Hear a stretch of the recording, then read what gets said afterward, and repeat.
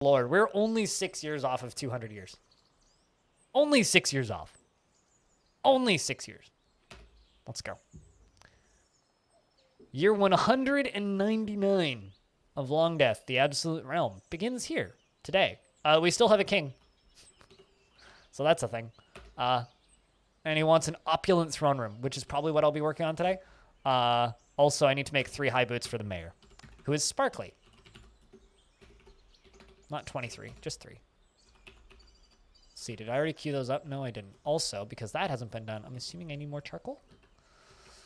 Let's deal with the lag and find out how much charcoal we need. Oh, well, really, I guess I have about 1,000 more bars than I thought I did. Nope, I got 627 charcoal. That's plenty charcoal. You're finally making bedrooms for your dwarves? That's like one of the first things I do. Lock the front door, build a drawbridge, and then give everybody bedrooms. So last time we played, we lost a few dwarves, which was very unfortunate. We're down to 32. We were up to 35. We had a tantrum, and I actually expelled them, which is unfortunate. But we expelled them out to the Dwarven Hillocks of Channel Dens. Didn't want to do it, but it was necessary. As far as the dwarves that are alive in the fortress right now, it is Apostle, Axon, Chimp, Danny UG, the Squid, Peter the Second, Belag the Second, Taurus the Second, and Abe Xendi, Stone, who gets very mad every single time he gains a sibling, which is amazing. Orson Frakes, Goffer the Second, Vuzel Vuzel, Vinsari, Lil M Katsu, Patchwork, Kade, who's our king, Tiny Goliath, Sparkly 4K, the mayor, Black Hole, Simplex, Trees, Clay, Dreadvik, Bastet the Second, Hazard Jeff, Zanny66, who's still alive against the odds, Vagiro Pro, Sock Smell, Narvicious, Corvia Suede, Blue Water, Defcom, Candle Pixie, Ryan the Second, Vim the Second, and Ghost, finally, Ronald.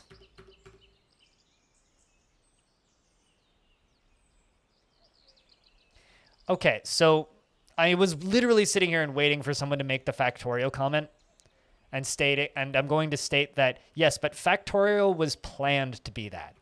Factorio is one weird exception where it just works miraculously well.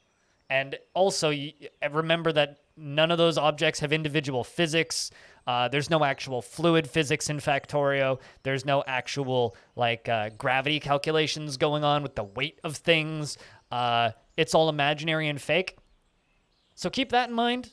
Factorio's kind of a different, yes, it's a simulation, but it's kind of a different sort of thing that's not really comparable.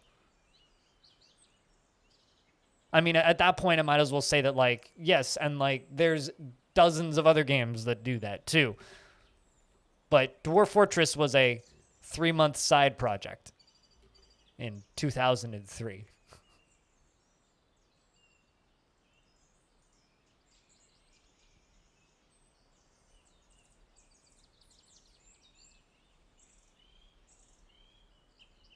I don't know. I get kind of not salty, but almost salty when people are just like, yes, but Factorio runs great. It's like, but.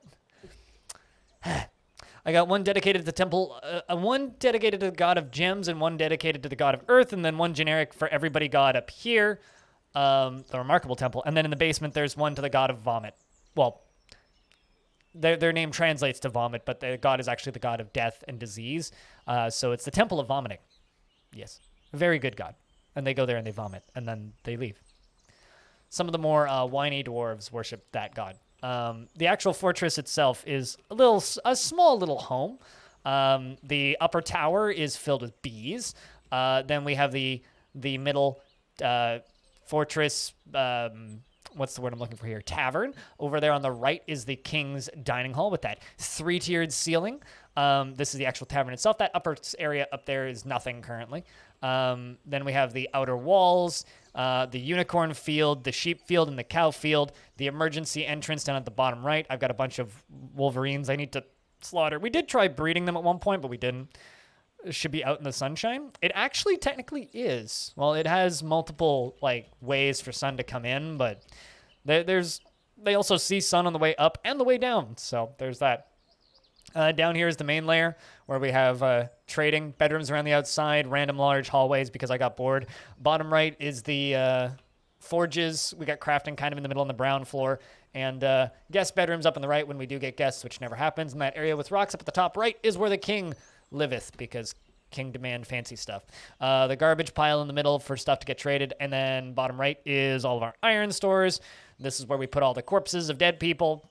And then down here is the little maze, complete with the Minotaur and the Ettins that refuse to make love and make more Ettins. Down here we have the mushroom fields and the emergency, oh god, fuck, please don't let us die bunker. Then down here is the drainage and the empty quarry that I emptied out ages ago. Coin storage down here, and the caverns.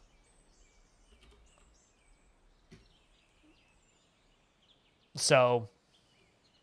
yeah. Oh, were you referring that the Temple of Vomit should be out in the sunshine? Ironically, very few of my dwarves actually get cave adapted because most of this fortress is just outside. So the vast majority of the fortress is outside. There are 1 or 2 cave adapted dwarves, and they're usually the ones that insist on training in the military all the time. But because the military trains inside, they don't vomit. I'm starting to think that maybe I should like move the military training outside. That or give them sunlight where they are training currently. One of the two. Oh, also I've got elf merchants here right now. No wonder the game's slow a little bit. Merchants and oh, there's a dead cougar on the ground. We should probably get rid of that. Merchants and like crows and birds are the only things that really slow this fort down. And there's Stone Whiny again because they had another sibling probably. Horrified, reliving seeing Ragswolf died. Well, I'm sorry, okay? Like, I didn't want Ragswolf to die, but Dwarf tantrumed and cut his head off. Or actually punched him in the lower body, and his lower body exploded into a pile of gore.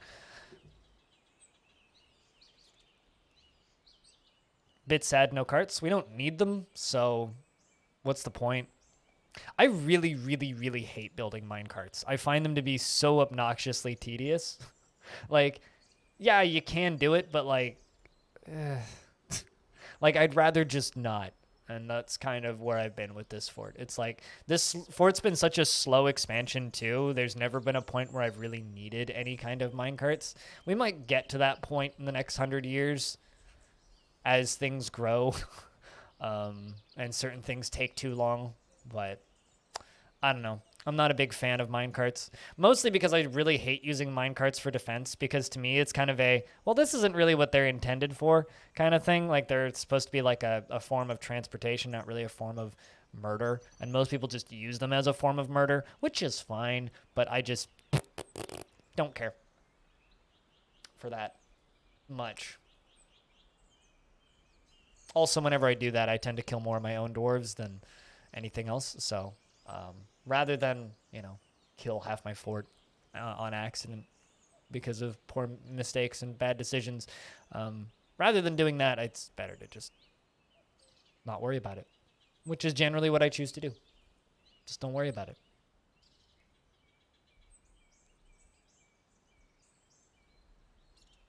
The Fraser Health PC website is no longer restricted, but it's still down. That's funny. God, I'm going to be chuckling about that online versus digital statement edit for a while, I think. But yeah, no, I've been working on this fortress now for just over 6-7 months. And we're almost 20% done. Because we're going for 1,000 years. So all of this fortress, the only thing that matters is longevity. And long-term survival. And we very recently obtained the king. So, I don't know how there's rumors spreading about the books that are... Oh, I guess it's probably the dwarfs in the mountain home talking. But also, we haven't received traders since we inherited the king. And we also are now just sitting here and... Actually, you know what? Fuck it. I could make this into the throne room. That's what I should do. Let's make that into the throne room. It would work. It's fitting. Why not? But yeah, ever since getting the king, we haven't had a single trade caravan. Which, because we're not the mountain home, I was kind of expecting that we'd still get them, but I'm starting to wonder, maybe the game's considering me a mountain home, even though I'm still technically listed as a village up in the top left. I don't know. That's a little odd to me. Grandmaster Dodger? Only one? On also only a Grandmaster? Fucking noob. Gotta train him up some more. Get him good. So one of the long-term plans for this fortress is I want a gremlin in the fortress, because all that gremlins do, if you can get a tame gremlin in your fortress, is they wander around and talk with everybody and slowly train speech. Speech is the main skill that goes into creatures being elected to mayor or royalty.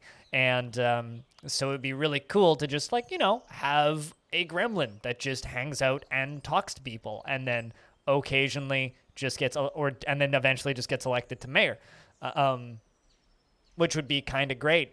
So I would really like to have a gremlin in my fort. Unfortunately, I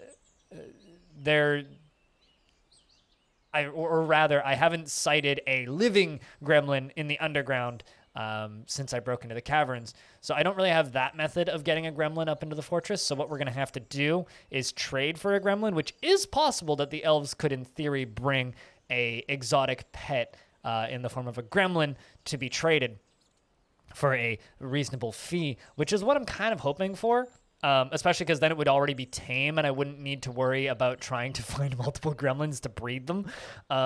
So I would automatically get a tame gremlin if the elves sell me one. Now, here's kind of the issue with that. I need to get rid of these chinchillas, which I've just been slowly amassing over time. Now, here's the issue with that. I need them to bring me one. Now, because they're an exotic pet, it's extremely rare. It took me about 100 years to get a breeding pair of unicorns from them. So we're just chilling till we get that.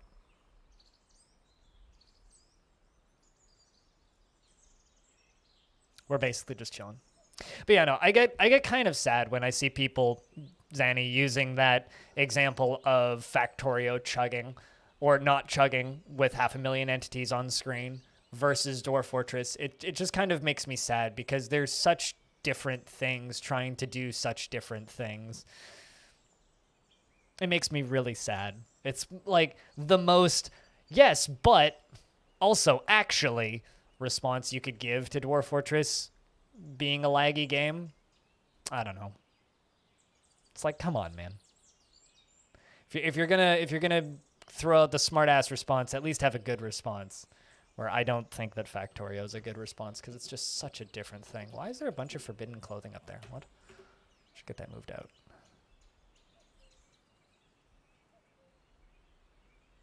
It's like, yeah, Secret of Monkey Island also runs real well, but they're very different games. It's a pretty wild comparison. Yeah, I don't know. It's just like the number one that comes up whenever I'm talking about Dwarf Fortress and how there's lots of games like this that don't run great. Or games that have lots of objects that the objects are kind of exponential that don't run great.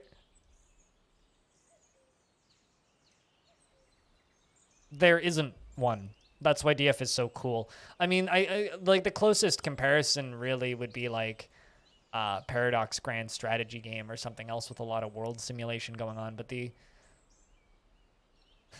I mean, if it was written with modern CPUs in mind from 2002 onwards, Rim got close? No, not even remotely. Saying that RimWorld got close would imply that RimWorld succeeded in what it was trying to do, and it didn't.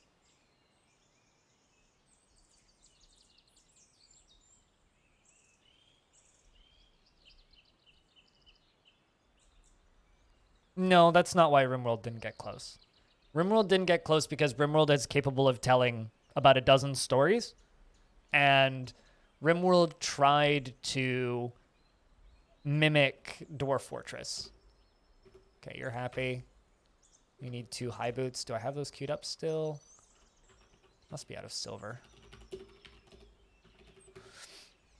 RimWorld didn't, like, I hate talking about RimWorld in comparison to Dwarf Fortress, but you're making me do this. So what I will say is this. Tynan set out to make a game that people would play and enjoy at a relatively calm difficulty level. This is his words. To just experience generated stories. Instead, what he built was a min-maxing tower defense game, or base defense game, or colony defense game, whatever you want to call it. There's very little character from pawn to pawn. You can almost completely ignore them and just bake them down to just a handful of stats. And it's a game about min-maxing and trying to repel off an exponential enemy. There is very little story generation outside of that. Yes, there are some ways to fork more storytelling into that, but as a story generator, that game abject failed. Even Tynan has talked about this several times in blog posts and interviews. Like, that game is an abject failure. So, did Rim get close? Absolutely not. And as someone who has thousands of hours in RimWorld and thousands of hours in Dwarf Fortress, no, it didn't. No, absolutely didn't.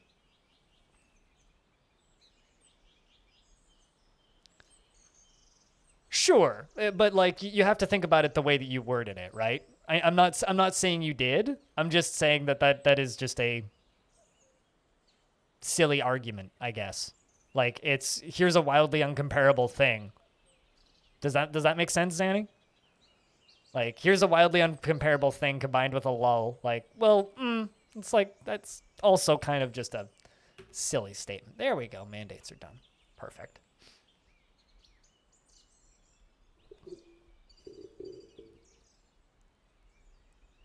Yeah, this is also true. Paradox games are both simpler and run way worse.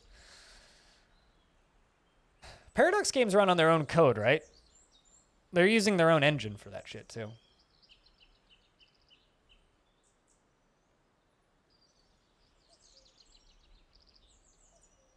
Like there's been attempts to make games that are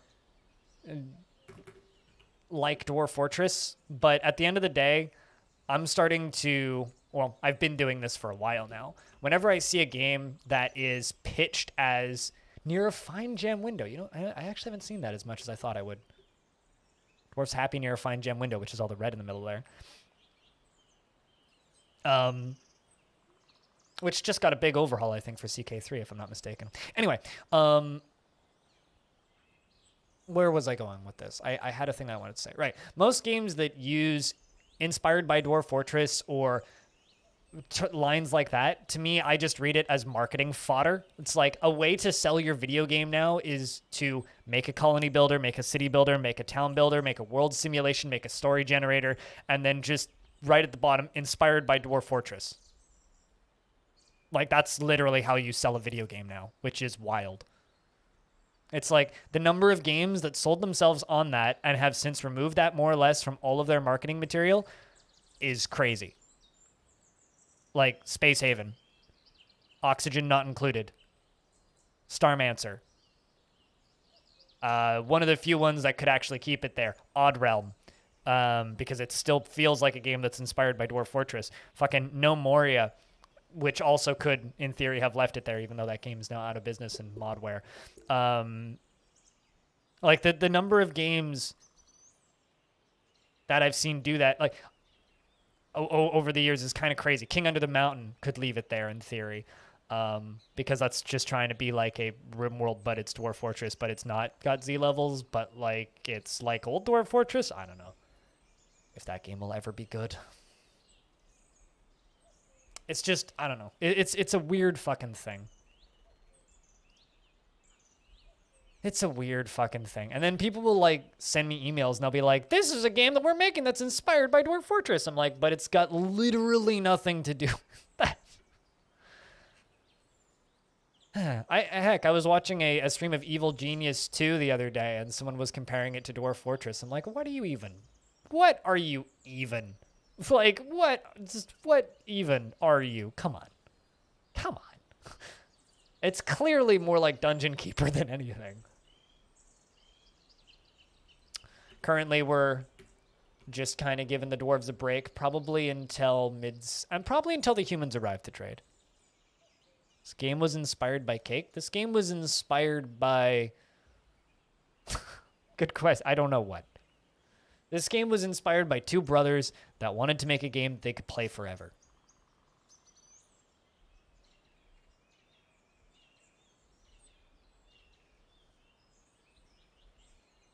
Yeah, I don't know too much about their own code stuff, Zanny.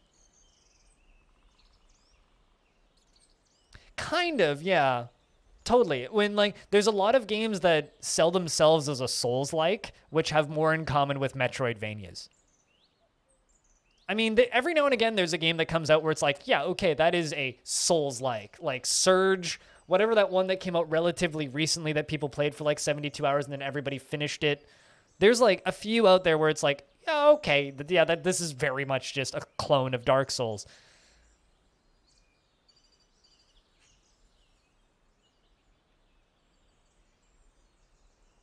But I mean, it's just like roguelike comparisons, right? Although I was watching a video this morning when I was pulling my ass out of bed at 7:30 on my phone. Hey, Pi, how you doing today? Which was about Dandy Ace, which is a game that came out this morning. It's roguelike, Kappa. And he described Dandy Ace as a run-based action RPG in the vein of Hades. And I'm like, thank you, Mike. Thank you. Thank you. You didn't call it a roguelike because it's not a fucking roguelike. Felt love after talking with father. You like speaking with your parents, but whenever they have more kids, you get very mad. This dwarf, like, gets happy over time and then gains a sibling and gets very mad. She's very, very strange. She's very happy, gets really happy, stress goes away, and then gets a new sibling and then gets real mad. Currently is just mad after seeing or remembering seeing a dead body and also recently saw a dead body. So that's the reason this dwarf is currently upset. But, like, seriously? Mad that... That's an elven instrument that you're simulating.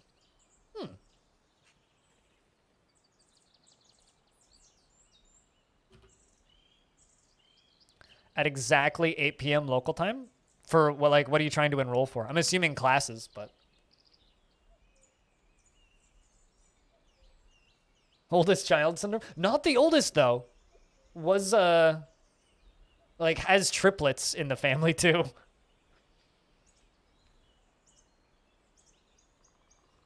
I mean, for whatever it's worth, at exactly 8 p.m. tonight, Pi, vaccination appointments open back up online because apparently they just decided to turn it off all day today. Which currently right now is literally just yeah, you can't, like, try phoning us. And then the phone line just doesn't hit anything. I told the story of the removal of Tapioca from the position of militia commander in the Eternal Adventure of Time in the mid-autumn in the year 6 at the Simple Dinner. What's interesting about this story is I actually did that by accident. I removed Tapioca from the position of militia commander as a misclick. Can I give a tour of the base? I did that earlier today, but I can give you a brief one.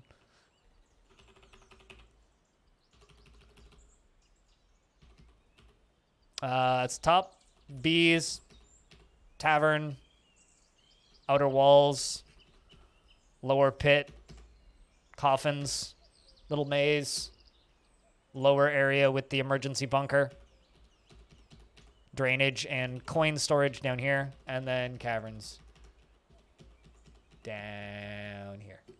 There you go. That's a tour of the base.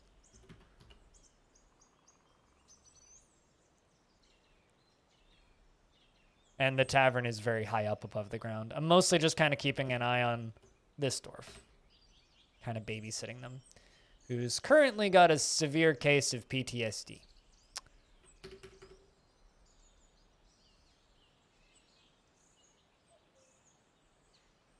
We don't need to bother with this computer stuff. I don't know what it is. I like to just imagine that their servers are quite literally on fire.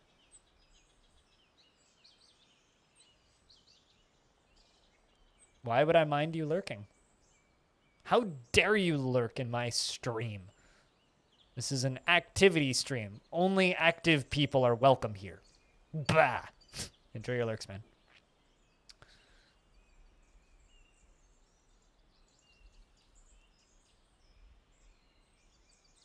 You're not active. You resub once a month and then chat a little bit when you resub.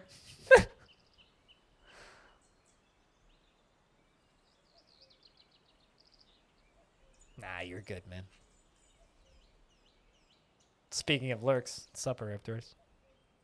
A Riptorus, one of the most legendary dwarves in this fortress. Although, you don't get anywhere near as many things dedicated to you as Euthyrus. Euthyrus gets most of the stuff dedicated to him, even though he died like 80 years ago.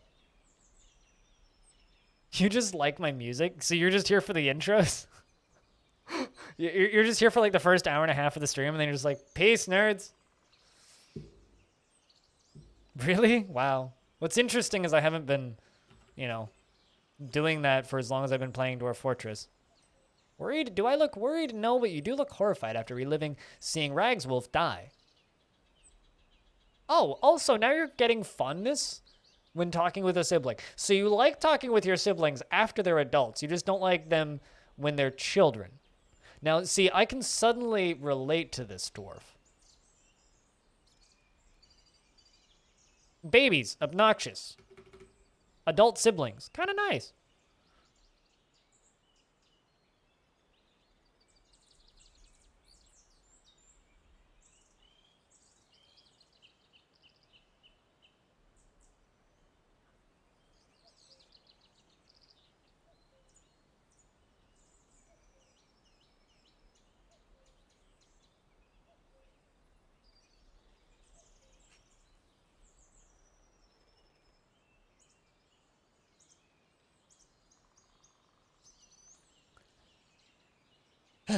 I don't know. I can never figure out why anybody watches any of my streams, Von Roland. So if you're just here for the first hour and a half, it's fine by me. You should also like keep an eye on the Discord because I stream records that I don't have the rights to stream on Twitch on Discord every now and again. Usually on my days off. Having a pretty decent drink. What's your pretty decent drink? Likes wild carrot plants and dwarven rum. Well, I mean, we have tons of dwarven rum, so that's good. Wild carrot plants are a little bit harder to come by. I want to say I had carrot seeds for a bit. I'm not sure what happened to them. I want to say we ran out. Probably just weren't cooking them and getting stuff from them. How are we doing on...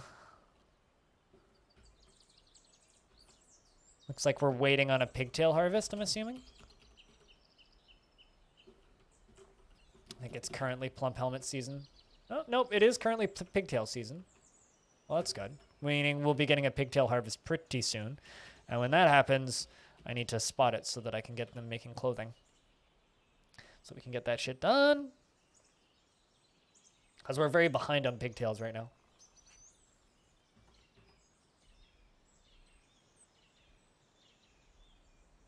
So chat, what'd you do on Monday?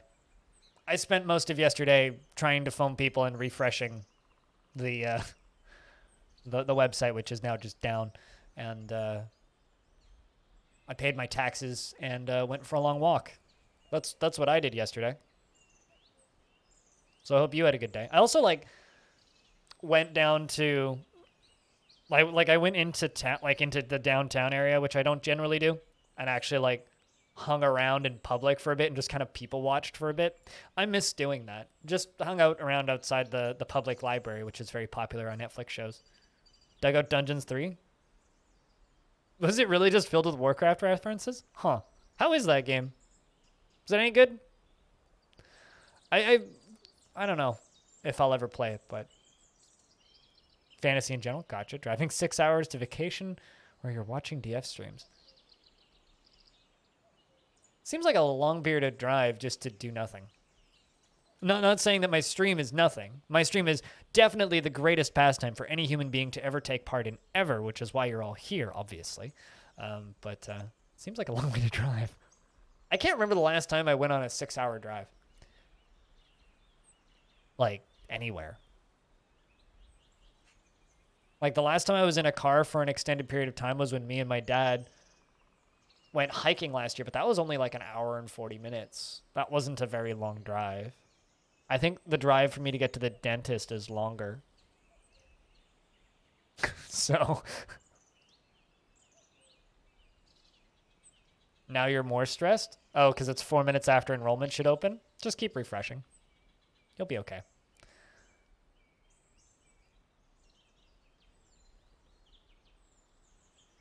Bit of Dungeon Keeper, bit of very simple RTS. Nothing really too great unless you really want to scratch that Dungeon Keeper itch. If I really want to scratch that Dungeon Keeper itch, I will install Dungeon Keeper Keeper, I think was the name of it, and then just run Dungeon Keeper with 4K assets and running in modern resolutions.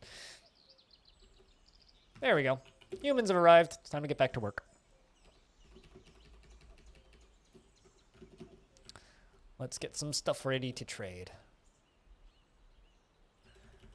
Yeah, I wish I liked War for the Overworld.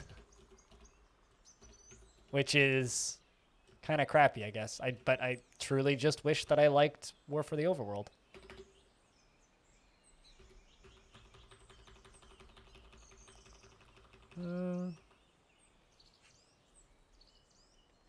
Could sell a lot of instruments. That's a lot of toys.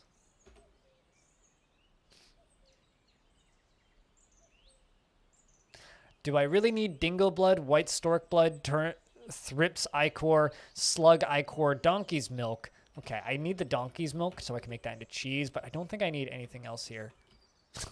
Yeah, those can all be sold. Can sell all the pets. Holy fuck, I have a lot of shields. Is there anything that I'm not allowed to sell? I can't export ballista arrows. I have to make grates.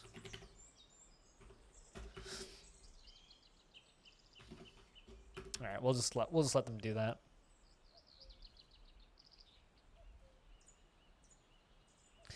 I mean, I think saying that I didn't like War for the Overworld is maybe not fair to War for the Overworld. I was just disappointed by War for the Overworld. That's a much better way of putting it. It's not that I didn't like it, I was just disappointed by it.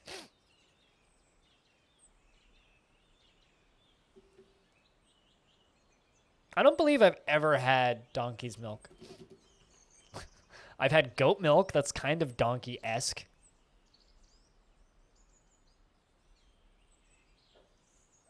Sparkly 4K got reelected as mayor. One of yours is open, but the other one isn't. Well, sign up for the one and not the other.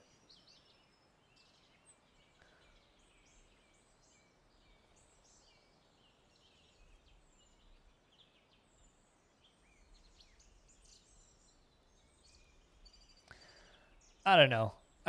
EA Games should just get their thumbs out of their asses and just make Dungeon Keeper 2 HD. Just remake Dungeon Keeper 2. Just do that. Just do that. Exactly the same way Rebellion... well, actually, even better. Just hire Rebellion to make Dungeon Keeper 2. Because, like, they just put out Evil Geniuses 2, and people seem to like that. So just do that. Just do that. It can't be that hard, right? Right? That or, like, you know, get those guys over at 2 Point Systems or whatever the heck that studio's called, the main 2 Point Hospital, and get them to make it. World is the same as ever, says the humans. And we're going to request that they bring us all of the wood so that I can not chop down trees. Because they don't bring pigtails, which is what I actually need. Again, on behalf of the Merchants Guild, let me bid farewell to you and your stout dwarves, and I'm going to buy all of your plant cloth, because apparently I'm not able to make my own fast enough, so. Apparently I'm unable to make my own fast enough.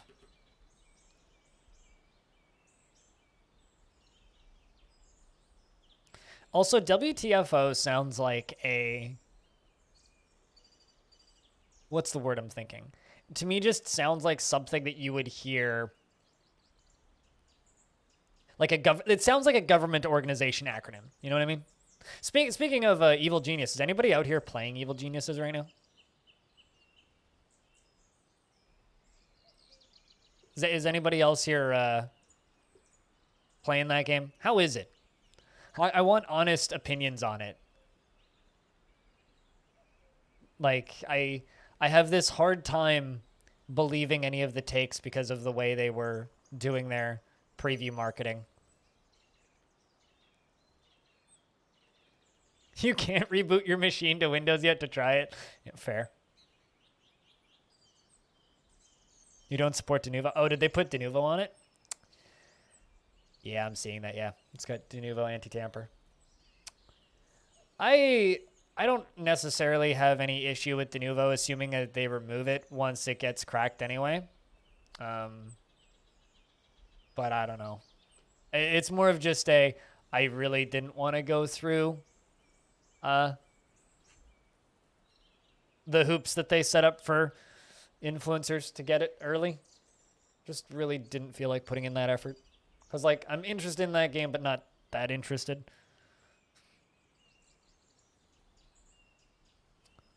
Why it doesn't run on Linux for you? That's probably a good portion of why. I know Denuvo is notorious for making games not Linux compatible. Also, I don't know what your guys' thoughts are on the non-music, but currently I'm just in not much of a music mood. I'll put on some music a little later, though, probably. All right, let's bring in the dwarves to trade.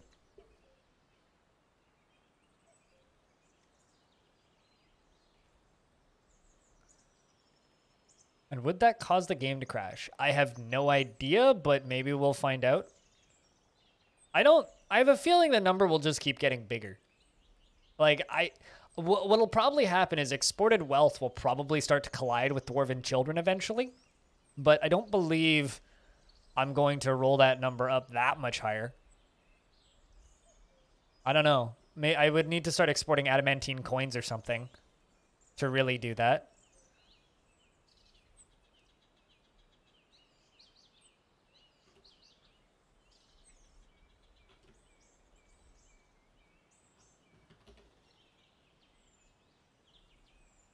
Wants decent meals, irritated upon being caught in a snowstorm. Come on, Dwarf. Quit thinking about all of that stuff. But that would be very interesting if that was a thing that was capable of doing. You could you could probably just like force that with DFAC to check, Darren.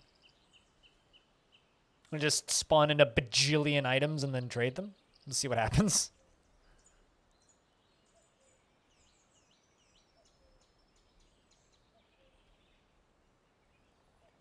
But I kind of doubt it. I have a feeling the number will just keep going up.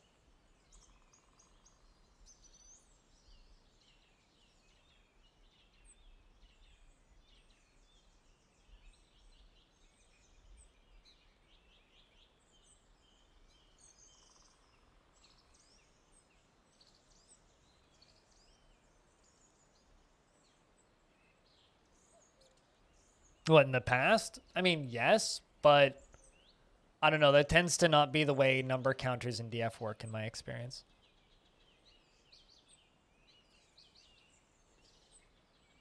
Going way overboard on modifiers? I mean, it would be kind of funny if like it was possible to export enough wealth to reset the timer back to 0, but looking at how big that number is right now, I see that as kind of unlikely even by 1,000 years. But like, oh, you're talking about Paradox. Okay. I missed that line. I mean, if Paradox have had many of those bugs, I mean, most dwarven bugs are like some things trying to like create language that can't. It's always interesting when like you read like the Dwarf Fortress bug reports. That recent one where like the world gen bug that was causing the game to crash in world gen, where it's just like, yeah, the reason was like inanimate objects were trying to create language without the ability to speak and stuff like that. It's like, what? Dwarves were trying to create a new type of language. It's like, you think you're enrolled now? That's like me yesterday where I'm like, I think I paid my taxes. I think. I hope. I sent the money's not in my account anymore and the bank hasn't called me yet, so I'm assuming I did it right. Government websites, man. Government fucking websites.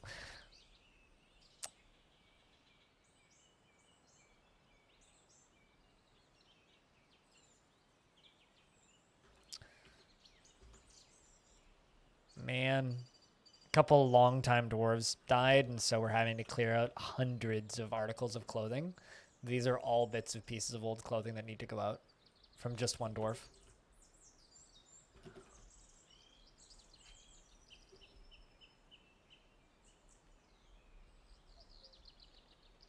We don't technically have an IRS in Canada, but sure.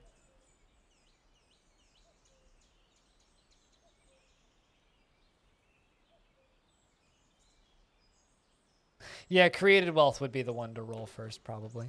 But, I mean, even that number is not that high. At least not in this fort.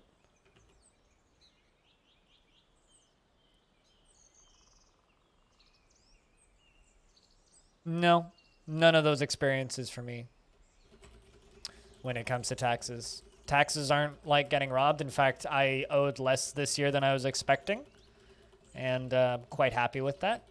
And don't feel stressed after it. I kind of feel relieved after it, actually.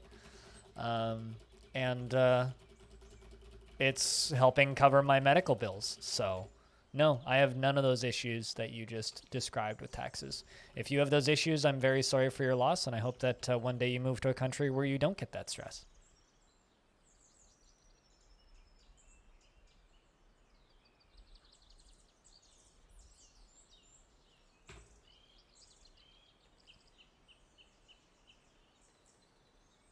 There needs to be intermediary carrying vessels like baskets. What, for things like clothing?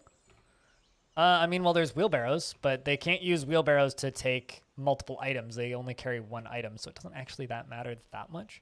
Doesn't actually matter that much? That was a sentence. It doesn't actually matter that much if you bring those. I need all of your plant cloth.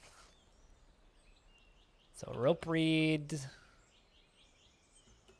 Plenty of sheep wool.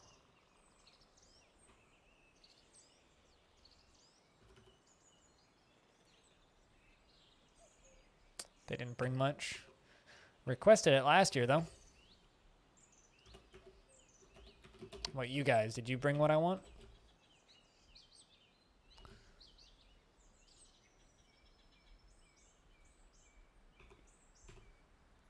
That would be kind of funny, though, if we found, like, a game-breaking bug at, like, year 600. There would be much internal deliberations. Baskets would be nice for multiple items. I'd be down. I'm all down for stuff like that. But then you just have, like, a dwarf with a basket just filled with lead crafts moving at, like, 1 tile per year. Dwarf's like, this is too heavy. I'm just dragging like 15 boulders in this basket. I need help. It'd be brilliant. You know, I'm going to buy that leather bin just because it's fucking cougar eel, water buffalo leather, frill shark, spiny dogfish, coyote leather, longfin mako shark leather. Yeah, hell yeah, I'm buying that. I'm just going to buy the weird fish leathers. Love that shit. Weight limited, obviously. I mean, knowing Dwarf Fortress, it would eventually be weight limited, but start off just being item limited. So they just put like 1,000 items in it and just be like, It's like the best thing ever when you have a lot of lead crafts and then you're like, why is this dwarf moving so slowly? And they're just like covered in lead rings and you're like, oh, that's why that dwarf is moving so slowly. Lead is fucking heavy. It's actually a really good multiple dwarves to carry a dead whale. Yeah, right? Okay, so I've played Dwarf Fortress for thousands of hours. I've never seen a whale. I've seen multiple sharks, and I've seen mermaids, and I've seen squid people. I've never seen a whale.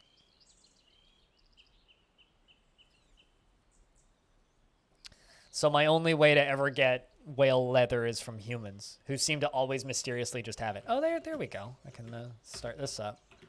Because my plant stockpile right here is full, so we can start processing plants and get more. Pigtail cloth coming.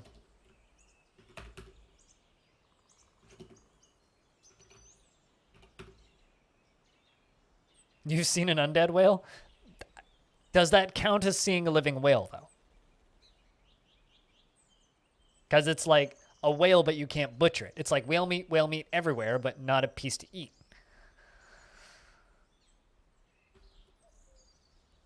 You've seen a whale? Question, what does a whale do? Does it just like become whale and then just sit there for a bit and then go back to being a person and then run away? Because like what exactly is a whale going to do on land?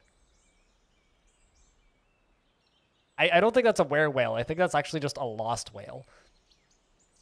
I'm quite certain that that's what you saw, is actually just a lost whale.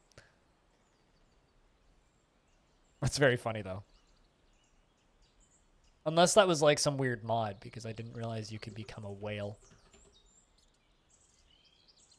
You can be powerful or powerless. The choice is yours, until somebody makes it for you. Saw Buzzard's dead body and doesn't feel anything about this.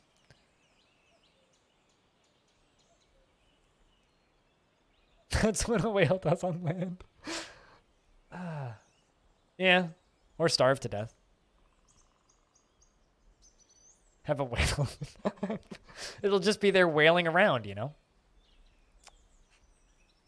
That's like one of the few scenes I liked from the second season of The Boys was the sequence when they hit the whale with the speedboat. It's like, where are you? I'm in a whale.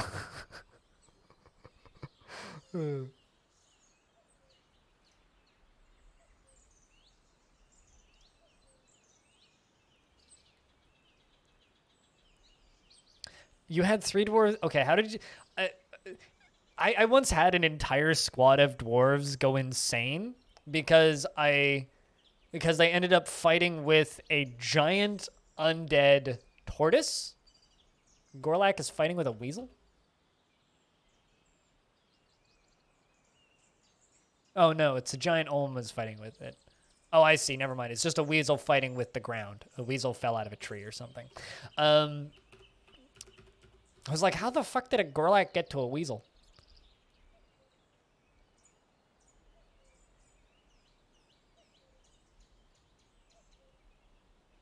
But yeah, no, I had a whole squad of dwarves go insane a number of, like, I don't know, a couple of years ago because they started attacking this undead giant tortoise and it had so much armor and it never got tired that the dwarves couldn't penetrate its armor. So they, like, literally all of their steel weapons were just getting deflected by everything that this tortoise had. So they just kept beating it and beating it and beating it and then falling asleep because, like, just from sheer exhaustion. And then they started getting thirsty and then canceling the job to go get drinks and come back and keep beating on this turtle. And eventually they just went nuts and I couldn't cancel it. I even took them out of the military job and they just kept fighting it. It was kind of crazy. Horrified reliving seeing that dwarf die. There's like nothing I can do about that kind of PTSD. So I just need to overload that dwarf with other happy thoughts. Need to figure out where that dwarf's bedroom is even and like give them a nice bed or something. Put nice stuff into their bedroom. Where's Nervicious at? Currently coming to trade at Depot, supposedly, but I can't actually trade currently? Oh, you're already there? Are they just leaving? Nope. I know that we've brought other things to trade. Tons of stuff, actually. There we go.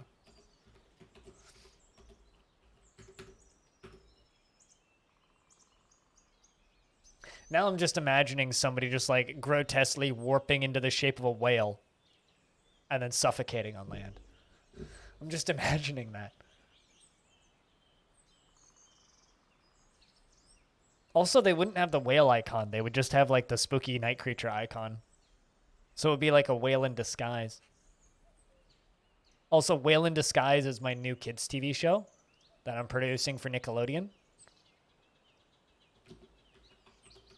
It'll be about a secret detective who's also a whale. It'll be great. Everybody's going to love it. Looks like we're almost done with the trading. Clothing industry is kicked back up into medium gear, which is good. Why haven't you queued up that iron grate yet? Well,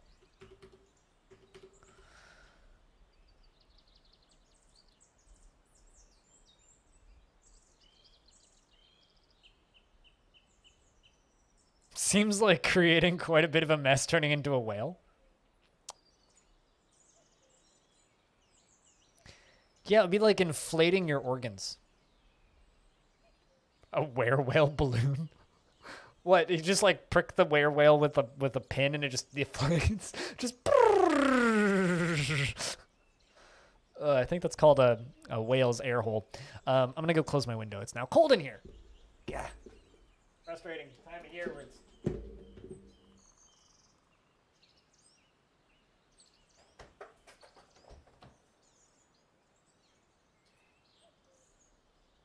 too hot inside, but also too cold outside. Although it's warm enough now that my whole garden has been upgraded and planted and topsoiled and all that fun stuff. So I'll have veggies soon, which will be nice. Well, not soon, but I'll have veggie seedlings soon. Hopefully, although, chat, I don't know how many of you guys remember this from last year, but last year there was a very amusing, or at least I found it amusing, saga of me versus the slugs and snails and other various friendly little neighborhood bugs that like to just hang out on your plants and eat all of your shit on Discord. And I'm very much looking forward to doing that again. So there will definitely be photos and stuff of that. All right, what's the mandates? You need those grates, okay, and you need 2 ballista arrows. Ball arrow, 2. Okay, so who is managing shit? Oh, Narvicious is? That makes sense. Because you're trading right now, and you're sleeping currently. Did I replant Spider Bro?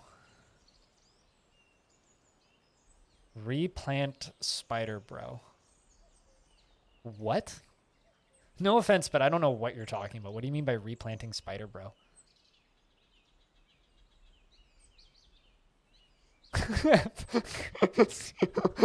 With were-whale-ism, flip a table over in a temple is probably enough to do it. Were-whale-ism. Sorry, just reading that sentence is funny.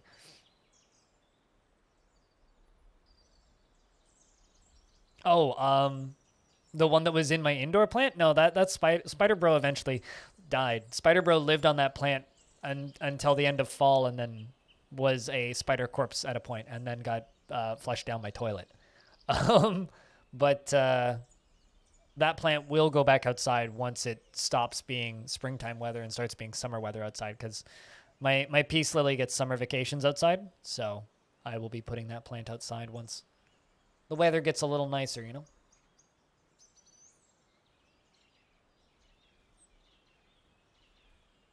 Pissing off Whale God is not a good idea. Yeah, it kind of makes me wish that, like, gods could curse people with, like, becoming a vermin as a were creature, so we could have, like, were fluffy wamblers, which unfortunately are not possible. Because nobody wants to be filled with pudge once a month. Sacrifice to the sewer god. It doesn't actually matter what god it is. They can all just, you know, curse you. Slowly. Over time.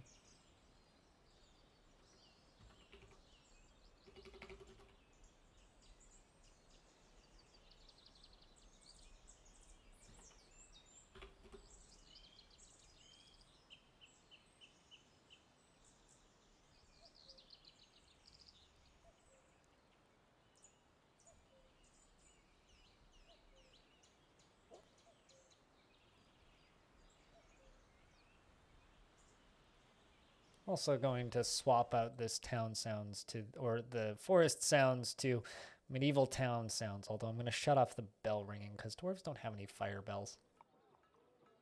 There we go. A were-rat? Yeah, I don't think that there's any, like, rodents. I don't think there's, like, a were-beaver or anything. It was a burial at sea, yeah. Well, minus the part where we set it on fire.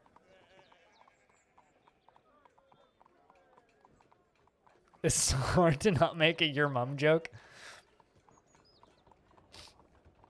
What, your mom is so fat that she becomes a whale once a month? Like, I'm not sure where you go with that, but...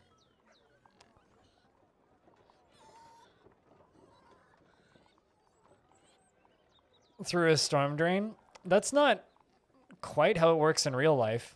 At least not around here. I can't speak for other parts of the world, but I can tell you for at least around here, water does not go directly out of the toilet and into the ocean. I feel like Finding Nemo skipped several steps.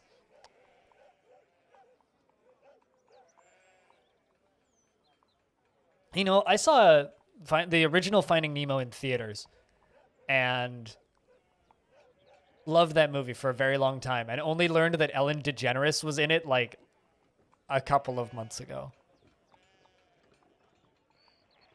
No one realized.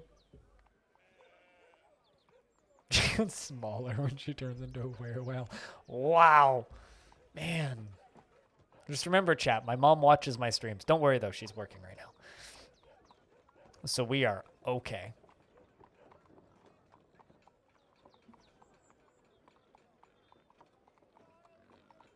Love you, Mom.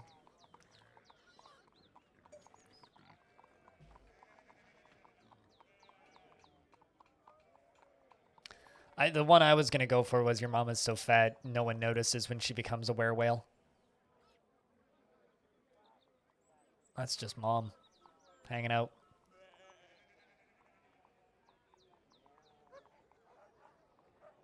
God, I haven't... It's been a long time. Those are like up there with That's What She Said jokes. Kind of in this same pit of scum and villainy. Is anybody working on my ballista arrows? Well, we're forging ballista arrow heads, but that's not what I asked.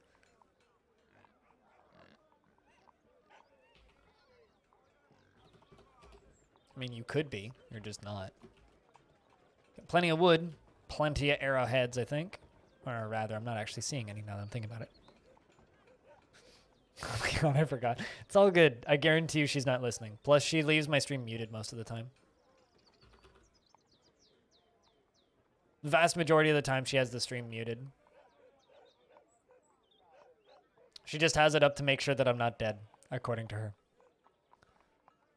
If I'm streaming, it means everything is okay.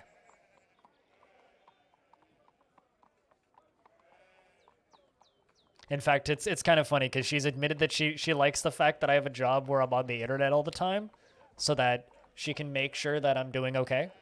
She can easily stalk me at work. She's like, I can't do that with your sisters. Because my older sister works in a pharmacy and my little sister, I think, actually works in QA game development now. I need to actually check it on that and see if her job actually started, but she works for an outsourcing QA development company. Which is kind of like a, oh god, why did you get that job of all jobs you could have gotten in the games industry, but...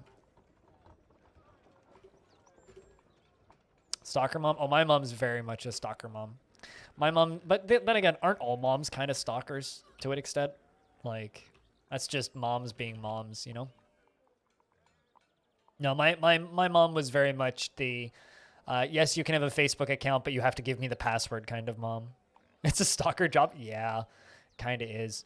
It's funny. I was one of the podcasts I was listening to recently. One of the hosts has a son who is like just getting to the age where he can like go outside and like wants his own phone or has his own phone, and he's just like, yeah. So he started like, you know, going down the street and like playing with his friends. He's like, and I spent a good solid couple hours debating back and forth whether or not I should install one of those stalker apps on his phone so I could like GPS track him, and then was like, no, I shouldn't do that. Also, he'll find the fucking app.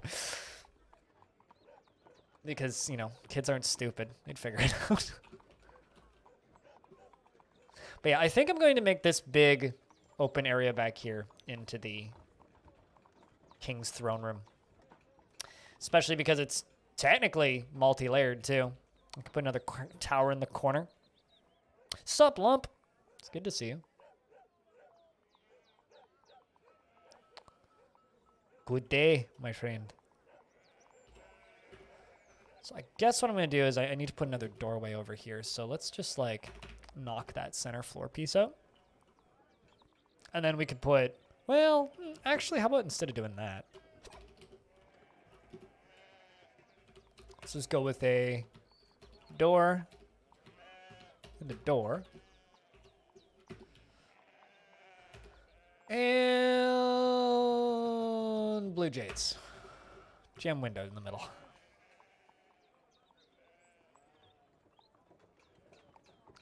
or organized around the tracking app. Oh, you were in that era?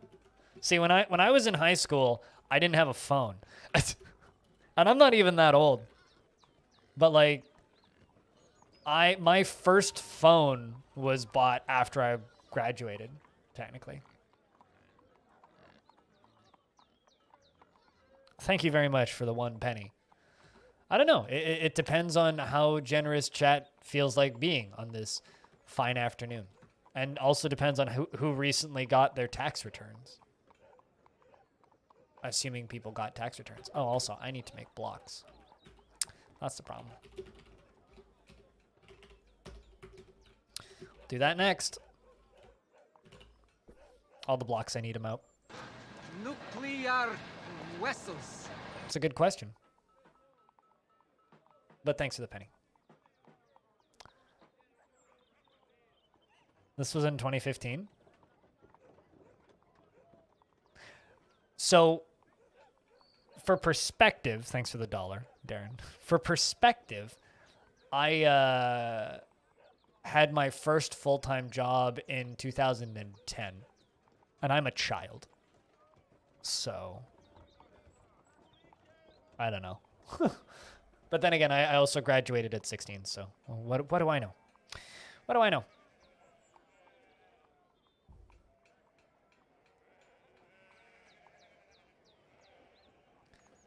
Yeah, no, I had the realization when I quit my longest time job that one of my coworkers was 6 years old when I started that job. And I was like, well, it's time to quit. And I did.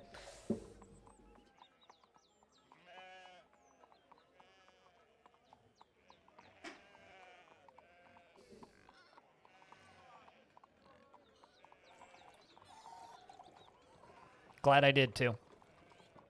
Need more coffee. I also need a new coffee thermos because this one doesn't keep coffee as hot as it used to. Thank you for the penny and 1 cent, or the $1.01, Spitalier. Cheers, man. Thanks, friends, for keeping this channel funded $1 at a time.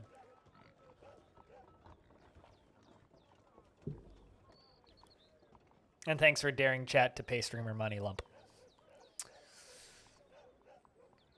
Good thing Animal's not here. All right. So we got that door hooked in. Project for today is getting this area roofed off. That's what we're going to be working on today. Animal would destroy the leaderboard. He has many times. Animal or hobo?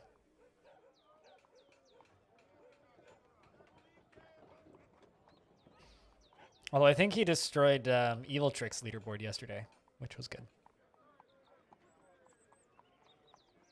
Yeah, don't ever subscribe on mobile because on mobile, in Canada, it's actually $8.49 last time I checked to sub, because the mobile apps insist on taking their cut. So the way that they finally decided to do it was just to increase the cost on mobile. So everything costs more on mobile. If you want to subscribe to a Twitch stream, do it on a computer. Otherwise, it costs more, which is ridiculous.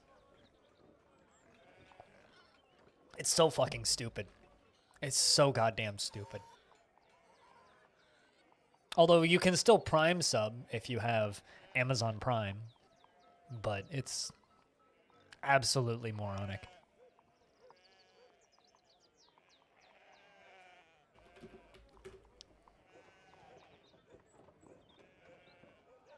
Yeah, no, they did that a while ago.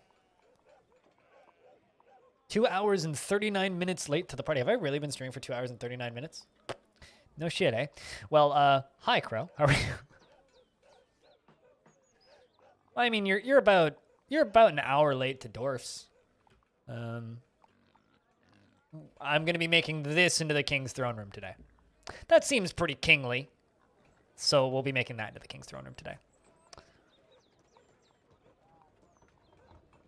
You'll do it when you get back? I mean, you only just followed me this morning, so don't worry about it. You're all good. No need to apologize for not being able to immediately give streamer money after finding streamer. That's like something I would do. That's silly. Don't worry about it.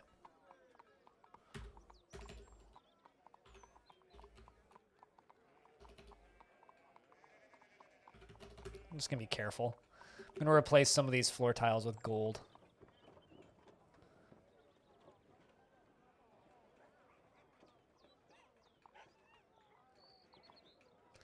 Watch this topside dwarf just like fall through. You support dwarf streamers as a rule? Well, I've been streaming dwarfs for a couple of years now. I've been streaming dwarves for a couple of years now, and I'm one of the most active ones, so I will be here on another day. Yeah, Prime subs, the subscriptions that Amazon really doesn't want you to use. God, they've made it so difficult to actually use that shit. It's a little bit upsetting.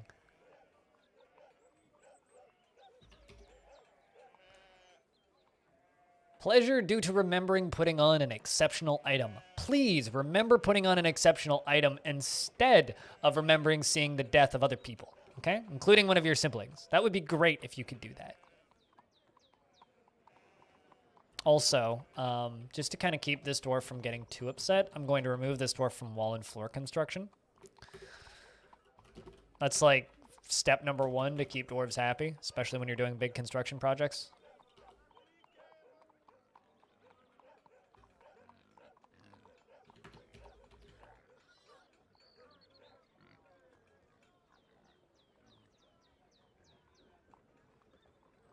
But yeah, if you want to see just how much DF I stream, if you go to my YouTube channel, which can be found by just typing an !VID in the chat, you'll see all of the Dwarf Fortress stuff that I do. A disproportionate amount of viewers to how often you hear about it. Yeah, no, I know what you mean.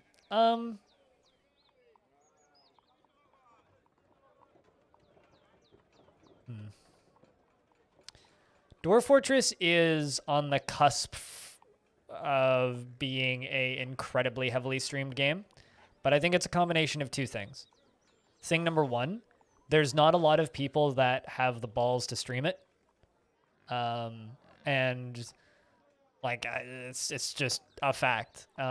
Whenever I've brought it up to friends or other streamers, it's always I don't want to put the work in, or that seems like too much work. Or alternatively, nobody would want to watch that.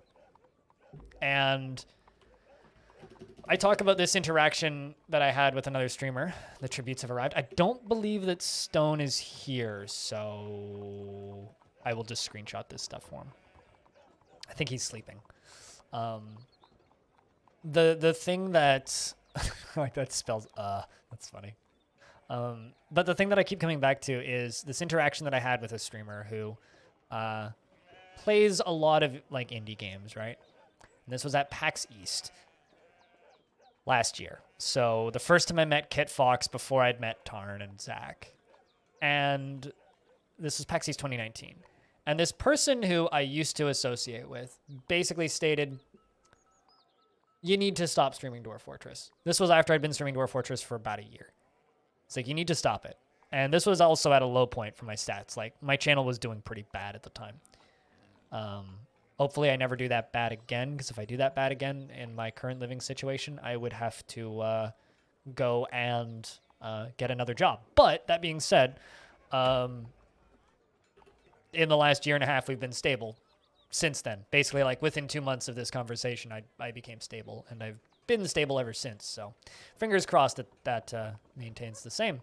Thanks everybody for all the support, seriously. But the way the conversation went was, you need to stop streaming Dwarf Fortress. And I asked, well, why is that? And he said, because you are going to throw away everything that you have built as a creator on the internet.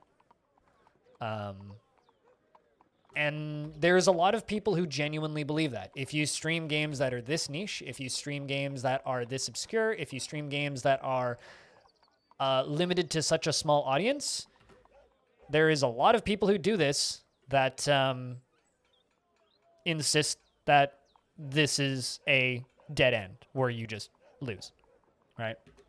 your career gets taken away. And the only response I really have to it is the only reason there isn't more people streaming it is kind of this feedback loop of, oh, nobody wants to watch this, so then nobody streams it. And because there's nobody streaming it, obviously there's nobody watching it. The streams that are available are, you know, people like Cupo, who is very much a hobbyist and isn't trying to do this for a living, or full-time students, people who don't get to stream a huge amount. You kind of need to have people streaming for there to be people watching it, right? YouTube is kind of different because you can just put up a video and then people can watch it at their leisure. So that's kind of different. But in order for something to do well on Twitch, you need to have people streaming it in the first place. And I think that there's a lot of instances where people just aren't streaming it in the first place. Not because, you know, the game isn't entertaining, but because... Okay, why aren't rock blocks getting queued up? What?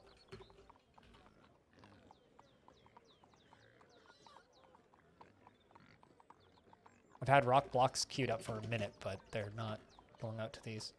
Huh, I'll just do this. Figure that out later.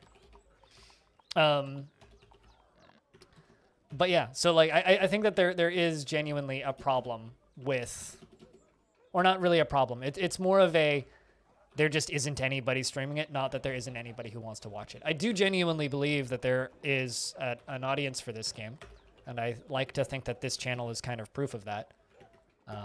I think right now it's just a lack of interest from the point of people who create content to create content for it.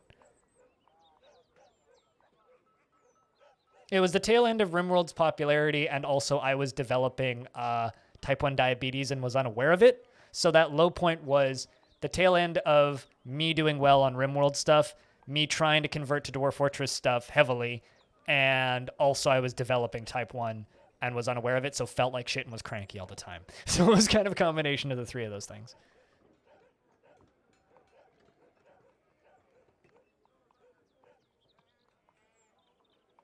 I mean, literally, like, and this isn't me knocking my team, right? Like, I had a conversation with FG a while ago about, like, you should try streaming this. Like, there's an audience for this. And her response was, it's just too much work. Which is fair. Like, realistically, it took me like 8 months of streaming this. No, it doesn't make any difference when Quill18 streams it. And you want to know why it makes no difference is because Quill18 streams 2 hours a week, once a week. Quill18 comes around every time there's an update, right? Quill18's a YouTuber, not a streamer. Like, yes, he streams a lot, but he streams content for YouTube. And that's how he's been forever, basically. So he'll play a game for a very short period of time. So there's people who state that, oh, well, Quill18, it's good when Quill18 streams it. It's like, yeah, but like Quill18 has streamed less RimWorld in the last 5 years than I have in the last month, right? There's people who will say, oh, well, more people will stream Dwarf Fortress when the next time Joel jumps onto it. It's like, sure, but I've streamed more Dwarf Fortress than Joel has in his life in the last 3 weeks, right? What this directory actually needs is it needs 4 or 5 more people like me who are around my size that are just here all the time. That's what this directory actually needs to grow.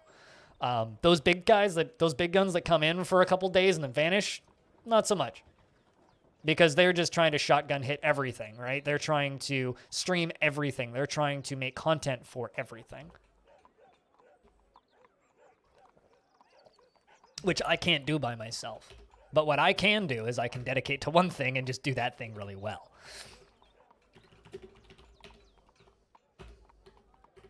Was it greats that you wanted? Was it? Yes, 3 greats.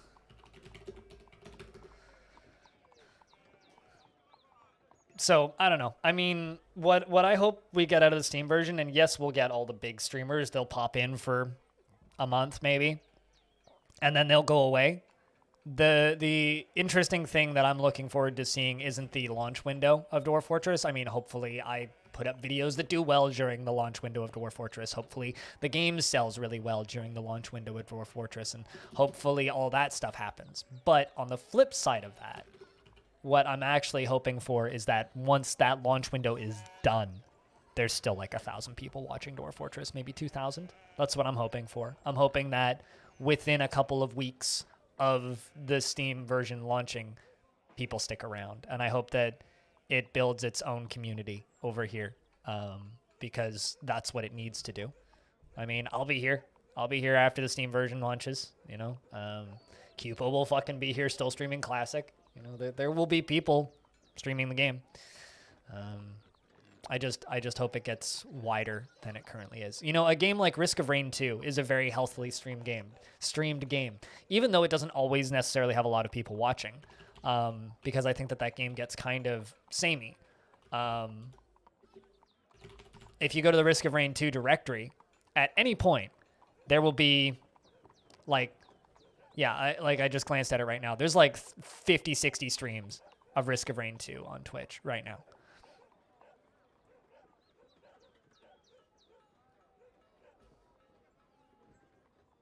Like, there's 500 people watching this game. The top stream only has, like, 88 viewers, right? But look at how many people are playing it. Like, the page can't even load that fast. That's a healthily streamed game, right? When you have 100 streams with one viewer, that's what you want. And that's what I hope that the Dwarf Fortress directory looks like after the Steam launch. Weasel fell out of a tree again. That's what I hope it looks like. Because if it can get to that point, that's a healthy place for it to be. Are you going to be that person, Brie? Or can you just fuck off with your white mode, wet face bullshit? Because dark mode gives me eye strain. Okay? I have to use light mode. If I use dark mode, I can't see my monitor. So if you don't like that and you want to be that person, I never shame you for using dark mode. I don't go into random streams and type in dark mode Dan's game whenever people are using dark mode. Why do you have to do that to me? It's just mean.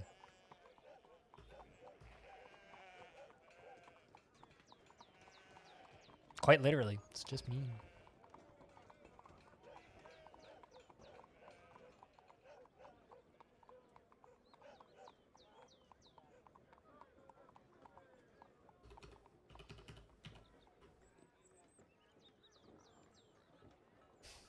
Although another thing that I run into, though, relatively frequently, Club Penguin Pat, is I'll run into people who find my stream and go, oh my god, somebody's streaming Dwarf Fortress with X number of viewers.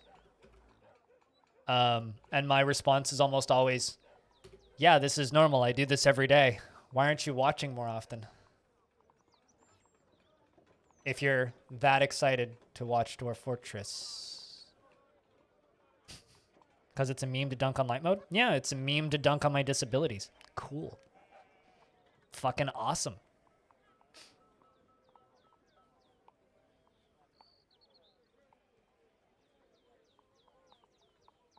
Quite literally, it's accessibility reasons why I don't use dark mode. I've played games before that only have really dark UI, and it's almost it makes the game almost unplayable for me, so. I will call anybody out on it for doing it. I never said you said it was good. I'm just simply stating I will call people out for doing it because I think it's asinine. Fuck you and your stupid memes.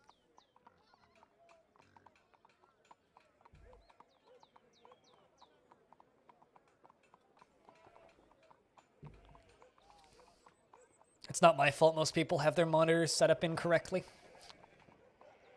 Most people have their monitors set to high, if not maximum brightness, so no wonder the light colors hurts your eyes. Turn down your contrast and lower your brightness on your monitors. Turn on eye care mode. It's not a problem. But I can't read light text with a dark background.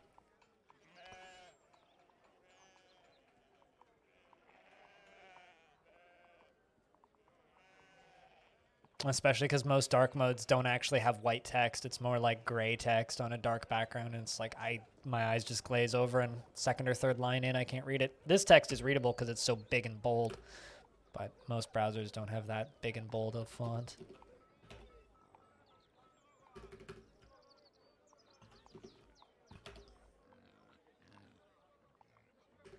Remove 90% of your usable vision, and then yell at me about using dark mode. Or about not using dark mode.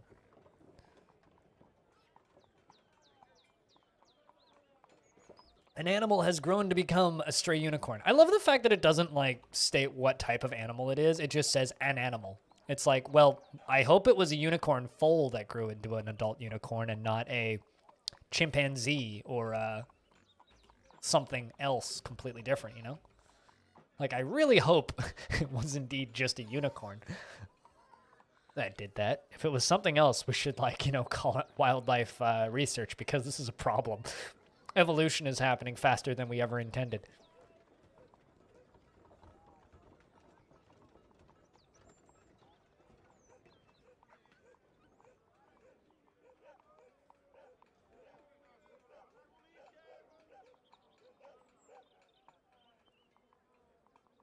Yeah, totally. Zanny. It's just, if I could like remove a meme from existence, well, I'd remove a lot, but one of the first ones I would shoot out of the fucking sky is people who go all what face at me for not using the mode that they are preferable to. It's like, fuck you. I won't do what you tell me. Yellow text on white. I mean, yes, you could make a page purposely unreadable.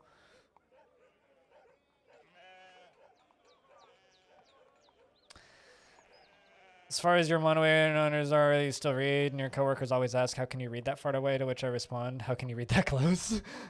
I mean, my eyes don't work well enough to read that far away, but, you know, and then there's me with my two 32-inch monitors and my 28-inch monitor with small text scaling, where it's like Twitch is 200% zoomed in at all times just to be able to read this shit.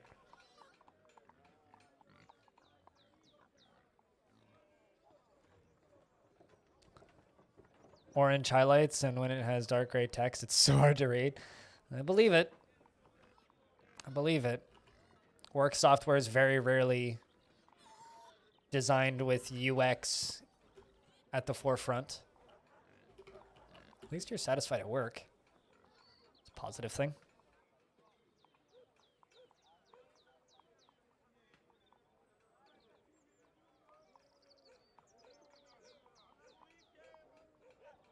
At least unicorns give birth to unicorns. Yeah, I mean, if they're giving birth to unicorns, then that means unicorn is operating as intended. If unicorn gives birth to, I don't know, a creepy crawler, then we have a problem. Unicorn gives birth to a xenomorph. Oh, God! We've suddenly Space Station 13 this shit.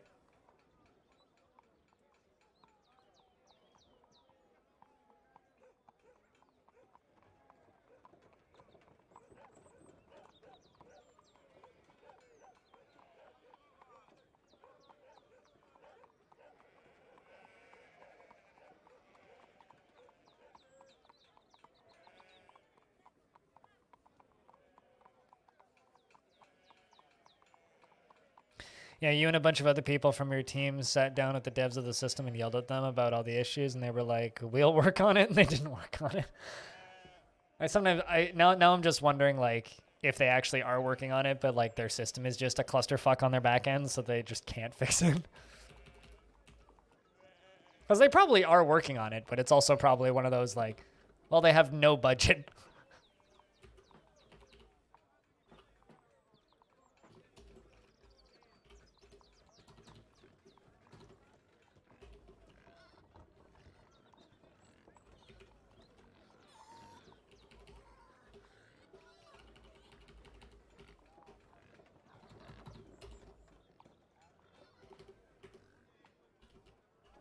That's a project manager, from somewhere above, not prioritizing, right? Yeah, yeah. That's kind of where my brain was going. I just couldn't think of the right words. Zanny. It's probably some project manager somewhere fucking up, not so much the people actually developing the software, because I'm sure they're well aware.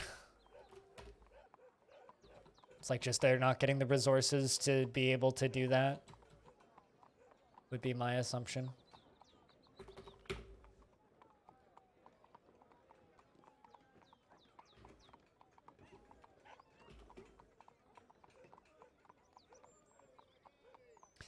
Another thing that also is sitting in the back of my head that's kind of bouncing off of what was said earlier about from Club Penguin Pat about liking to watch DF, but there isn't enough people watching or playing it. There's a lot of streamers that just straight up refuse to play games if it's not on Steam. Some of you might remember. Remember what Factorio looked like on Twitch before Factorio was on Steam? There was like 1 or 2 big streamers that would stream it occasionally, and then a couple people with like 15 viewers. Some of you might remember what RimWorld was like before it was on Steam. There was maybe 1 or 2 big streamers every so often when there was a major update, and then a couple people with like 30 to 50 viewers. It's kind of what Dwarf Fortress has been like for a very long time. So that's also worth noting that there is certain types of streamers that just straight up won't play a game unless it's on Steam, just because there isn't the public awareness for them to feel that they will get numbers that are worth streaming, right? And it kind of sucks, but it's very much a true feeling amongst people who do this as a job. And like, even I'm guilty of this to a degree in the past, where it's like, yeah, if a game has no audience, a lot of streamers are significantly less. Oh crap, I didn't mean to get rid of that bottom bit. Oh, well. A lot of streamers are going to be significantly less likely to stream it because they feel that no one will tune in because they don't know that no one knows that it exists, which is often not the case. But no, I'm canceling stuff I don't want to. Oh, well.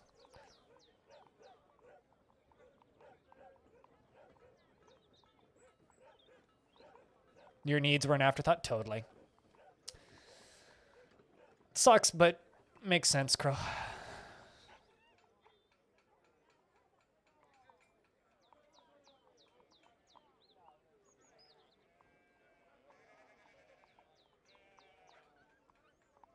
John Madden, John Madden, John Madden, John Madden, John Madden.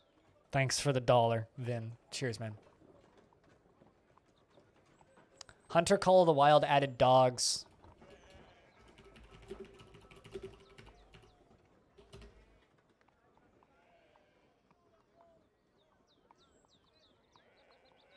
I would have learned to say hi. Well, hello, Vin. Chat, could I get a big round of beers for all of the people filling up the leaderboard earlier today?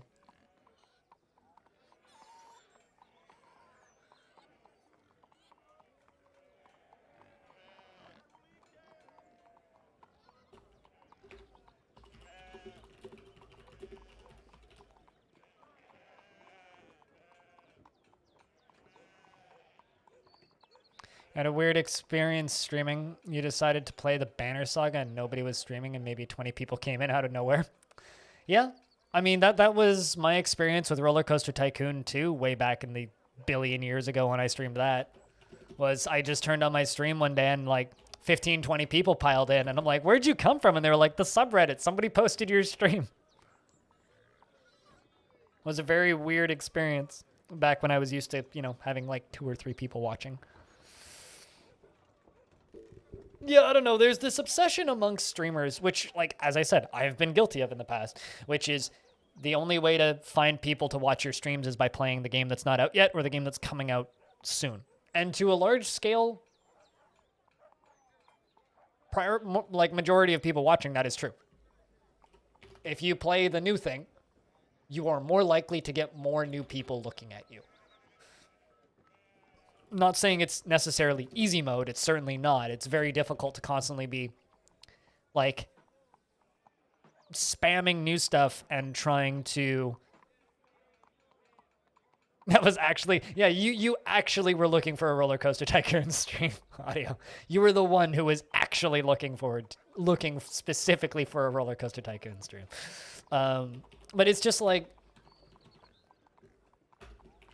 I don't know. I kind of just snapped last year. Not even last year. It was kind of 2019 where I snapped, but it was towards the end of last year where it became obvious. Where I was just like, you know what? I could just keep trying to play the new game, and I could just keep trying to entertain, like do the song and dance of being a member of media and, you know, getting review keys for all these games. Or I could just, like, wait until they're out and just, like, not care and play older stuff and just play games that I want to play and just kind of accept that it means that I will probably get a lot less growth as a channel and I will probably be a lot smaller for a lot longer. But you know what? I'll be a lot happier. And it's been the fucking truth. You know, and like October 2015, I feel like that's wrong because I feel like you tuned in earlier in 2015. I feel like that's wrong because I'm pretty sure you were in kind of that initial influx in like May, but I could be wrong. It's getting real bright outside. I'm going to go need to close my blinds in a couple minutes. How's Stone doing? You haven't snapped or anything, so I guess that's good. Just kind of pushing wheelbarrows around. Just kind of pushing wheelbarrows around.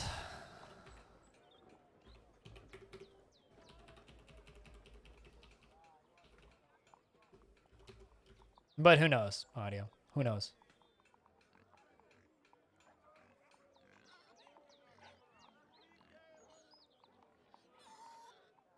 I would line up with the date.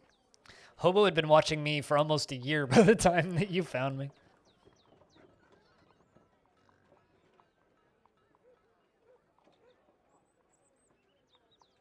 When I was still in peak exhaustion phase.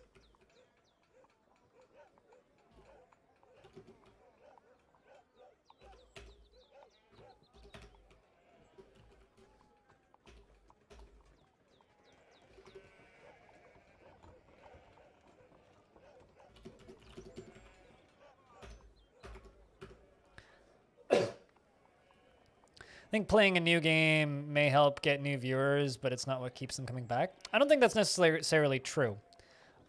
Because playing new games, for me, okay, so this is kind of my experience with grinding out new games, is I start streaming, and then I get less than normal people, usually. Like a lower number of people overall.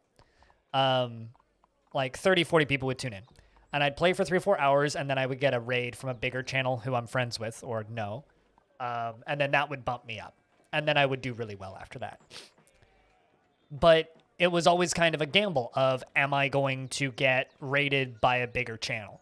It was always kind of that gamble. And if yes, I would have a great day on the new game. And if no, then I would just kind of sit at the bottom of the directory and bigger channels would take the views. And then the next day I would come back and do that again. And it would literally just be a roll of the dice whether or not I would have a good stream based on whether or not I got a raid. And that's kind of what big games are for my channel. And because I'm like, when I'm playing new stuff, I'm like 50 to 60 viewers generally if I haven't gotten a raid. That's not enough to put me at the top of the directory, right? Versus channels that have like 150 to 200 people before getting a big raid, they usually sit pretty close to the top of the directory, so it doesn't matter so much, so they do real well, right?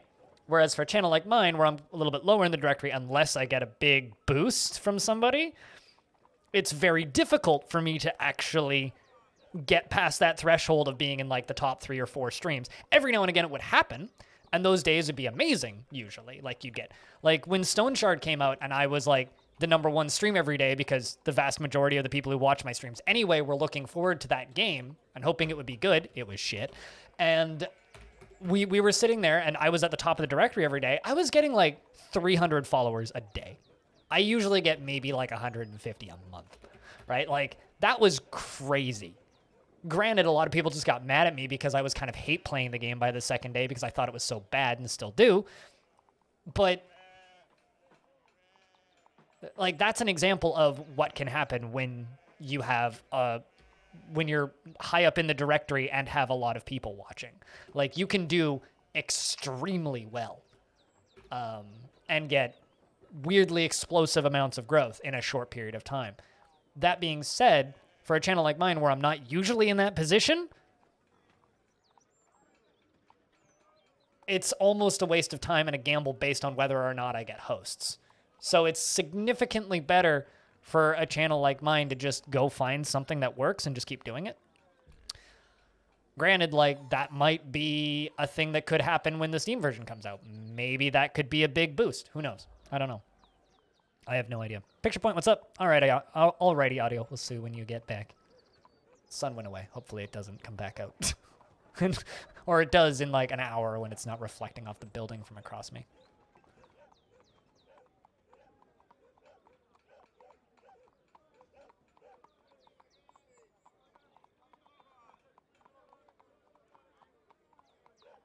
But how's things, Picture Point? I'm just kind of rambling about streaming shit. I don't know if anybody finds any of this stuff even remotely interesting, by the way. Zanny66 has given birth to another brand new baby girl. We get some boys in here, maybe? Fortunately,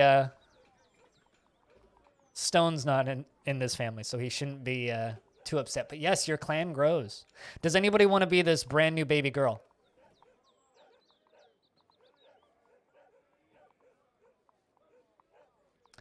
It's going to be like fertilizer to all DF streamers. I know you had a dwarf. Did you have one dwarf or two dwarves before? I can't remember if this is Crow the Second or Crow the Third. I think this would be Crow the Second.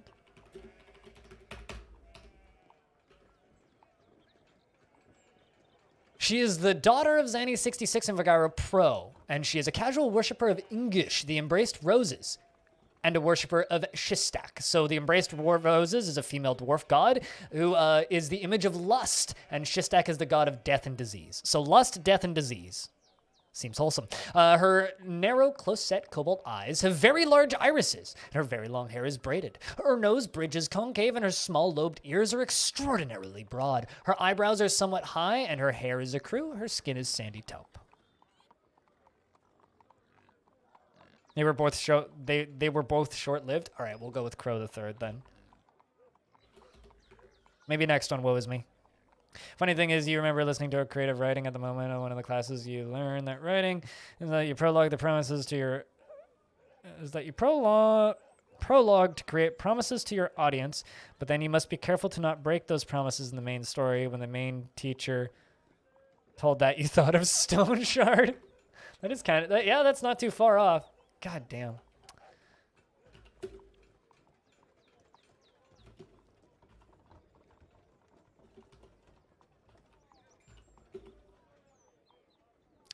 Mom's pushing wheelbarrow while carrying baby crow. Hopefully we'll get some more babies today while I do construction stuff slowly. But yeah, no, that's very funny. B-Lug, that's very, very, very funny. I mean, that game sold more in the first, like, 6 hours of its release than Jupiter Hell has sold in its lifetime, so just remember that. Apparently, it turns out lying is actually a really good marketing tactic.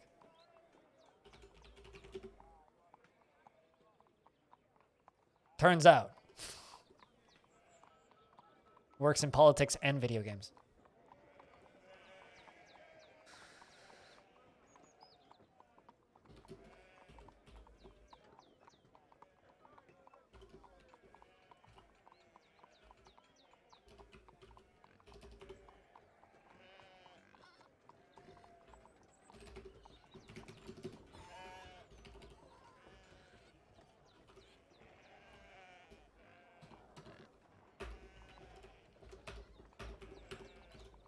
No Man's Sky, anyone?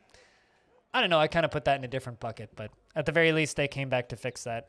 And, you know, honestly, if Stone Shard in 4 years is very good, I'll accept that it's good in 4 years. But right now, it's still bad and doesn't deserve the public reception that it got, which was good and won a bunch of awards. That's kind of why I don't really put No Man's Sky and Stone Shard in the same bucket, is because No Man's Sky came out and got trashed. Like, it had mostly negative reviews, right? Stone Shard is still mostly positive, and most people never finished the prologue, which is fucking free. You'd be guessing that Stone Shard mostly sold out. I mean, I don't actually know, Zanny, but it mostly, from my experience, it mostly sold due to its excellent prologue, which is completely not representative of the final product. It has a 2-hour prologue, and like to this day, there are still dozens of reviews, hundreds of reviews on that game, which are just like, the first boss is hard. It's like, wait, so you didn't finish the first boss? There's only one boss. Blind. Hi, Carrie. I realize I'm just talking smack about a game you like. Thank you very much for this 16 months. Sup. How's things? How's Evil Geniuses? I need to maybe buy that or play it now that all of the silly embargoes are up. Play it as an evening thing. Just chill out once the rush ends anyway.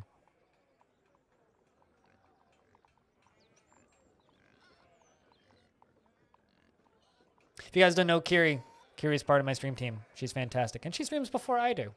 So you can watch even more streams. You like it, but it has a couple of things that need some quality of life improvements. See, here's the thing. Now people can talk shit about it because it's out. Now people can talk shit. Now is where we find out if Evil Geniuses is actually any good, or if it's just been very effectively marketed. I think it's some of column A and some of column B. That game looks pretty good. Yeah, I mean, it's got mostly positive reviews on Steam right now. 89% positive. Kind of just glancing at reviews, it's like... Although, I feel like it would have the 2-point problem for me, where it's like, I liked 2-Point Hospital in theory, but I got so fucking bored of it within like 4 hours, and I have a feeling that would probably be the problem with Evil Genius for me. I have a feeling I'd probably play it and then just be like, this is really boring, and then never come back. I just need more depth than that style of game really provides usually. I'm just a needy individual. If it's not making my brains fall out of my ears with complexity, then I just get bored.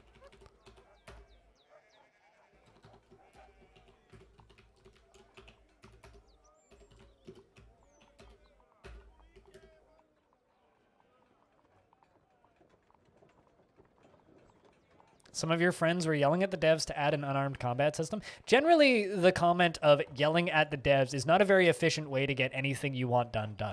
But fair enough. You have the campaign, though, and it's different for each genius, you've been told? I mean, that's how the old one worked.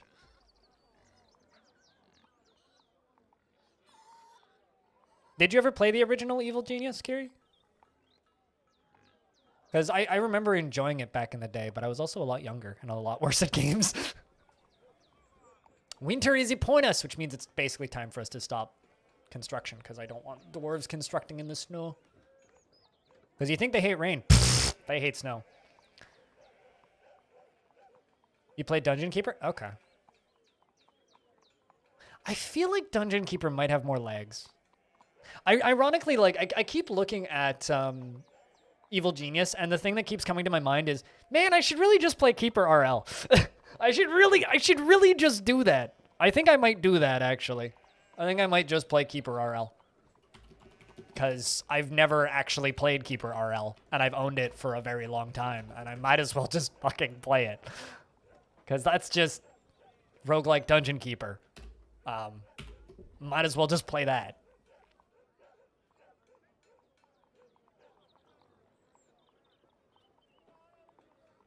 But I don't know. I'm sure it's probably solid. I will say this.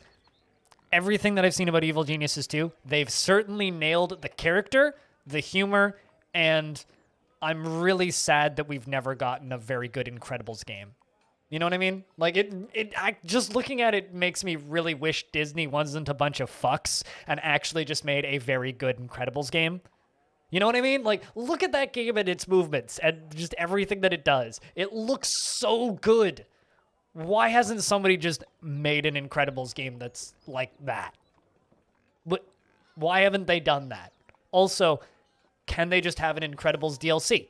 Disney, please stop being a bunch of assholes and let us have nice things.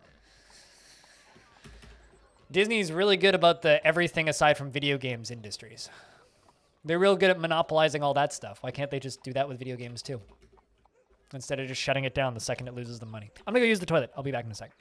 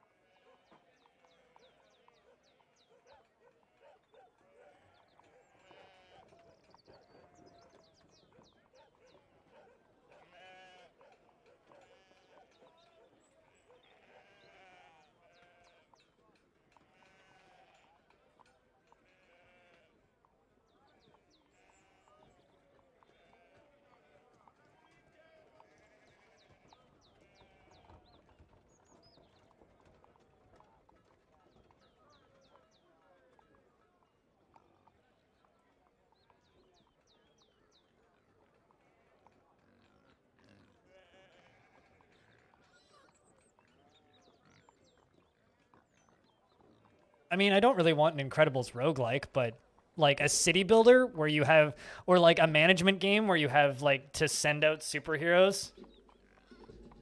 Like you don't even need to use the Incredibles like family specifically, but like there's so many dumb superheroes in the Incredibles universe. Imagine just like a city management game, okay, where you have like a whole city and you are like 911 operator, but for superheroes. So people are just like, oh no, there's a thing happening in this portion of the city. Okay, what's the right superhero that we can get there in X amount of time? And like, who has the best powers to deal with this scenario? You know, like guy that goes invisible might be better at like infiltrating I don't know, some Illuminati meeting, whereas guy that runs real fast probably pretty good at stopping that car chase. You know what I mean? I don't know. I feel like they could. There is a video game there that could be a lot of fun, and nobody's made it, and it makes me kind of sad. I mean, it does. I mean, you could also just do XCOM with superheroes. That's not quite what I was imagining, but like, yeah, you could also just do that. It's like XCOM, but the Incredibles. I don't know. The Incredibles expanded universe is kind of awesome, though. There's so many stupid superheroes in that world. I mean, a lot of them are very much just like fucking Marvel derivatives, but like still, there's so much they could do with that world. So much they could do, but won't do because they don't have the balls.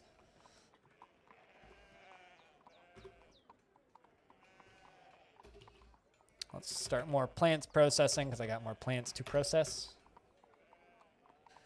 I don't know. But, you know, making up games that don't exist is something I could do forever. And it just makes me sad because I will never get any of those games because they don't exist.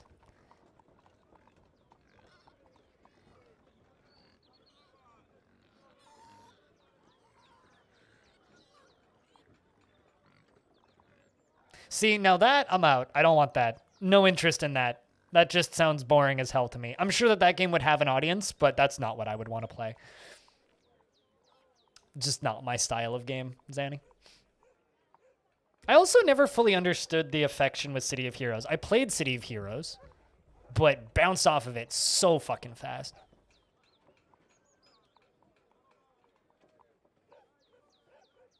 You're less tired, so you'll be able to work on the clicker again.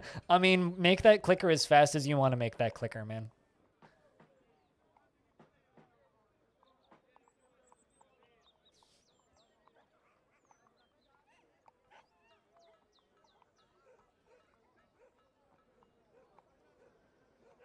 Make that clicker as fast as you want to make that clicker.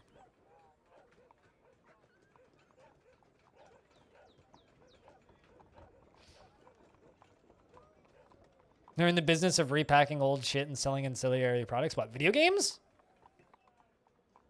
Or Disney? Because, like, you could probably just say that for any media-based business in the current year. It's more about repacking old shit than actually making new shit.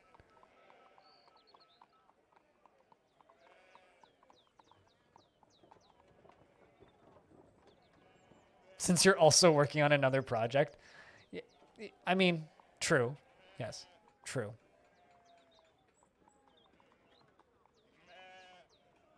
Disney? Okay. I mean, you could say that about, like, the film industry, Disney. You could say that about some software industry. Like, you could literally say that about, and you could say that about the food industry. It's almost like a large portion of what we do as people is just repacking the same old shit with a new fancy label and saying, "It new, I swear." Disney is me? Does that mean me is rich? What was me? Because if Disney is blind and I am blind, then that would mean that I am Disney, which would mean that I'm secretly an evil billionaire, which I'm pretty certain I'm not. Unless, like, I need someone to, like, whisper the wake-up codes in my ears. That's, like, one of my favorite things to do in other Twitch chats is when people are like, "Streamer is blind." I'm like, "No, I'm blind. That is streamer." And then people groan, slap their knees, and move on. It's also real nice when other channels just make emotes for me. Streamer is blind emotes are very funny to me. Because it's like, oh, look, it's a me emote. putting on a truly splendid item and felt satisfied at work. Was accepting, remembering being nauseated by the sun and worried after being unable to acquire something for so long. It's been a while since you were horrified after reliving seeing Ragswolf die, so hopefully we can recover you. Seems like just doing crafting all summer has been helping. Early winter, 25th, year 199. I'm kind of excited to roll over to year 200. We got like 2 months in game until year 200. It's like 205 is actually 200 years of this fortress, but year 200 is kind of a big milestone, I think.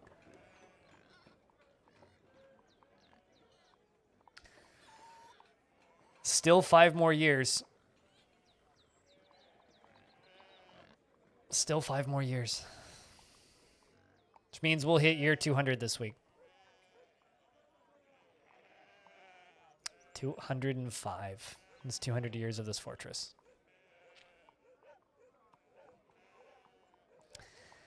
Yeah, I don't know.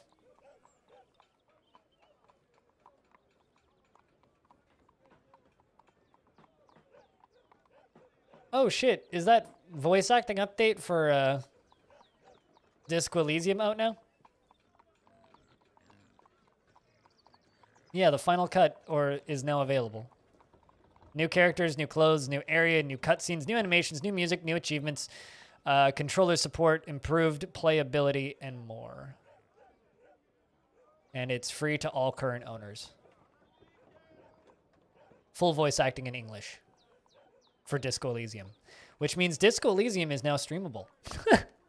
Not that it wasn't before, but it's now easier to stream. So who wants to watch me play Disco Elysium? Because that's now streamable. For me, anyway.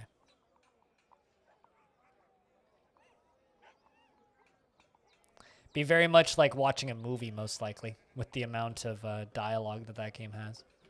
All right, let's just suspend all of these.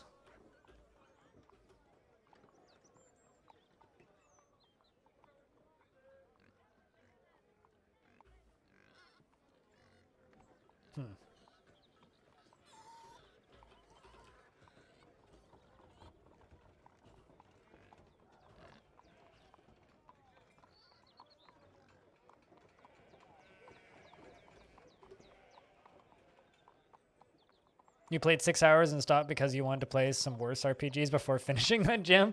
Yeah, right. I mean, my feeling is you need to play it first. Yeah, right. That's kind of my feeling, though, is I want the majority of the people who watch me who want to have played it by the time I play it. Because that's a game that I really would like to stream, but I kind of want to not stream it until most of the people who watch me stream have played it themselves if they want to play it, so that we can have like a full audience playthrough. So I'm totally down to just like wait another 6 months to a year to just let you guys play it. I'm not in any rush to play that game, but I will play it. Although I did gift it to my older sister for Christmas, not this year, but the year before. So Christmas 2019, the year it came out. Gifted it to my older sister, and to my knowledge, she's played it 3 times. She played it once through with her husband. Her husband played it once through with her watching, and she played through it a second time on her own time. So I think that was a well-done Christmas gift, as far as I'm concerned. Looks so damn cool. Yeah, no, totally. But fucking full voice acting. That thing's got that. I want to know how big is the install be like? I'm curious on how compressed that voice audio is, because there's got to be a lot of audio files in that thing. I'd like to know how many hours of voice acting it is. 18 gigs? Doesn't feel that big. But maybe it's compressed audio.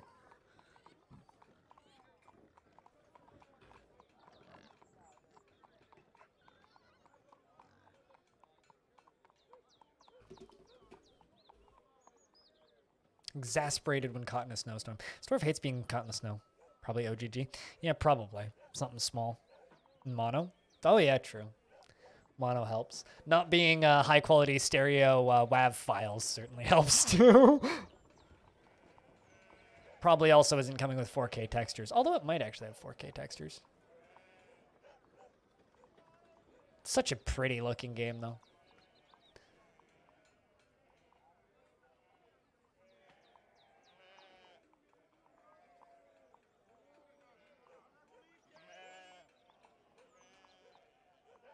But yeah, it's the final cut's now out for that.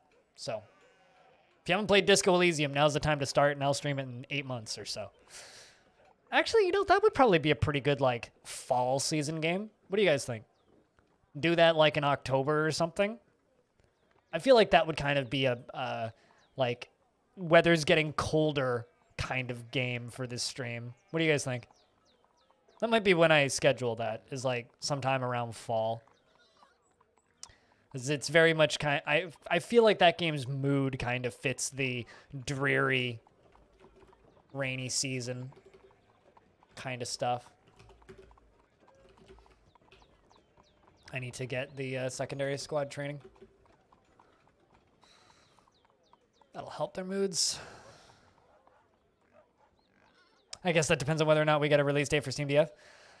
I mean, it doesn't matter because I mean, I'm not gonna. I'll still be streaming Dwarf Fortress probably. So it would more just be like an evening game thing, like 2 hours in the evening every night, or 3 hours in the evening every night, or 4 hours in the evening every night until I finish it. It wouldn't be a full stream game, I don't think.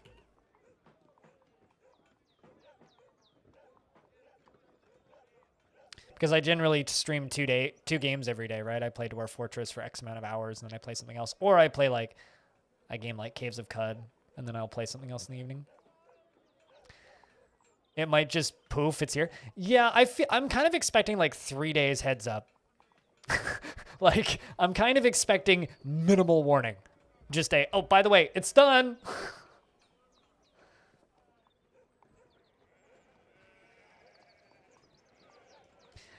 That's a possibility.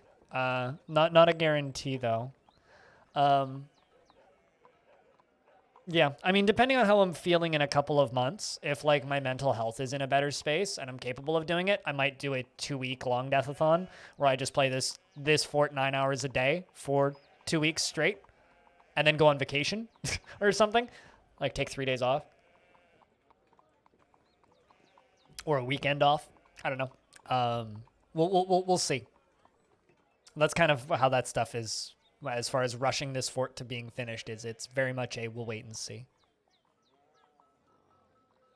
You think they said they were releasing with the next update? Where did you read that? Because that's news to me, and I read everything they post. So, I mean, when last time I spoke with Tarn, he stated that he wants it to be released this year. And there may be another balance patch for Classic before the Steam release. So we just got a balance patch for Classic a month ago now. A little over a month ago, month and a half.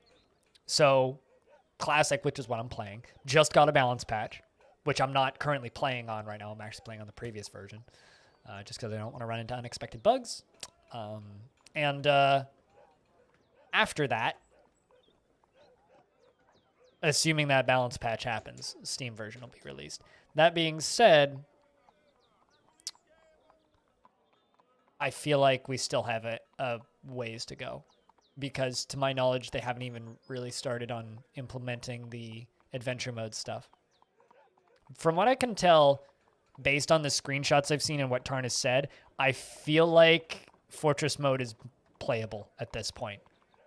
But the thing that frustrates me more than anything are the people who in YouTube comments insist that they should release it into early access with placeholder assets. That makes me so angry every time I read it.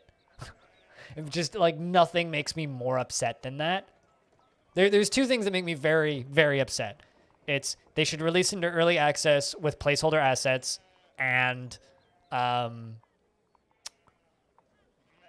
the other thing that they say is this game is in development hell and will never be released. Those are the two things that like get to me, irritate the crap out of me whenever I read them. That I always like go to respond to and then just hide the comments so I don't see it, and like think better of it.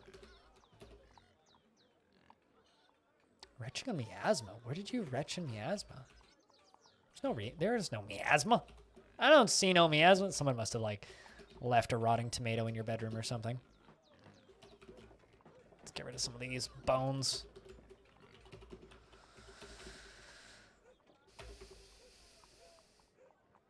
Do a squishing session. There was a point, though, where I think the game was almost accidentally released. Because for those of you who keep up on Steam coming soon releases, when games are out in a couple of days, they will pop up on the coming soon section in Steam. And there was a point there where Dwarf Fortress was in that for like 4 hours one Sunday. It was very strange to see. It was like popular upcoming, which is like this section. So these are all games that are like air quotes coming out on Steam in the next week, which note there's like 2 free prologues of full games coming out, which is obnoxious. But anyway, that's like the coming soon. So like games that are heavily wish listed that are out soon pop up on that section of Steam. And it's kind of, what's the word I'm looking for? It's kind of like a big boost of marketing, right? Dwarf Fortress did pop up in there at one point. So my theory is that at some point the date was set to be released very soon and they just didn't update it. But also, what the heck is this We Are the Plague game? And it looks kind of cool. I like this game's art style. I might need to download and try this demo. It looks kind of Darkest Dungeon-y, but also just like I see grid combat. That looks cool. I like that combat look. I like that look. I need to look at it. See if it's any good.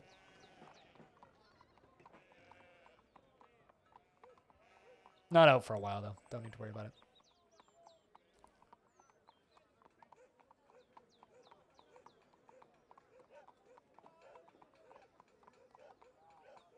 Getting rid of all of the animal bits. King has ended a mandate. You really want grates. Wasn't paying enough attention. And before someone's getting chained up. Nope, doesn't look like it. That's good. I think that it was just a export ban from the king.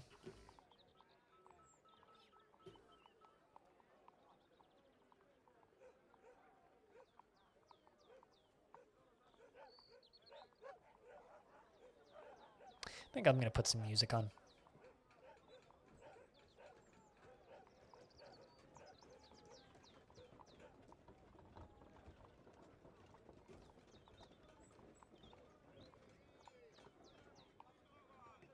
Just give VLC a minute. Make you feel better, but it just makes you feel worse. 9 out of 10 times I take a nap, I regret it. I don't know how you take daily naps without, like, just hating your life 90% of the time.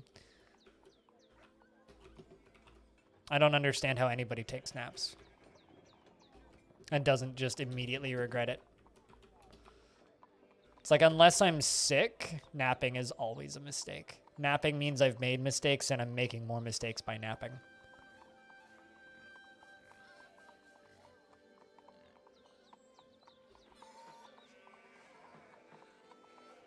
And you talk about it every single day and you're like, I'm gonna go take a nap. It's like, how are you not dead? Like, how do you maintain the will to live with that many naps?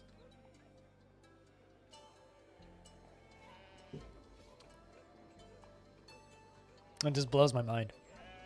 Right, Axon? I mean, I know I'm not alone there. Many people feel worse after naps. It's like if I'm taking a nap, it means I fucked up because my sleep's bad enough that I want to take a nap. But if I'm taking a nap, it means that I've also fucked up poor enough that I'm taking a nap now. That's not a nap, though. That's resting. There's a difference.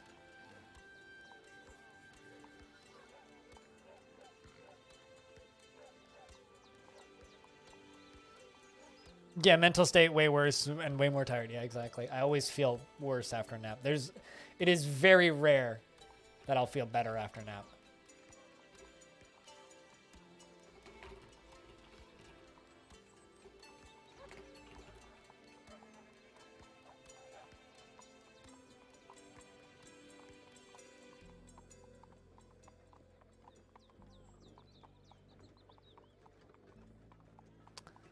The worst part about naps for me is I feel like I've been super unproductive that day.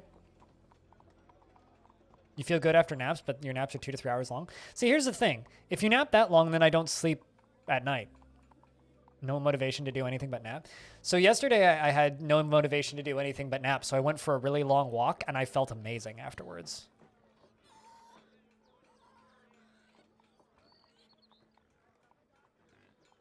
So I don't know. I feel like whenever I want to take a nap, I should just go for a walk. Because then I always feel better. Almost always feel better after a walk. Never feel better after a nap.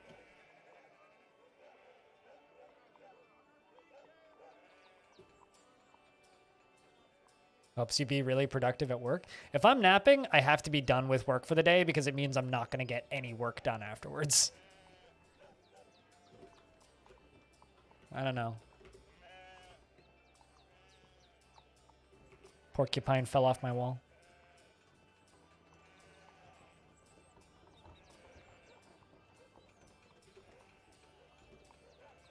Siesta, they're common but not in colder regions. Siestas means that you've made a mistake in life, and that means you decided to live somewhere that's too hot to function as a human being properly. It's a cultural mistake. And it means you should move somewhere fucking cooler. Oh, I didn't get those grates done in time, meaning someone's probably going to prison. Hopefully it's someone who likes it.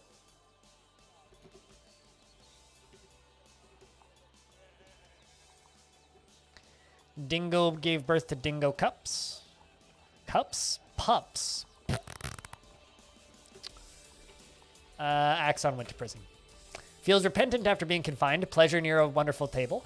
Pleasure near a wonderful restraint. Pleasure near a completely sublime sleet. And pleasure near a splendid cabinet. And feels pleasure near a completely sublime statue.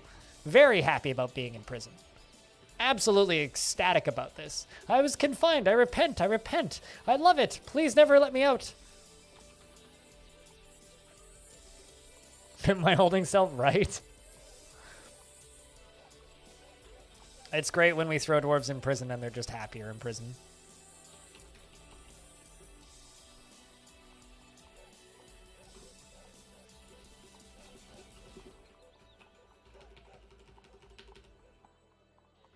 How's Dorfin doing? Well, the endorphins are doing just great, but Vinsati is one of my militia captains and is annoyed when caught in the ring. Bored after being unable to practice a martial art for too long. Should probably get the martial art going, actually. Which squad are you in? Oh, I was like, why is that button not working? Sure. We can get the hobbyist squads going.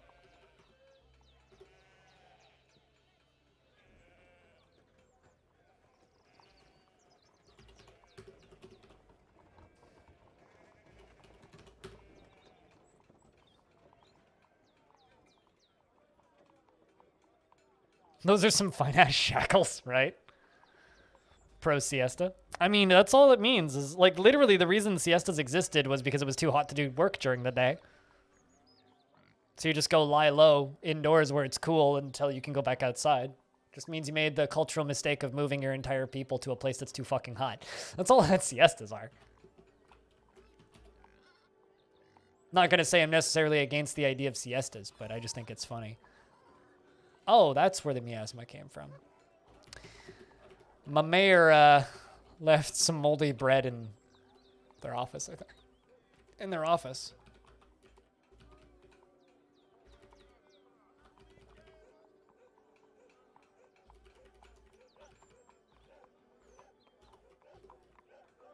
And it's supposedly coming from nowhere? What?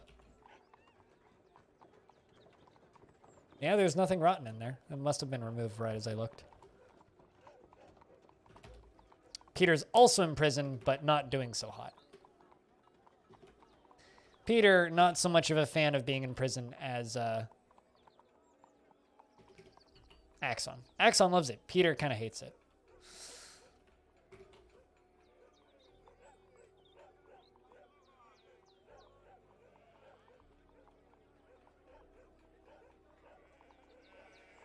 I'm sorry, what?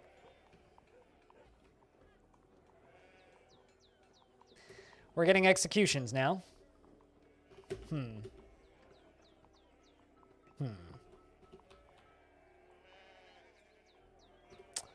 Because we have a king. All right. Well.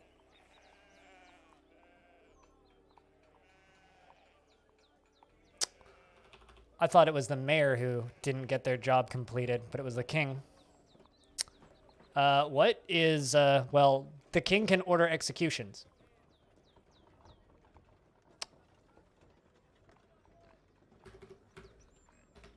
All right, ballista arrow. Kings and queens can order executions. This is suboptimal, yes. Trying to figure out exactly which job.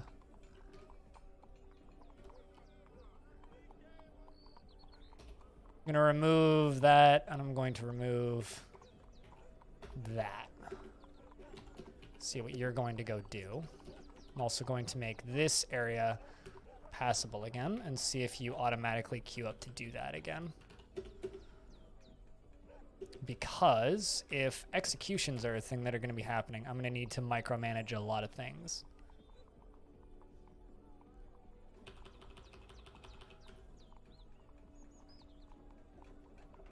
"73 days in prison for violating a production order."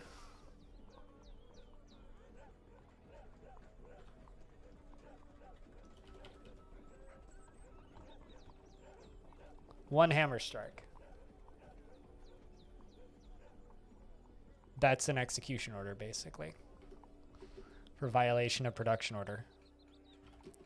How strong are you? Weak and quick to tire. Oh boy. It's probably going to kill Peter. I don't think there's much I can do about that. It is pretty cruel. Yep. Store fortress when you have a king in your fort. But up until this point, I've been doing a pretty good job of actually managing the production orders. But I fucked up and I missed one.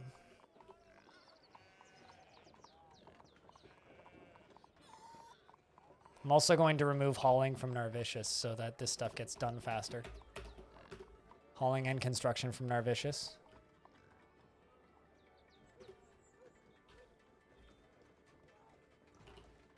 I'm just glad that I caught it right before it went off. I think if I just don't have...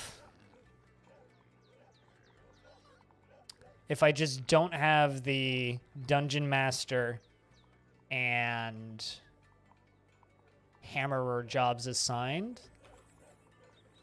then it shouldn't be a problem. The worry is what happens when Dwarf gets released. Or will they release the Dwarf? Because, like, he was just straight up carrying a Masterwork Silver Warhammer to just fucking fuck that Dwarf up, right?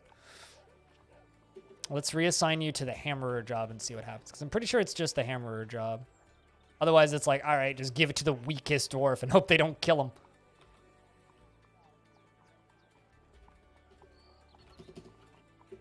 'Cause I'm pretty sure it's the Hammerer job.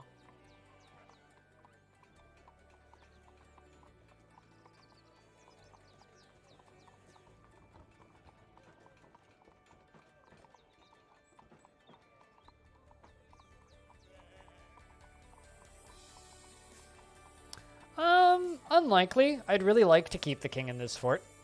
This is just kind of what we're going to need to deal with, right?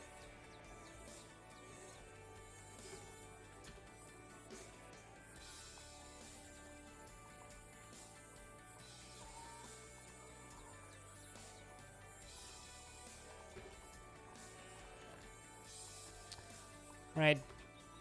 Trees, you know what? We're going to give you...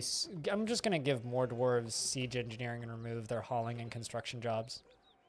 Just so that it's a quicker thing that gets done. And I'm also going to go down here and disassemble these three. and just only do siege engineering up at the top where it's faster. No Dwarf communism today? I mean, I think that this is the majority of the gameplay for me, right? Because like this fortress isn't about combat. It's not about what's the word? It's not about combat, and it's not about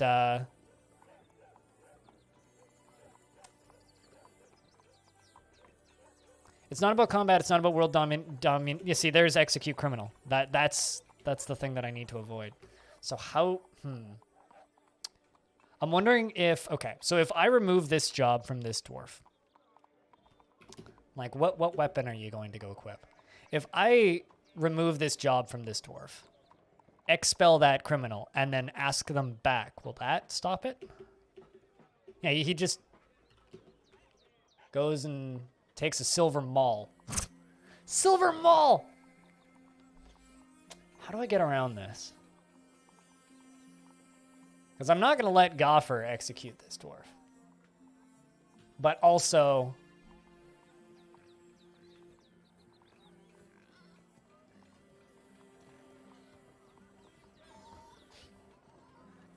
Alright, so what I'm going to do...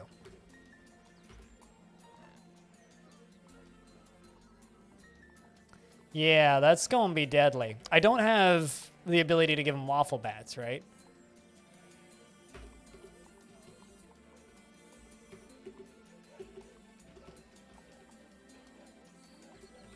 This dwarf just keeps getting assigned and unassigned from jobs. All right, so what I'm going to have to do, I guess, is I'm just going to have to go into weapons and forbid everything that's a good material for hammers, right? I guess that's what I'm going to have to do. I mean, we don't actually have that many weapons in the fort right now, so... I guess that's one bonus, right?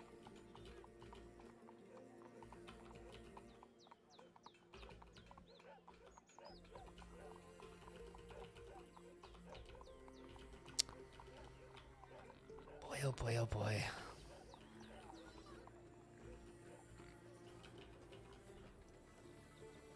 Wooden hammer? I don't think they'll use wood.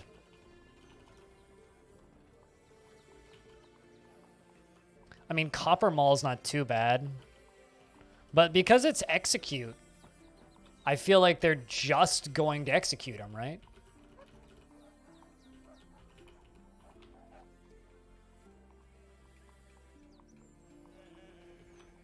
The ones I can't forbid are because they're already built into traps.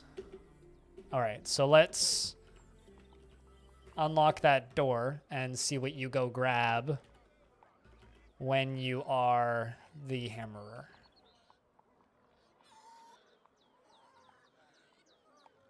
Those are two-handed hammers. Oh, I know what a maul is. Trust me, I'm familiar with what a maul is. Those are human-only weapons, too. Those are big weapons. Dwarves can't even make them. Okay, so now you have that job back. Let's see what you go do. Oh, see, now he just goes to unchain him. All right.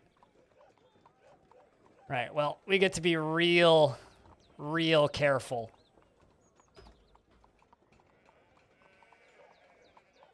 About that. Maybe what I'll do is I'll leave that job unassigned and then reassign it whenever a dwarf is in prison, and then we'll micromanage that shit. Yeah, no sentence pending. All right, that's what we need to do.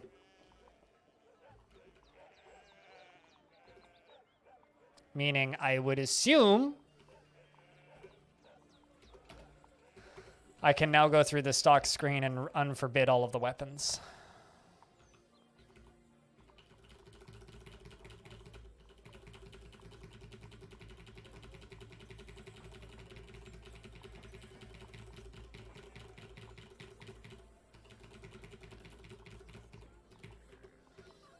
And go into here and go to hammerer and just leave vacant.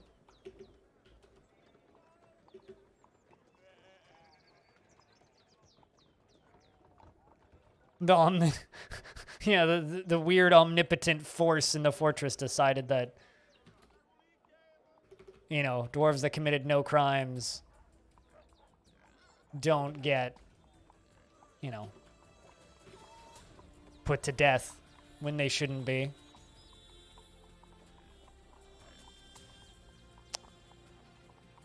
But that's okay. This is just kind of what we're going to have to do in this fortress.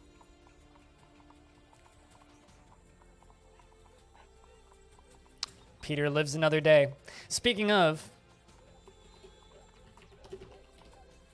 investments are open if you wish to invest your tickets. Talking about Peter reminded me about investments.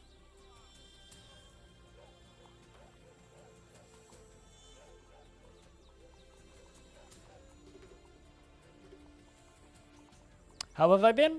Doing pretty good. Just micromanaging a king. just the usual shit. Micromanaging a king.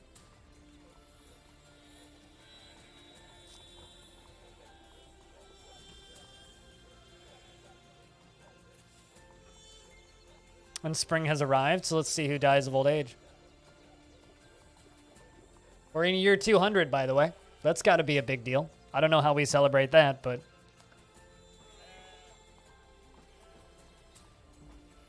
Micromanagement in DF sounds normal. Totally.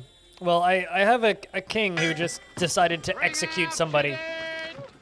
So I had to, like, trick the job into canceling itself, which I did. And hopefully he's not going to decide to execute people again. What's up, stupid? How's things? The annual tribute from the humans have arrived for the 1st of spring, and it's very heavy, and he's moving very slowly.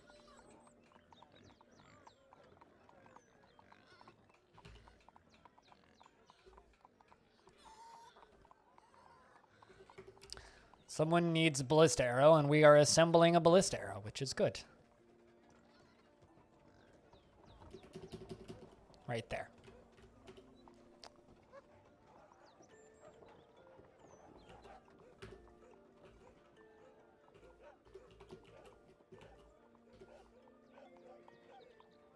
What's the...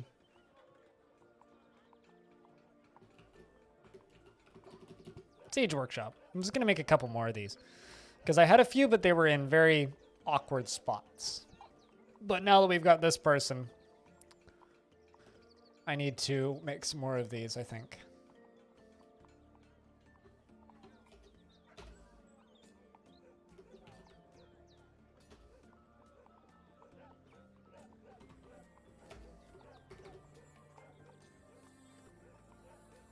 Anything interesting going on? Well, we just hit year 200. 5 more days until we actually hit year 200. Neil, thanks for the host. 5 more years, rather, not days, until we actually hit year 200. But the world has hit year 200, which is kind of a big deal. And we have a king in the fortress, which means I get to occasionally micromanage dwarves from getting put to death, which I just had to do.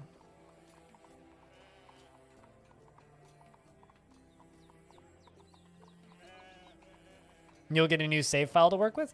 Yeah, in a couple of streams, you guys will be able to screw around with a new save file.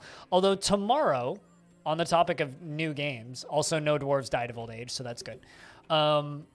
Tomorrow, the Starmancer beta will be publicly streamable. And I'm very much debating on whether or not I should do a full stream of it or not. Content-wise, if I were to ask the devs, they'd probably be like, nah. But that's just because I know those guys. So I am very heavily in debate as to whether or not I should stream that all day tomorrow. I don't know if it quite warrants it. Starmancer being, of course, this game. This game. I'll probably play it a bit tonight off stream and mess about with it and see what I think of it. But this is a game I actually have been looking forward to. That's very much kind of looking at the success of RimWorld and the existence of Dwarf Fortress and going, we're trying to do that, but in space. And there's literally never been a good space station management game. They've all sucked. Socksmelf has been found dead. No. Somebody did die of old age, just not somebody who was in the fortress permanently. One of our migrant workers has been found dead. Rest in peace, Socks. You were a good dwarf. Jack, can I get a round of beers for socks? And also for 200 years of Longdeath. Well, 195 years of Longdeath. Getting close to 200 years of Longdeath. That's a big deal, I think. Yep. Both games I backed on Kickstarter, and one game that, I don't dislike Space Haven. I think Space Haven is fine. It's very much The Sims in space. I need to check back into Space Haven at some point too. Sock Smell died of old age. Yes. Natural death. Was found dead. Sock Smell was like 150 something years old though, so that makes sense. Not an execution. Trust me, I'd be going, ah, if it was an execution.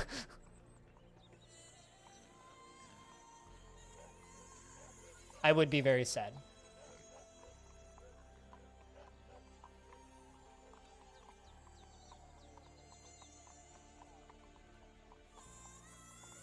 Yeah, no, that's totally fair.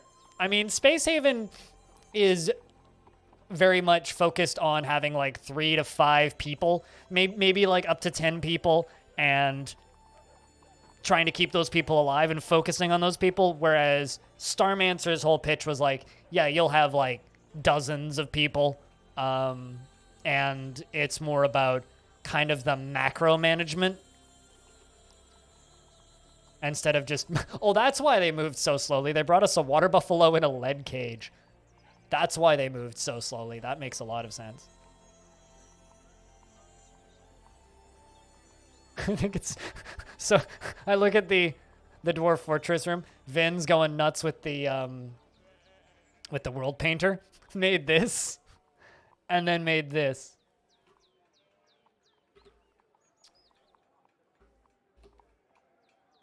That's funny.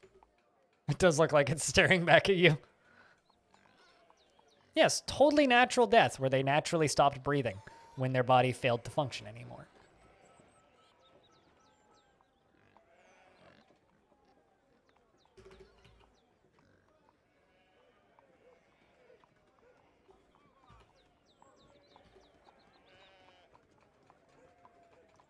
Looks like Space Habbo. I disagree, but that's just because I actually watched a video that referenced Habbo Hotel recently, so the visuals of Habbo Hotel are recent in my memory.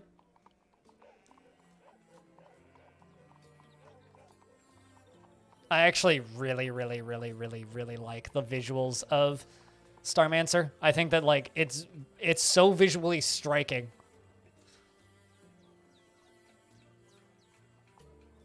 I just really like the look of their pixel art. That being said, if someone made Space Management Habbo Hotel, I'd be super down. But no, I mean, it's more like kind of an Oxygen not included RimWorld Sims Dwarf Fortress inspired thingamabob is what Starmancer is. Is Habbo Hotel still a thing? Good question. I have no idea. But I watched a video essay relatively recently that referenced Habbo Hotel at one point. And the elves have arrived to trade. Please bring us a pet gremlin. Please bring us a tame gremlin. Please bring us a tame gremlin. Please bring us a tame gremlin. Please bring us a tame gremlin. Please bring us a tame gremlin.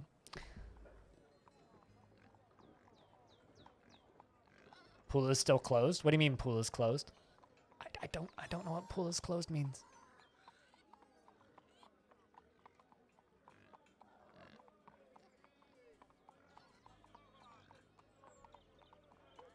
Oh, is it? Okay. I've never actually played Habbo Hotel. So like it's a game that I have been aware of the existence of it for a very long time, but I've never played it. So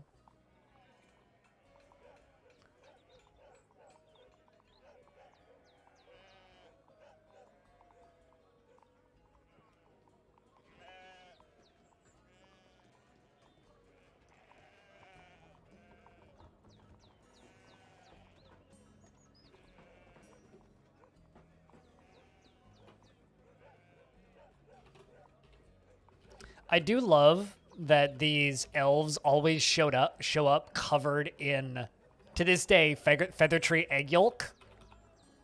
I just get this free gift of feather tree egg yolk. Like, for whatever reason, they show up covered in feather tree egg yolk. But that's not possible. They only can trade tame animals.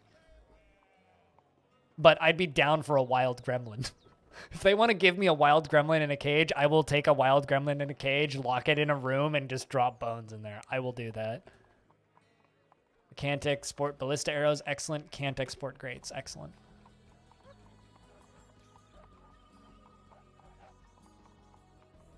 You can't wait to play it now? Well, I'll play... I mean, kind of okay, once I'm done twiddling around with Dwarf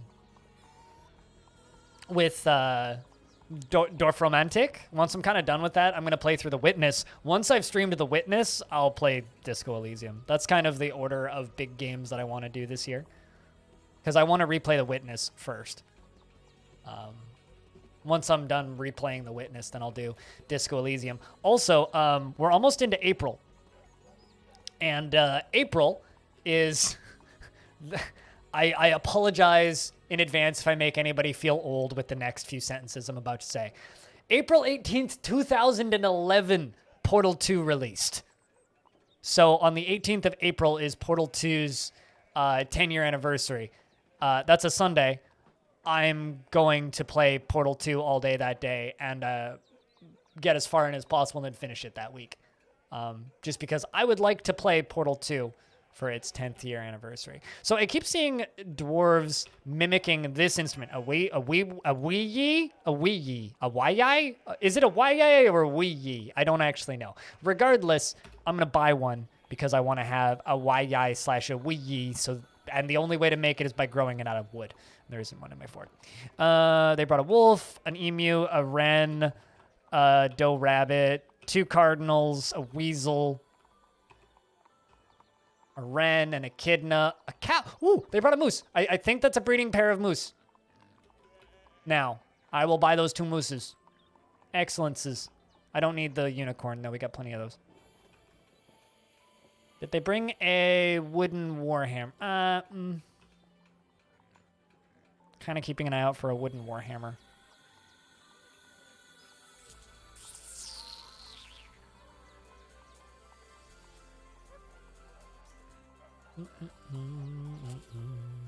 No, they didn't. Not that I saw anyway. Featherwood warhammer would be excellent, actually.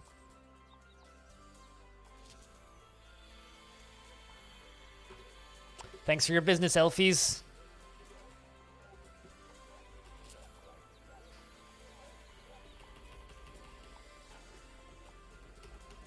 No, I think I already have a moose. I'm very well aware that, nope. My moose bull died of old age. I do have a mule, though.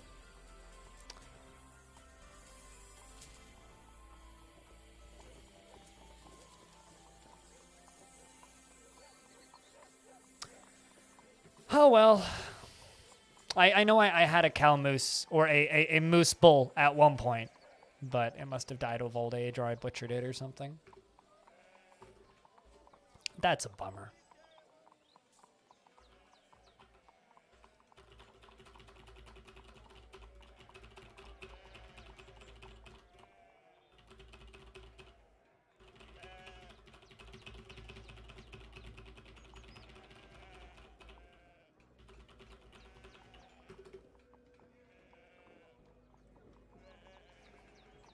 Wait, what? So what about the Wii U? You have 3 years to do it? You very much underestimate how quickly I can beat games when I really want to. Vlog. God, this dwarf's been in prison for so long. Good thing he loves it. This dwarf is ecstatic in prison. Axon, you're my best prisoner. Hopefully you get all of the prison sentences. What was my first video game?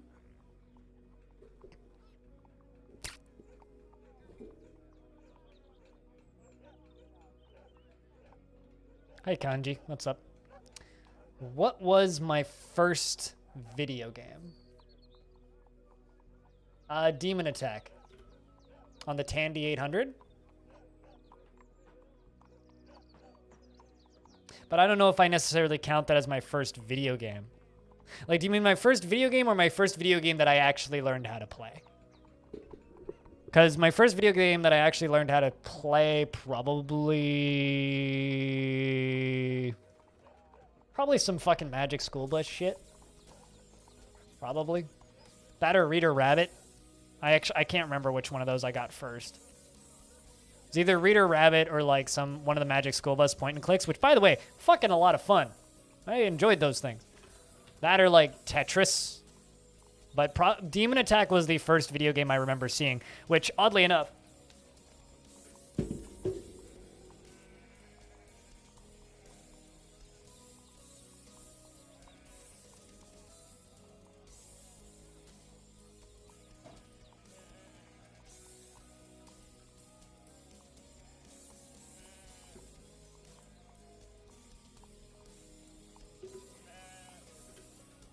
that's the disc.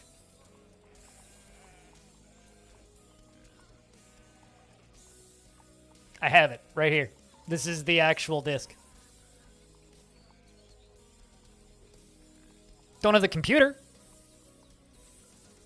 but that's it. It's probably I don't think that this thing stores scores on the disc or anything, but I wonder what my parents' scores were on that. No way of playing it, but that is the disc that I remember my dad showing me in like 98 probably. 97? Something like that? I'm gonna go put that away.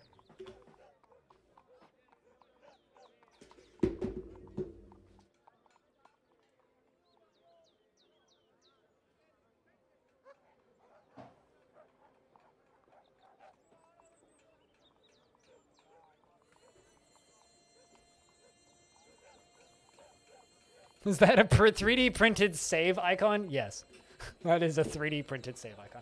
No, that's it's a floppy disk. I wonder what my parents' high score was. Floppies, only the hard plastic encased ones. I have a handful of floppies. I also have like some like office software in the same format and one other game.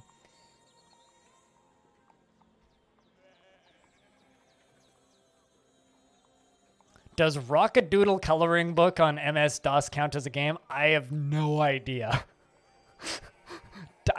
It's certainly sounds like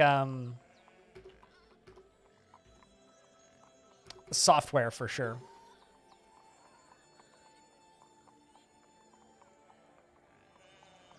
Oh, probably. I mean, if I really want to play Demon Attack, there's way easier ways to play Demon Attack, though.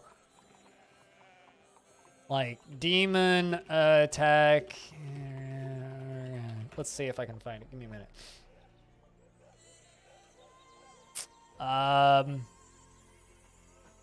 There you go.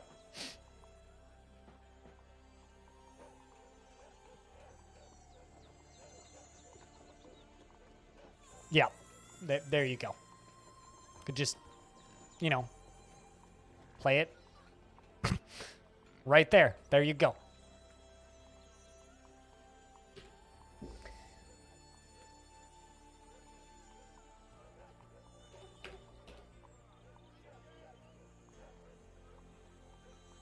Although now I'm stuck playing Demon Attack on Internet Archive. I'm just getting back out of that. There we go. So yeah, if I really want to play Demon Attack, I could just play it on Internet Archive.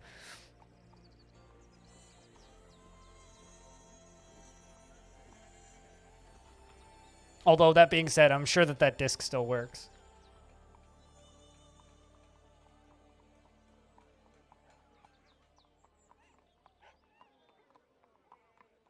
Demon Attack stream tonight? Do you really want to watch me play a Space Invaders clone? Serious question. Do you really want that? Because, like, I could make that happen, but there's better games I could play tonight. I think if I were to play Demon Attack, the way to stream Demon Attack is I'd need to have my dad over, and then me and my dad. This dwarf was ambivalent after putting on a truly splendid item. I feel that, dwarf. I feel that.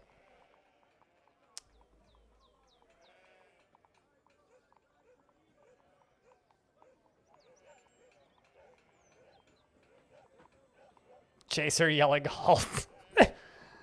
I feel like none of the games that I could send my sisters would give them the same of nostalgia that it would give me, except for maybe giving my little sister a copy of Sims 1. I'm trying to think like what other games would give my sisters the same level of nostalgia brain explosion. Because I was the only one who was really into games at that point. My older sister didn't actually get into games until Skyrim. Skyrim was the first game that my older sister actually played, because all of the games that I was into before then, I was the nerd for playing them. And then my older sister got into Skyrim and then found a boyfriend who was way into World of Warcraft. And then she met her husband in World of Warcraft. As for my little sister, I don't know what like other games she played. Like I know that like my little sister was way into Nintendogs. Like if I gave her like a DS with Nintendogs on it, her brain would probably blow up with nostalgia. But like outside of that, my little sister really didn't get into games until like The Sims. And to be clear, my video games timeline is way off. We were playing The Sims 1 when Sims 3 was in development. So, like, we were kind of behind on that one. So, even though it's an older game, I don't know if it would give any of them the same sort of nostalgia. I'm the only one who really, like, I go back and I look at fucking, like, me and my cousin definitely. Like, me and Matthew, who streams on Twitch. Like, if you put us in front of, like, old Nintendo games or, like, old Atari games, like, both of us would be like, fuck yeah to that shit. But outside of that, I don't know. Chat, what was your first video game? As a little shit, I almost beat Bugs Life on PS1 and your younger sister overwrote your save. No! Was Bugs Life 1 any good, though? Or was that game just trash? I feel like that game was probably just trash. I can't export greats. So, General Grub, I know a dude who speedruns Pajamas Sam franchise and the Putt Putt franchise. And I want to say that his speedrun record for Pajamas Sam for the entire franchise of Pajamas Sam games is like under 6 minutes, and most of that is starting the next game. And the Putt Putt speedruns for the entire franchise is under 5 minutes. So you can sit down and beat the entirety of the Putt Putt franchise in a couple of minutes. Might be the Harry Potter game that came out on the movie DVD. Really? I remember getting a demo for Star Wars Battlefront 2 on the Star Wars Episode 1 DVD from the library. And I was very sad when we had to give Star Wars Episode 1 back to the library because I couldn't play the demo for Battlefront 2 anymore. It ran at like 8 frames a second on my computer, but I remember that being the coolest shit in the world. Battle City? I'm not familiar with Battle City. Now, when you say Super Mario Brothers, do you mean like Super Mario Brothers, or do you mean like Super Mario Brothers, the arcade game? First game was probably Bowling on Atari. Technically, Demon Attack is an Atari game. I just didn't play it on an Atari. I played it on the Tandy 800. But it was a Atari 2600 game and Atari home computer game? Question mark? Was Wolfenstein 3D.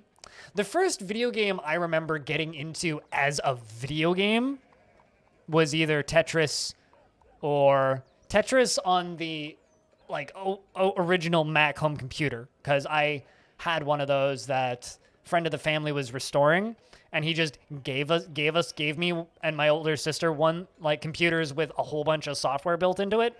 It was like a lot of educational games, but mine had Tetris, a Breakout clone, and some like 2-player Pong clone, which was terrible, barely playable on one keyboard and with one mouse, and a dungeon permadeath roguelike dungeon crawler called Dungeons of Doom, which is why I'm now still into proc-gen dungeon crawlers to this day. Like, I'm still into that shit. That game must have been from like 1986 or something. That's actually a game I should go back and play, is Dungeons of Doom. But hold on. Dungeons of Doom Mac Internet Archive. Let's see if I can find a playable in browser version of that game, because I'll...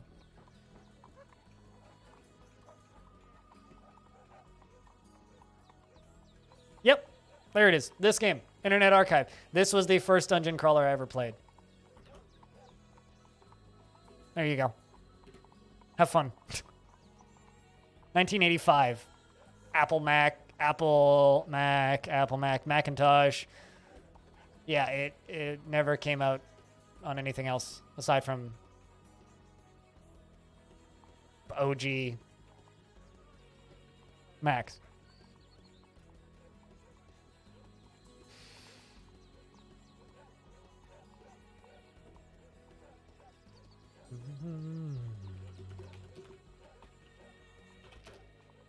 But we can get back to working on these walls now that I have diorite blocks again. Let's work on the king's living space while you hopefully don't murder anybody. Bal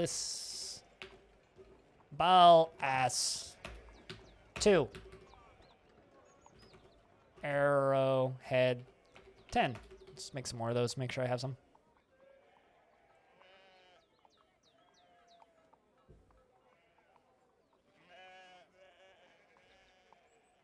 Now that actually is a game I might stream. Dungeon of Doom. That's a game I might stream. Ran on a single floppy disk. I doubt it holds up. I doubt it holds up. I just remember there was something in that game that scarred me for life. And it was, I found a pie. In game, it was written as pie.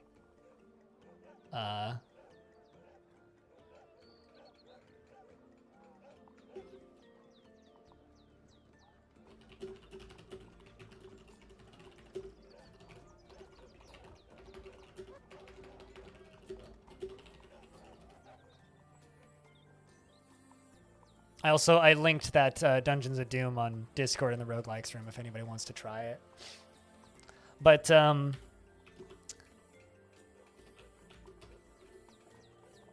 anyway, in that game I found a pie. And the reason it scarred me for life was I read the description and it said, eat this pie to regain some health or something to that equivalent. But be careful. And I was like, okay. So I ate a piece of pie and it restored some health. Ate some more pie, and it restored some more health. And I was like, okay, well, it was like, I think divided into 8s for the pie. And I had, I think it was a percentage of my health left. And each one refilled a portion of my health. I was like, well, I will eat one more piece of pie, and it will fill my health to full, was how my little kid brain worked. But it overfilled my health, which I didn't realize would do this, killed me, with the description of your stomach exploded. And it was at that point that I realized that video games don't like me and definitely don't want to be my friend.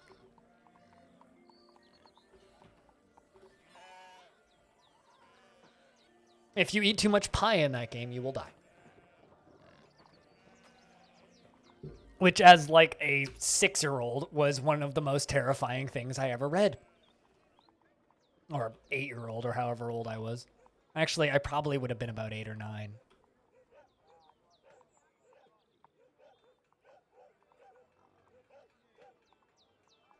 I could probably ask my parents how old we were when we got those computers and figure that out. Actually, you know what? I'm just going to because me and my older sister both played that game. I'm just going to DM that to my older sister on Discord.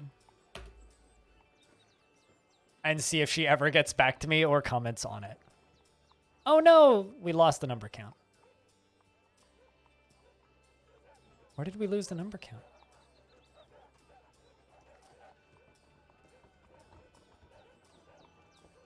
Apparently at some point we screwed up the number count.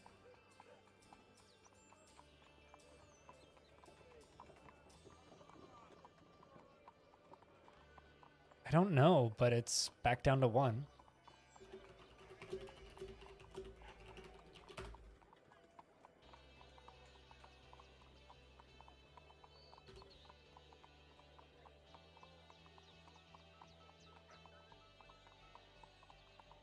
Also, seriously, when is Axon the Second getting released from prison? What? He had like 79 days previously.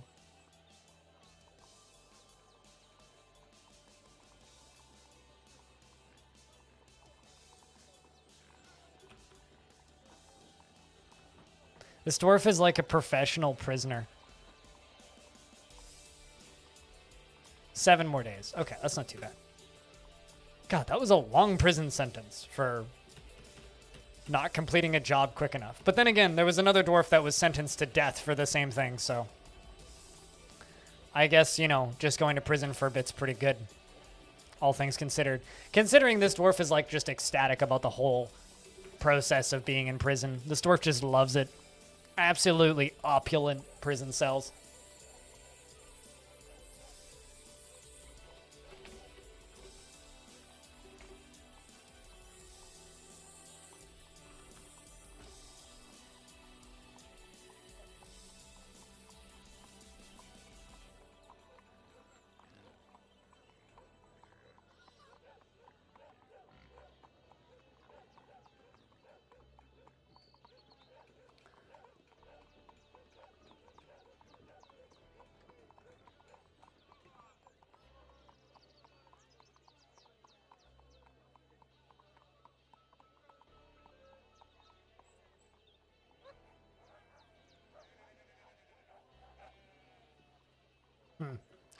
I don't see the spot where the count broke, but apparently it broke, so RIP.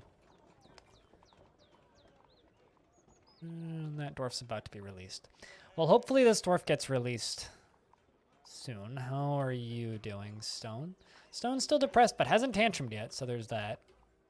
And how about Clay? Is Clay fixed? Yes. Well, that's good. Chat, I'm going to go do lunch. It's 1:30, which is a little bit early for lunch, but we're pretty chill because I think everybody's replaying games from their childhood. Chat, could I get a big round of beers? And if you happen to have them, sound commands to keep everybody entertained. I will be back in a couple of minutes. Don't go anywhere too fast unless you really want to. Thank you very much, everybody, for hanging out. And cheers, guys, for the bits earlier and the resubs. We'll be back in a few. It's a Unix system. I know this.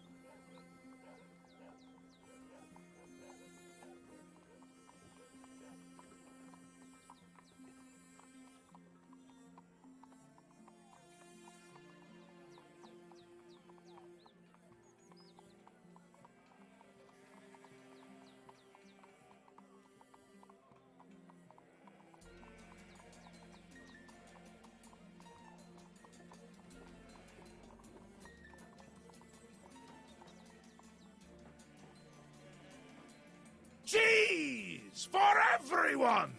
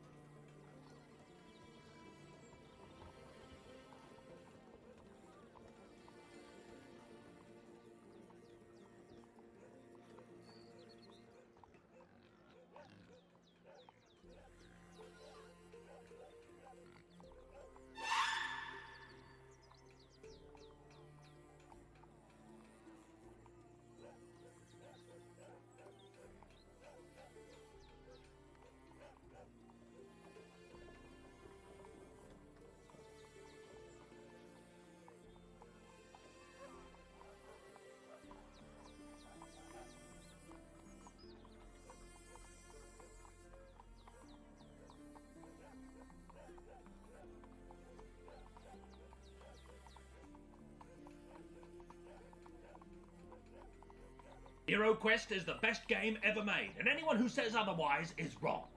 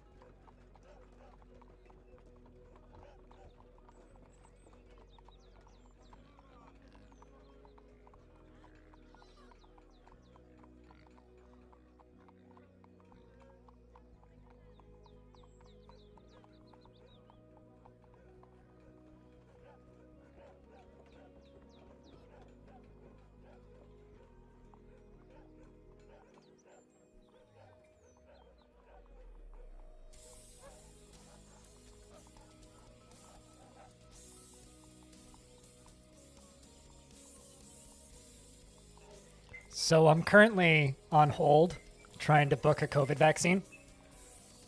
I'm just going to wait with my microphone muted for a couple more minutes. They have really, really good porn music for the waiting on hold sound. I guess I just get to listen to this music for a bit. So it's going to be a little bit of a BRB, guys. Please understand. Also, I've just been welcomed to my chat room, so if shit breaks, I'm sorry.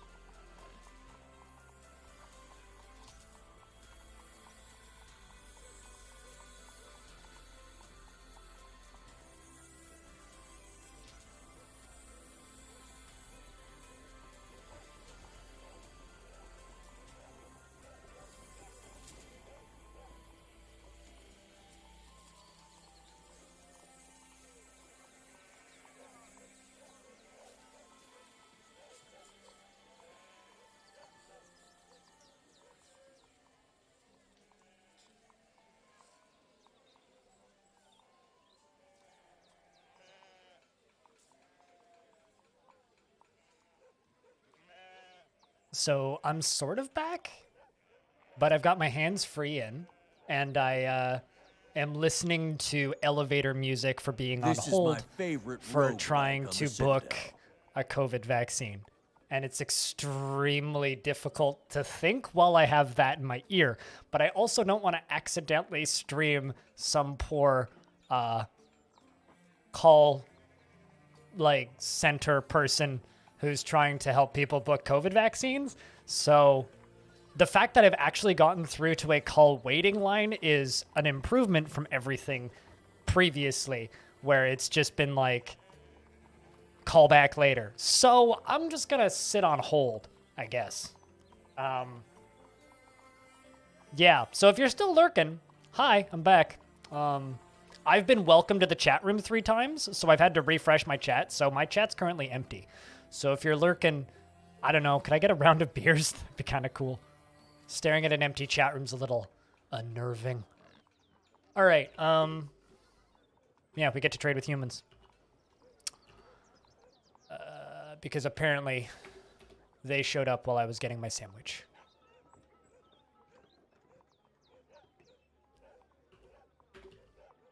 But I guess Twitch just broke while I was gone, because apparently I'm not seeing anything in my chat at all. Apparently. So I will refresh again. I'm actually seeing chat moving in my bot, which is interesting. Okay, now I'm seeing shit in my chat. It's an improvement. Twitch, thanks for being very stable while I went for lunch. Happy elevator music? Yeah, right. Where's this miasma coming from? Rotten cow sweetbread. Excellent. Yeah, I actually have hands free in. Listening to my phone call.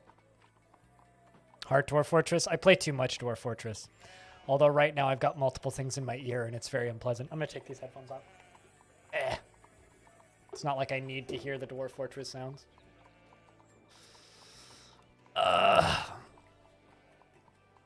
Such is life. I'm going to turn this down a little bit, though. Which means I can't hear any notifications. Just keep that in mind. Because I've been trying to phone this hotline for fucking 2 days. Goffer, you almost killed a dwarf when I had to stop you. I had to remove the hammer and forbid it from your access. I wonder if the website's back up. Probably not. Yeah, no, it's definitely not.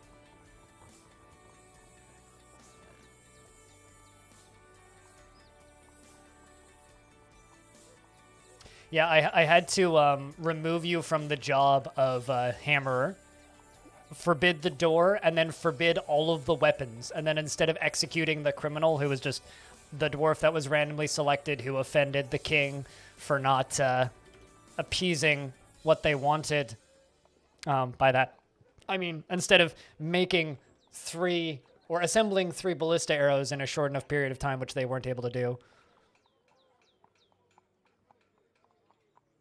Not enough Dwarf Fortress on this channel.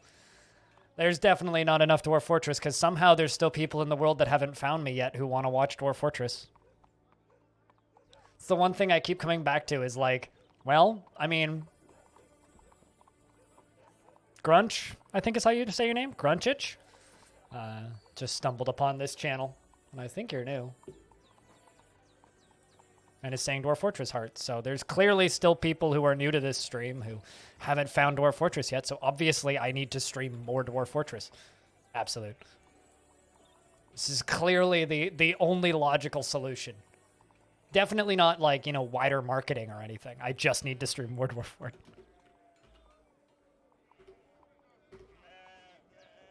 Just Grunch? That's what I thought. Is it like, is there actually a pronunciation there, or did you just make it up?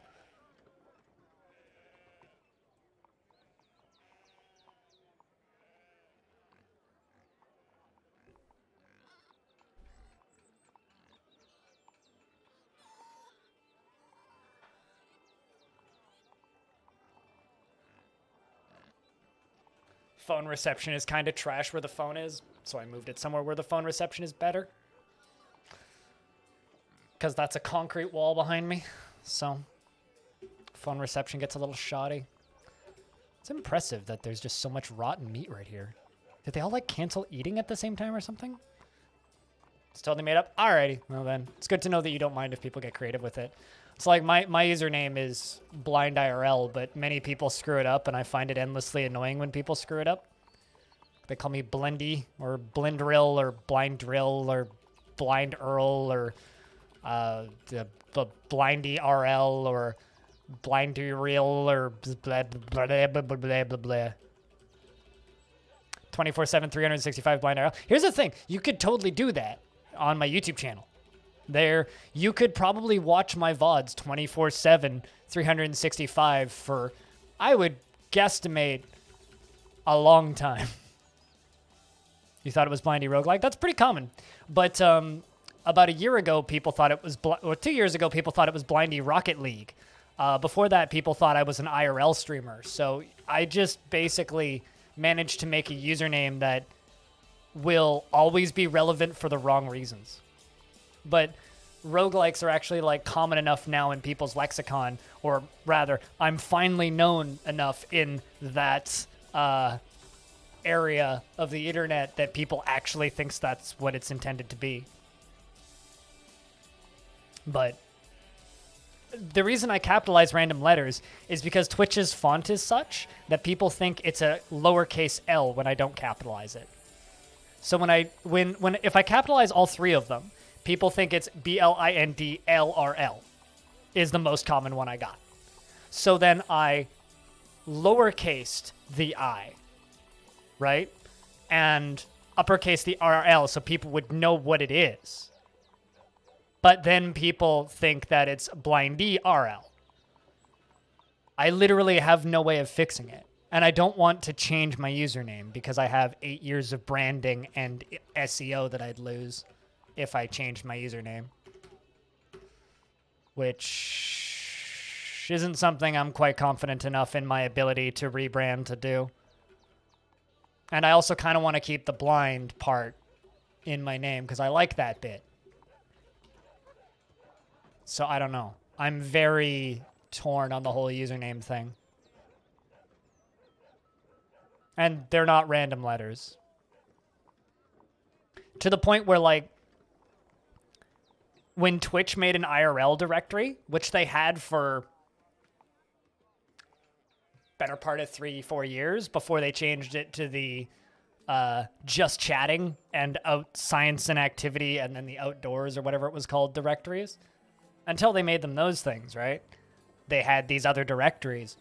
And I just literally have somebody in my ear on repeat telling me that I need to stay on the line and my call will be answered as soon as possible. And it's very distracting. Stop it. Just give me the elevator music, please. Thank you. God. What was I talking about? Right, usernames. Yeah, I want to keep the blind part in my username. But on Twitch, the person who has just twitch.tv/blind, they've been camping on it for a very long time. The music stopped. Is someone going to answer it? Nope, it repeated. Kill me, please. Do I sound coherent? I just want to know that I sound the way I normally do, because this is the most distracting thing I've had to listen to while streaming in a very long time. I also want somebody to answer the phone on the other end while I'm in, like, mid-spiel about something super random, and they'll be like, excuse me? I've been trying to. Absolute. But the person who has Twitch... Okay, so the way Twitch works, if somebody is camping on a username, right? If somebody is camping on a username, they can hear you right now. Oh, they're definitely recording me. Yeah, that's for certain. They're definitely recording me for quality assurance purposes. Anyway, I'll just say that I'm in a work call, because I'm definitely in a work call, right? Brought hens and billy goats. I want the humans to bring me a fucking moose. Come watch the stream. I'm pretty sure that based on the quality sound of this phone call, I doubt that they have computers that are capable of watching a Twitch stream. Whoop.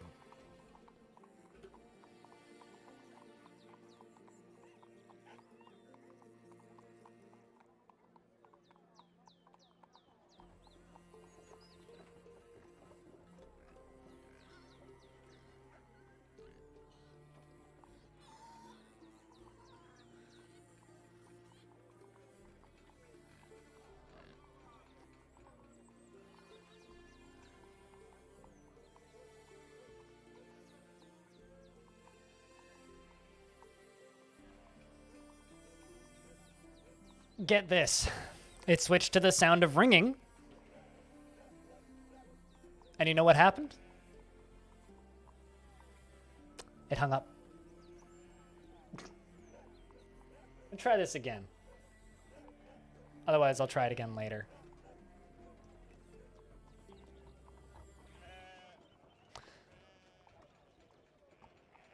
Sir, is this relevant to our service call? Here's the thing. I wonder if they hung up on me for swearing.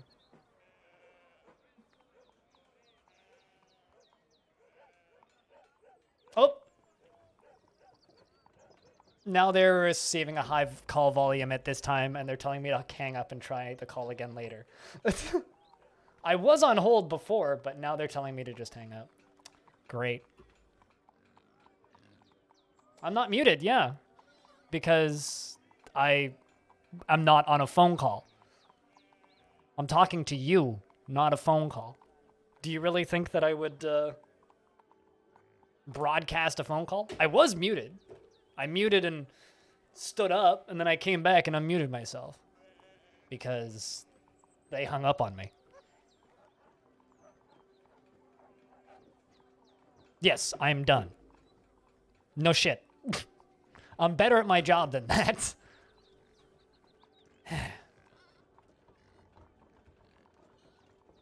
Why are you narrating what I'm doing in Twitch chat?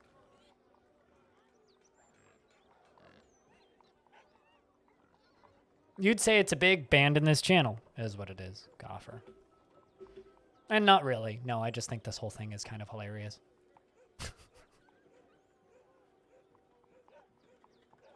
Was your sound the whole time? Mm-hmm.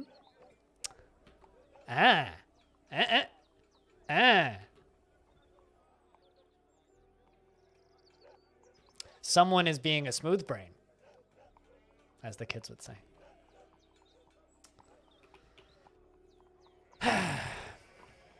I was on hold. So TLDR, what just happened? I was on hold for a while.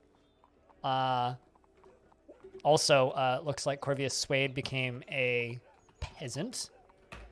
So, wait, what? You have a kill? Oh, you killed a buzzard. I guess as a child, you killed a buzzard. Good job.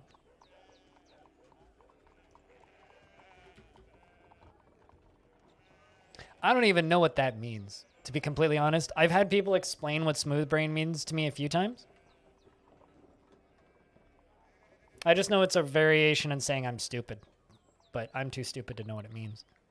Anyway, I was on hold. And yesterday, trying to call them, I called them almost 100 times. It was like 87 times or something yesterday. And then today I've called them another like 24 times. But every time you phone them right now to book a COVID vaccine, because I'm in a category that qualified yesterday to get this vaccine.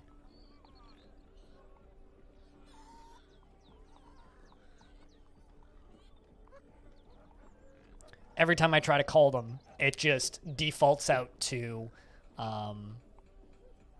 we are getting too many calls to be able to take your call. Please hang up and try again later. But I actually got into a call queue and was put on hold, which has never happened before. So I kept it running.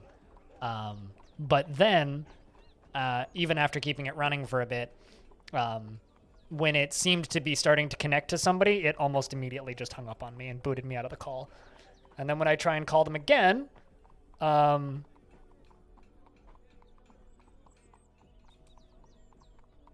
it gave me the same, we're getting a lot of calls now and cannot take your call. Please hang up and call again later. So I'm back to square one. I'm very lucky that I'm not the sort of person who gets easily annoyed by this shit. You like porcelain? Really now? Well, I do actually have the stuff to make porcelain, oddly enough. Black pyro, ginkgo wood, mink bone on the color blue, and short swords, grasshoppers for their great leaps, and the amethyst walls, and the sound of the prim petal, and the sight of the fuchsia velvet. You know, I've been playing in this world too long when I read that sentence and I know exactly what faction each of those dances and songs are from. Amethyst, likes the words of the amethyst, a dwarven poem form, the color pale blue, short swords, the prim petal, which is an elven dance, and the sight of the fuchsia velvet, a dwarven dance.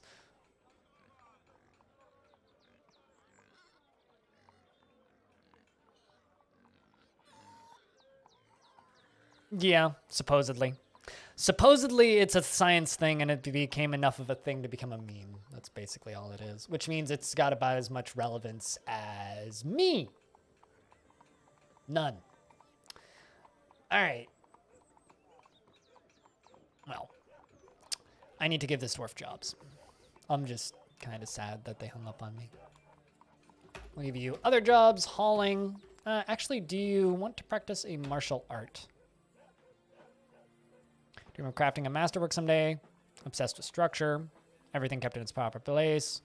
Calm, gripped by crippling shyness. Oh boy. Tense and jittery.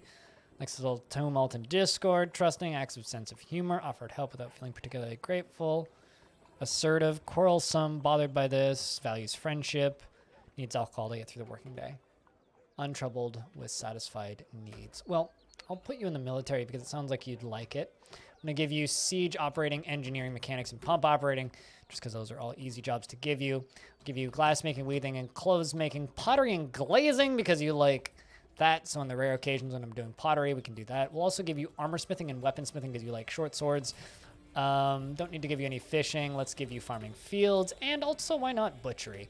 One of the common jobs, all the basic those, and masonry. Welcome, Dwarf, to the Dwarven Forts. Best of luck with your Dwarven stuff. Yeah, I don't know. I don't like doing the really, really big, long breaks when it comes to streaming to do real life shit, but unfortunately, when you stream from 9 a.m. until about 6 p.m., most things happen during the day. You know, like banks are open. Government buildings are open. Actually kind of makes being an adult kind of difficult sometimes, which is, believe it or not, why I started taking Fridays off, was so that I could go to the fucking bank. Quite literally. That was the whole reason behind Fridays, is most of the good metal shows happen on Fridays, and also I need to go to the bank sometimes as an adult. So back when I streamed 7 days a week and I was streaming like 10 to 6, which was what my schedule was for a really long time, it actually made like being a functioning adult hard sometimes. So, you know.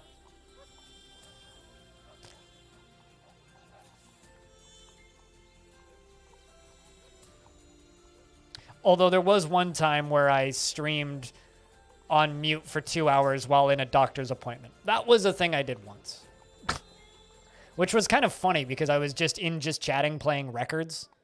And, like just video game soundtracks. My view count actually went up.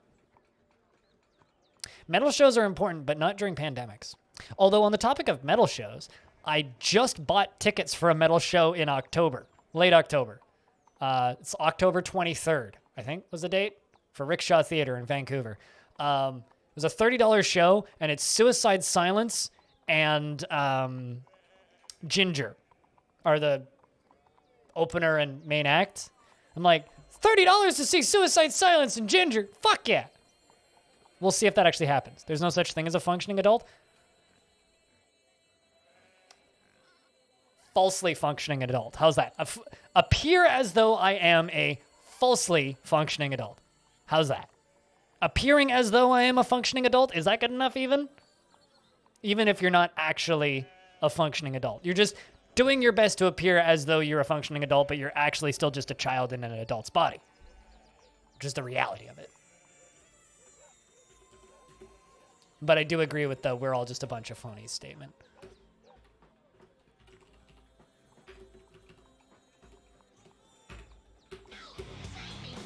Bolton! Hey. It's Quite- been a full year. Is that a year consecutive, though? It's probably been longer than a year, if that isn't a streak. Regardless, though, thank you very much for keeping that subscription alive for the entirety of the pandemic. Cheers. I hope I've entertained you throughout with ad-free viewable live streams of an idiot on the internet playing obscure video games, and sometimes less obscure video games. Thank you very much for the ongoing support, and I hope that I've entertained you, at least to a functional degree. Chat, can I please get a big round of beers for Faulted watching this stream of above average video games?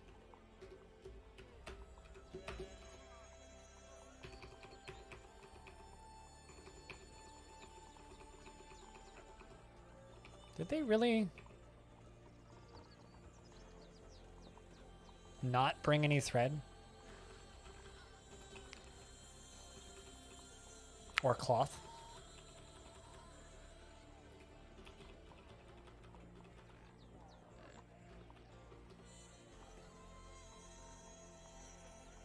Really feels like they didn't.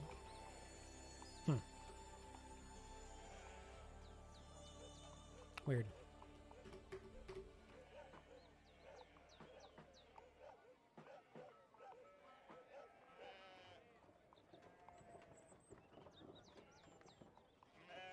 How's the longer than normal death, Freskins? The longer than normal death is pretty great. Apparently you need to listen to Ginger. Have you not listened to Ginger? Do I need to give you a lecture for not listening to probably one of the best like female metal vocalists in just the ever? Like, actually? You need to listen to Ginger if you haven't. Because what the fuck's wrong with you?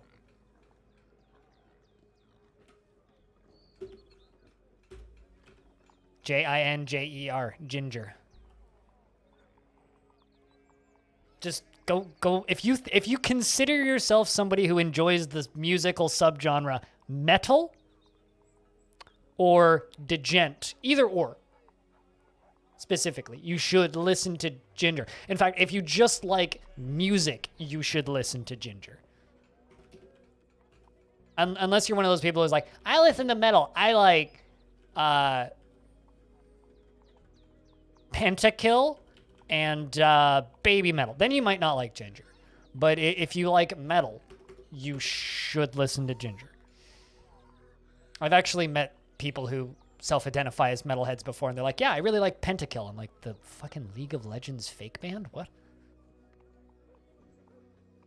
I mean, you can like those, assuming you also listen to some actual bands, not just fucking manufactured fake bands.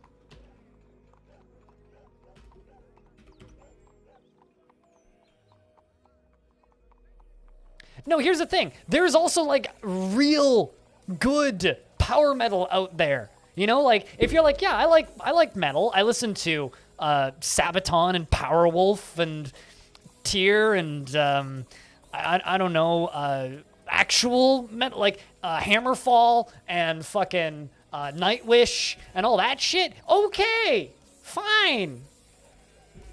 Within Temptation, I'll let that one slide. And then also Pentakill? Sure, okay, then at that point I get it. Because you've got the cred. But you need that cred. If you're just saying, yeah, I listen to Pentakill, it's like, okay, fuck you. Yeah, fake fan.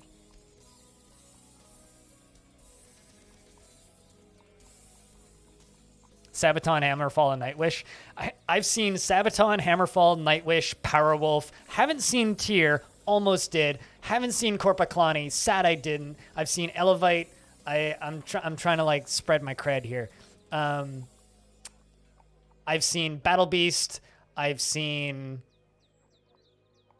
what are other like bigger power metal bands? I've seen Within Temptation twice. I haven't seen Nightwish. I haven't had the opportunity to. I would if I got the opportunity to. Glory Hammer.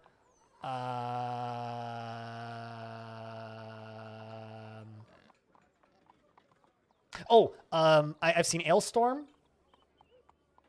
I saw Ailstorm like the week before I saw Ginger too. I've seen Sabaton like 6 times, so I should also just state that.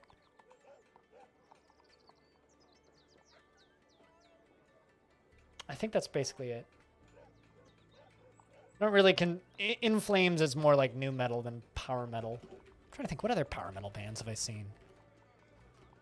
There's like a few like no-name power metal bands I've seen. I've seen like the video game power metal people, Power Glove. They're real stupid.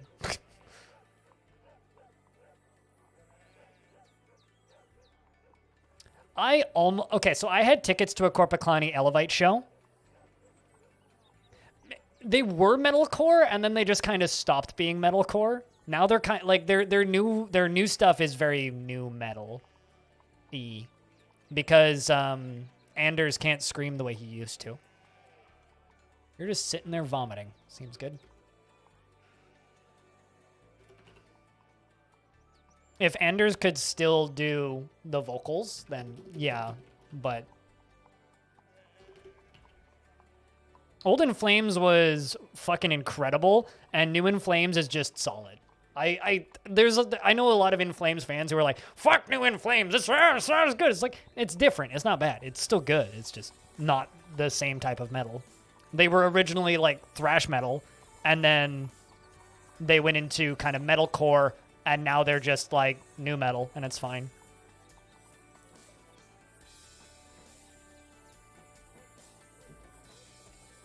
Kind of like how Gojira got really boring because I don't think the metal singer can sing. See, here's the thing. I also like new Gojira. It's like, it's different, but it's still good, you know? Versus like Bring Me the Horizon, where I really like their old shit, and then everything they did like after 2006 is just trash.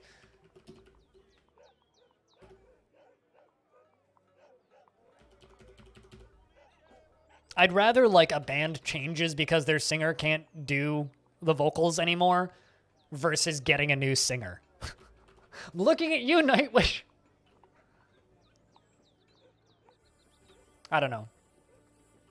Or like situations with Suicide Silence where this vocalist died. It's like, well, yeah, obviously all the new shit's going to be very different because your vocalist literally died.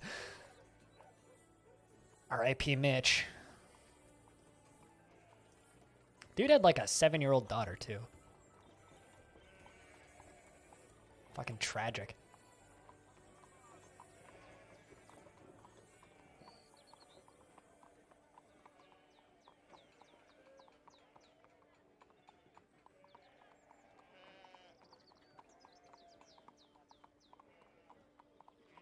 Good evening, Stone. There's some paperwork for you in the Discord.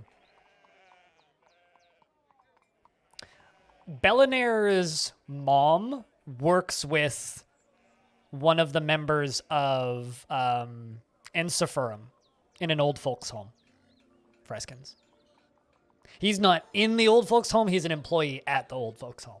But Bellinair's mom works with one of the members of Ensiferum. Kind of a random metal statement right there.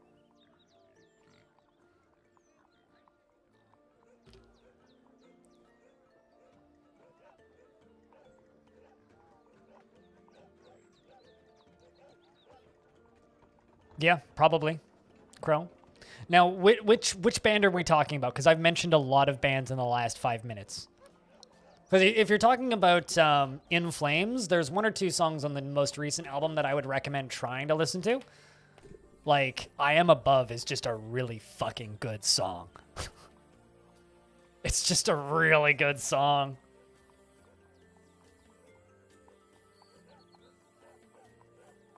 There always is. Stone, there always is. And good evening. Hope you're doing well.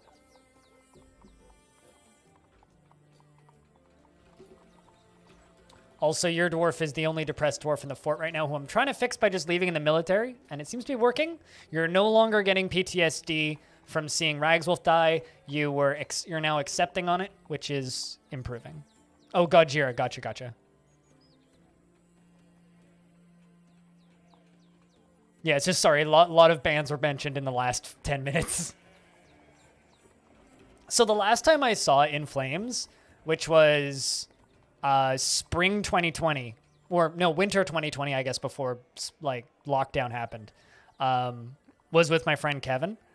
And Anders had a very sore throat at the show. Like he had a real bad cold because it was one of the last shows they were doing on the tour, and it was a very long tour. And he's just like, so no clean vocals today because all I can do is growls. And what was kind of funny is we got all of their new stuff, right? But only done with harsh vocals. So he didn't do any of the clean vocal parts for any of the songs, which was kind of neat because I got to hear all of their new shit, but in like kind of a Come Clarity era or like 2000, like mid 2000s era style voice work from Anders, which was kind of neat. Your nan used to work at an old person's home. I know a couple people who've done that work in the past. It's also just kind of sad that one of the members of Ensiferum has a day job at an old folks home. I guess like being part of a folk metal band in Finland isn't the biggest business currently.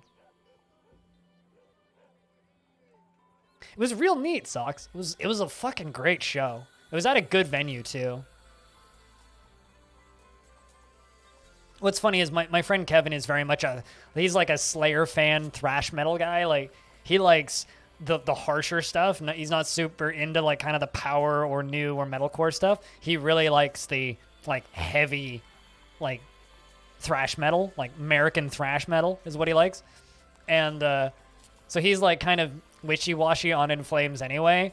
Like he likes their old stuff, but nothing that they've really done in the last 15 years, which is fair. And it was just kind of funny because I went to that show with him, and he's just like, yo, this is like the best situation to have heard this band. He's like, this is fucking great. But, you know.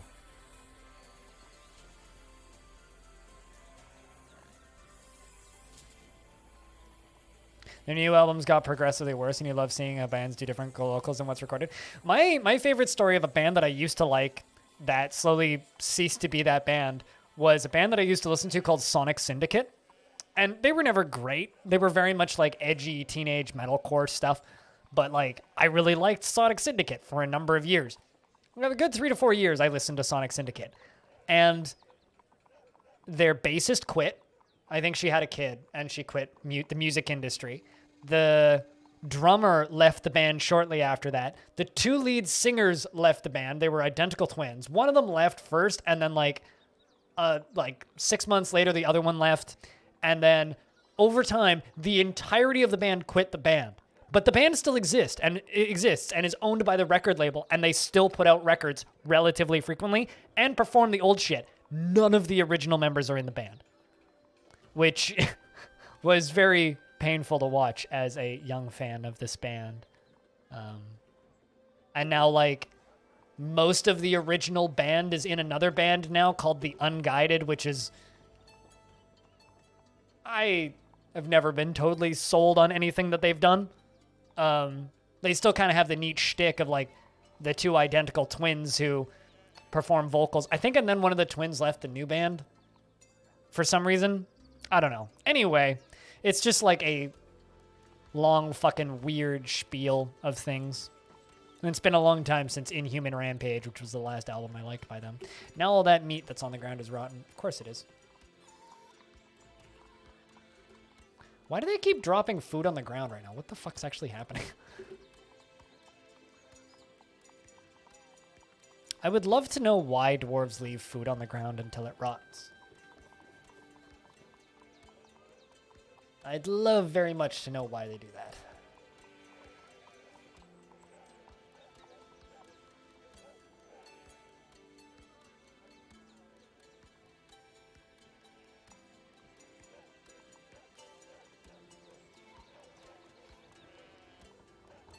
But I don't know. That's part of the reason why I like seeing certain bands live, Crow, is certain bands will really kind of improvise over their work. Some won't, but like if I can find one that will, oh, I'm way in. I love that shit. If a band can play the same material live with improvised segments, I am immediately a bigger fan of that band.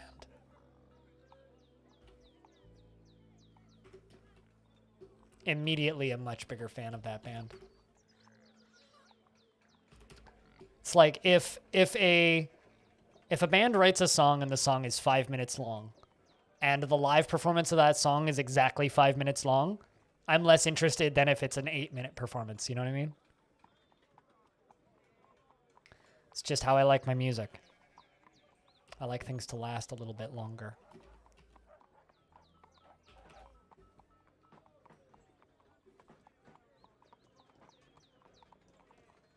How are we doing on alcohol? 2,950 something.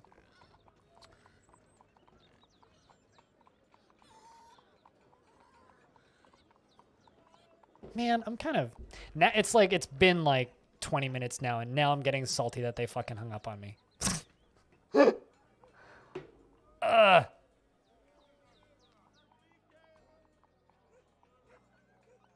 The website's still down with the weird... Our call lines are open, but the website is closed until the call lines go down, which is a weird way of doing things. Why does that... In what world is that logical, where it's just like, oh, we're going to close the online applications from the hours of 9 a.m. until 7 p.m.? What? Unless they're like, well, maybe they're like adding in another dozen servers. I doubt it, but like, now I'm kind of hoping, now that I think about it, that it's just down because they're upgrading it. I hope. It'd be nice if it just works tonight. That'd be cool.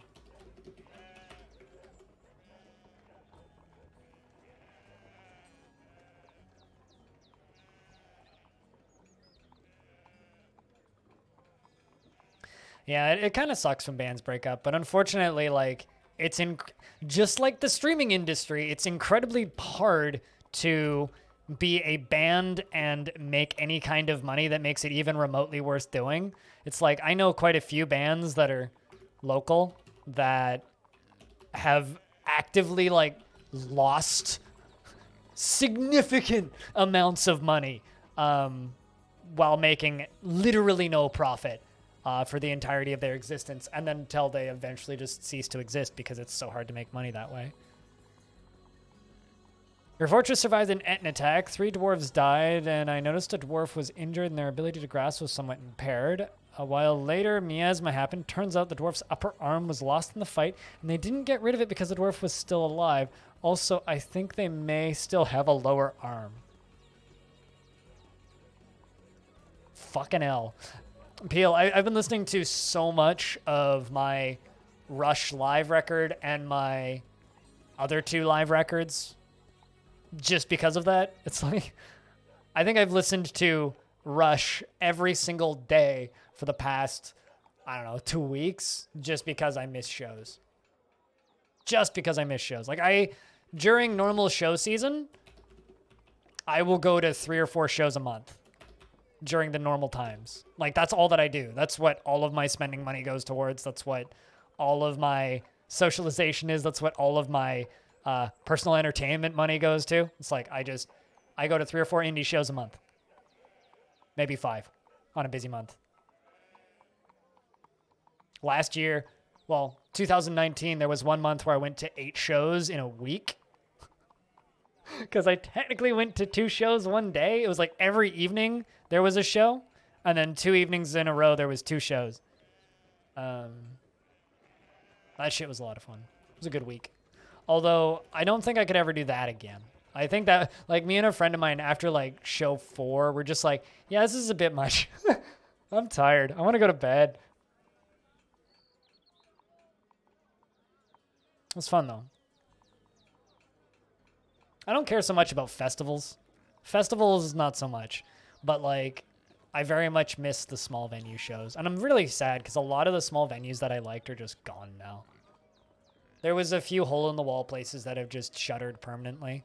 Fortunately, most of the bigger ones are, like, just doing live streams and fundraising and keeping themselves afloat. But there's a lot of, like, 70, 80 body venues that have just shut down. It's the ones that can have like 300-400 people in them that are still open that I guess have a big enough following online that they can just put out a GoFundMe and be like, help us pay our rent, and then they're okay. Which is basically what they are having to do right now. Kind of sucks, but you know, it is what it is. It is what it is.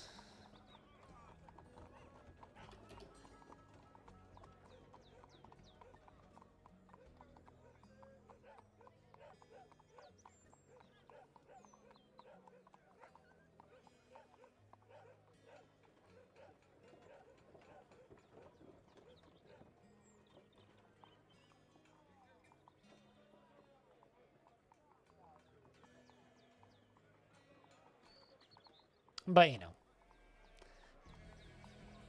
I don't know. At this point, it kind of feels like complaining that I miss live shows is almost redundant. Because it's, you know, it's very much yeah, we know.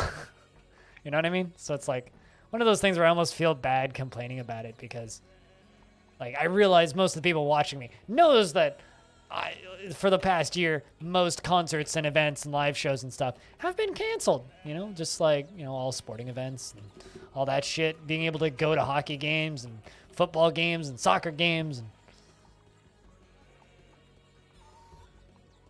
although that being said, the raving community is kind of dead and that nothing of value has been lost.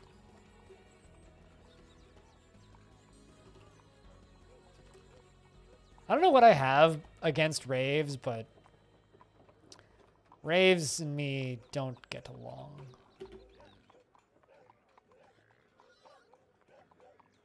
Couldn't actually tell you what I have against raves, but tiny amount of complaining never hurts.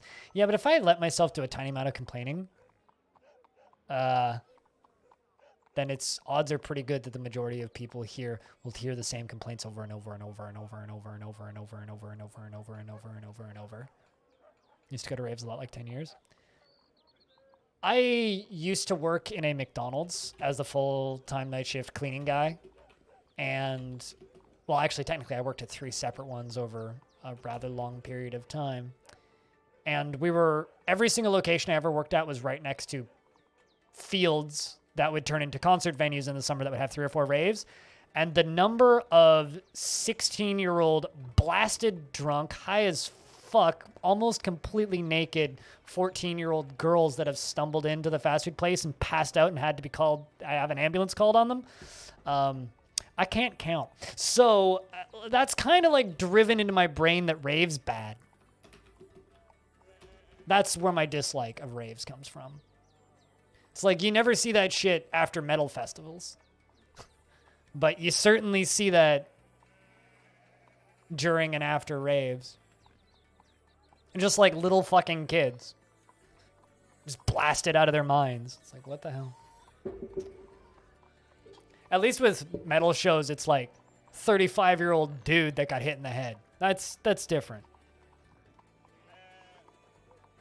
But like goddamn children just hurts me. It's like if an adult is coked out on out of their mind, then that's one thing. But if it's a child, then that's fucking not something's wrong. Rave culture is always just like ticked something off in my brain that I don't like.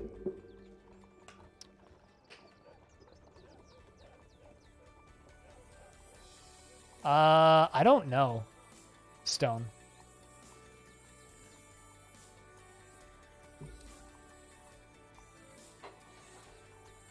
It's like the first time I saw Sabaton was in a venue that has sofas, and there was just a dude that fell asleep on the couch at the back, drunk out of his mind, before the show actually started, and slept through the whole thing. And I remember them watching them, like, waking him up at the end of the show.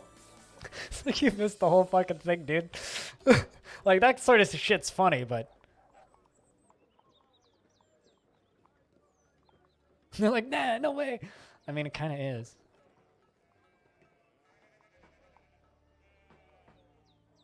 But, like, I don't know. There's just something that weirds me out about little kids with almost no clothes on.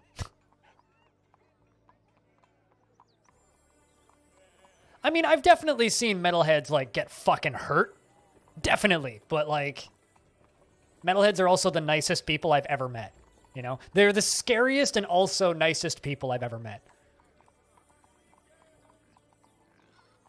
Like there's this one guy that I know who is a regular at one of the metal venues that I go to. And he's this massive dude. He's like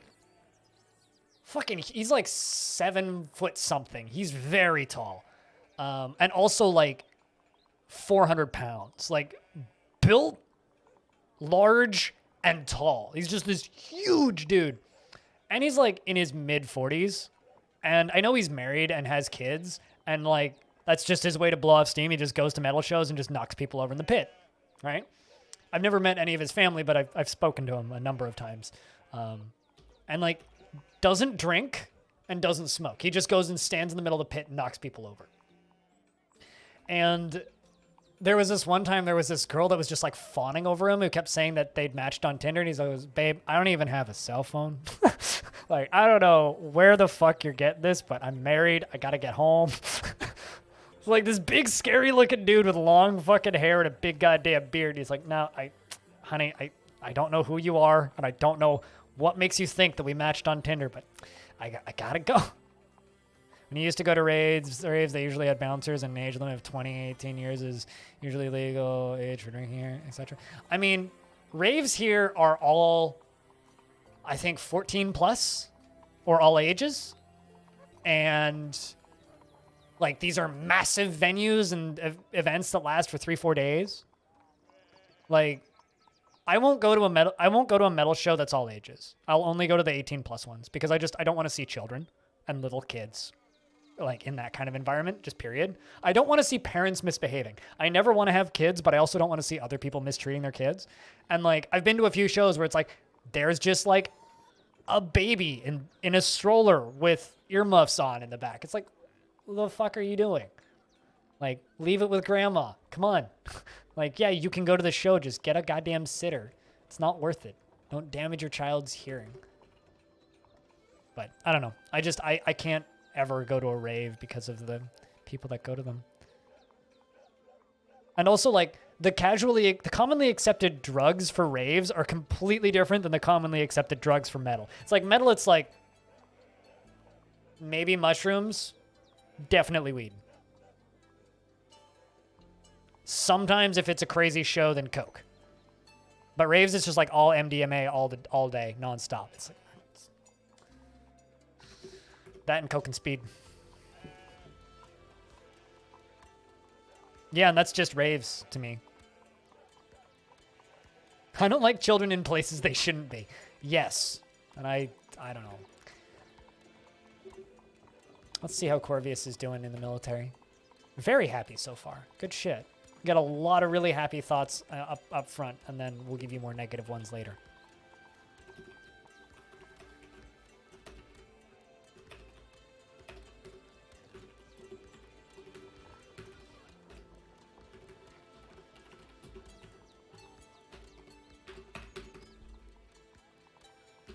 Coming from YouTube? Ford's going all right. I don't know what you last saw on YouTube, but we have a king. So that's kind of where we're at. Also, apparently, Locum Rhyme Lancers hit the position of Count in the year 26. It's an interesting little bit of history that I was unaware of. But yeah, no, it's also, we just hit autumn. So we're in the year 200. So the fort's 195 years old.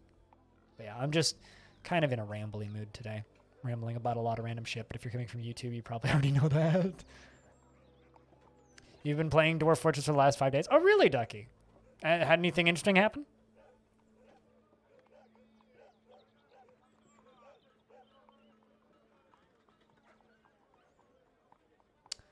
Yeah, the bicentennial.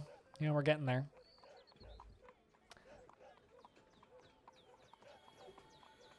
Autumn has come. Ah, shit. Do you want me to post these on Discord, Stone? And thanks for the Prime subscription. You now have my permission to just ad block everything on YouTube. Cheers.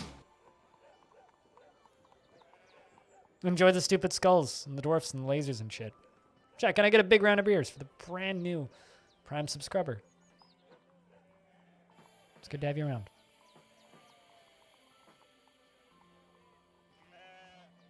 To install all of the industry systems in your head. I like that you say in your head. It's like, it took 8 tries to install these systems in my brain. So do you want me to screenshot these and just stick them on Discord to keep them in order, Stone? Or do you want to screen grab them? What do you want to do?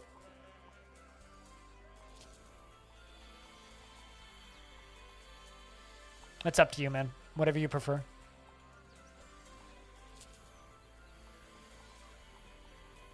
Take him for Discord? Got him.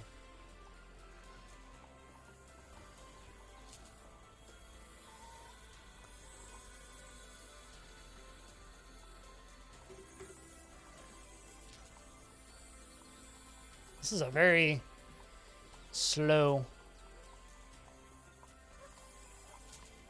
transport in. But yeah, that's kind of my issue with raves. It's like I've been to a couple of raves. I've been to a couple synthwave shows. I think when it comes to electronic music, I'm going to, if I go to any electronic music events, it's going to strictly just be small venues and 19 plus venues, because I refuse to go to any sort of big rave. It's like I like electronic music. I like quite a bit of electronic music, in fact, but I can't handle the culture around that stuff. Just can't do it. One lead cage. Oh shit. Is that it? It's just one page. That's kind of awesome.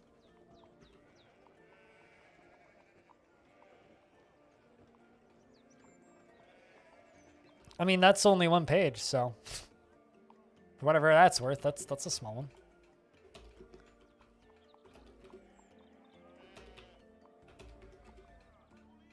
Was like kind of surprised that it was only one page. And also this kind of goes without saying, but thanks for watching this stuff on over on YouTube. It's cool that people do that.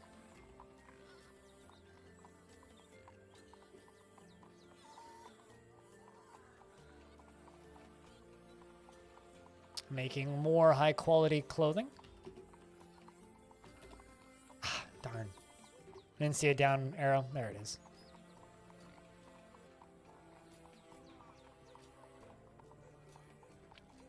Stone, you're the only depressed dwarf in the fort. I don't want the curse of you to keep going, so I'm trying to recover you over here. 1 of 2. Cool, 1 of 2. We got somebody assembling a ballista arrow.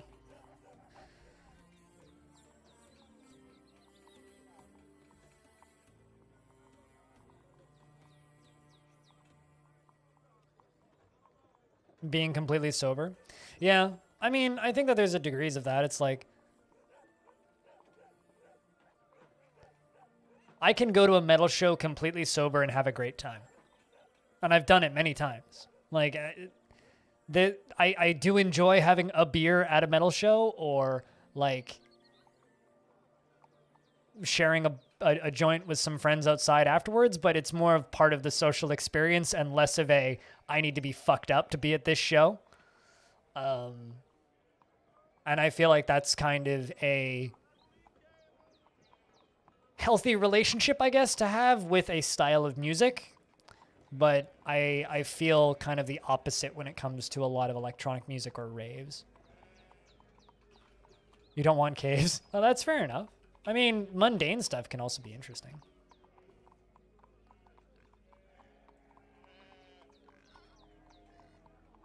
For your ears and liver, and probably also, coincidentally, your wallet.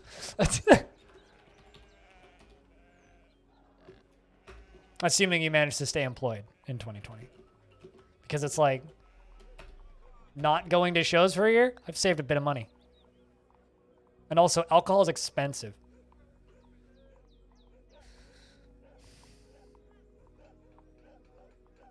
There's always a silver lining. Yeah. I don't know. 2020 for me has very few silver linings. Very, very few. Aside from that, financially, I am still here. That's the main silver lining for me, is that, you know, this channel that by all accounts shouldn't exist still does. So thanks, friends, for clicking that Prime button and supporting on Patreon and watching the YouTube videos without ad blocking all of them. Because I wouldn't be here without that. Just wouldn't be.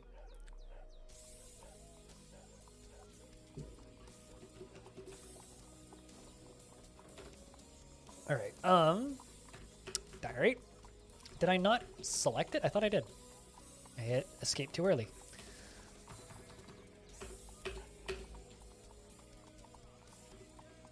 There we go. Turns out it doesn't work so well when you hit shift instead of enter.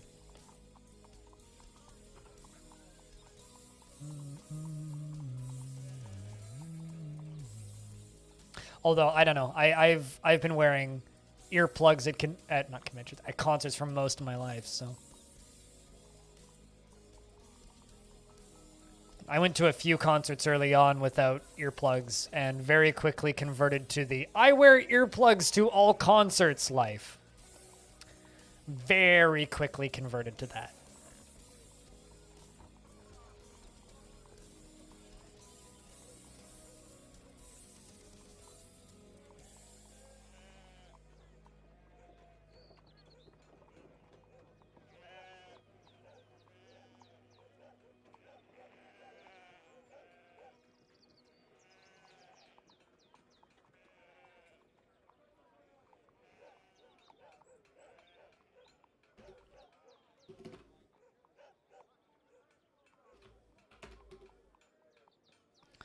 You regret being a dumb teenager and not bringing earplugs? Yeah. No, I've spoken with a few metalheads who more or less lost their hearing, and it kind of sucks. I don't know. For me, as somebody with very limited eyesight, my ears are the most valuable thing I have. I refuse to lose that.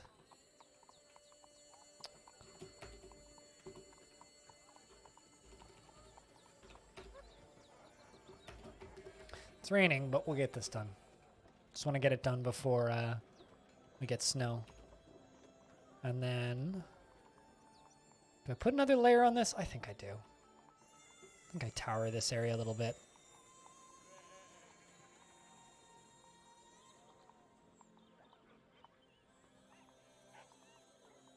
But yeah, that's just kind of like my rule for me personally, is I will always wear earplugs at shows.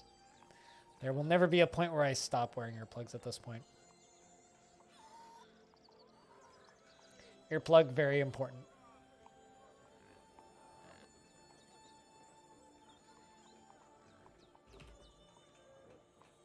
I just hope that Ginger show happens, because I would really like to go see Ginger again.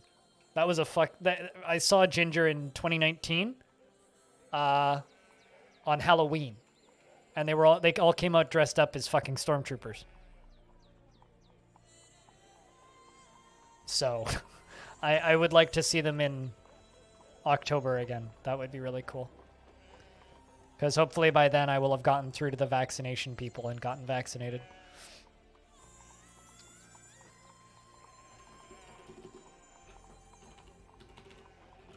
And a friend of mine already bought himself a VIP ticket, so it better fucking happen. If it doesn't, then we'll get refunded, and it'll be like just like the last time I bought tickets for shows in a 2020 year.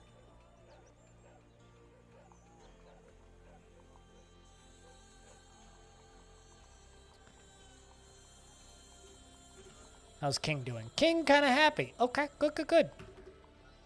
Just please no death sentences. I don't need any more execution notifications going off. Because we only have 33 dwarves. We need to take care of those 33 dwarves.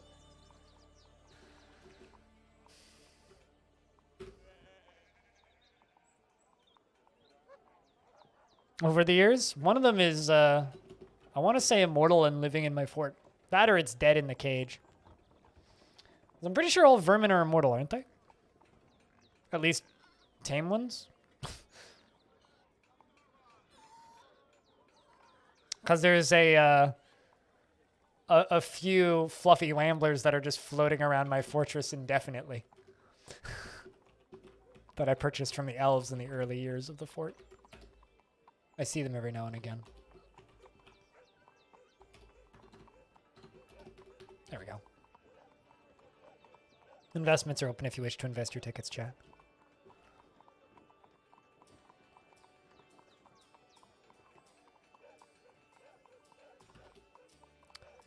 Damn it. Stone's still stressed. All right, well, you know what? I'm going to take these guys off of training.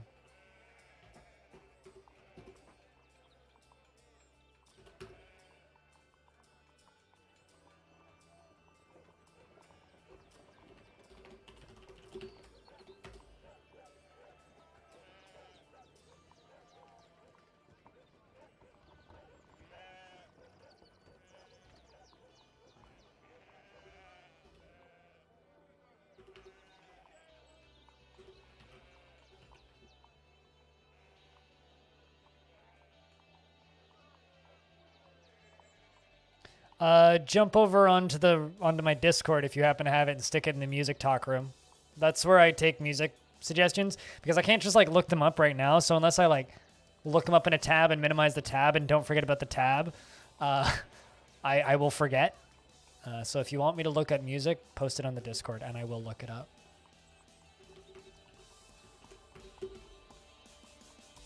Gotta get the other squad training.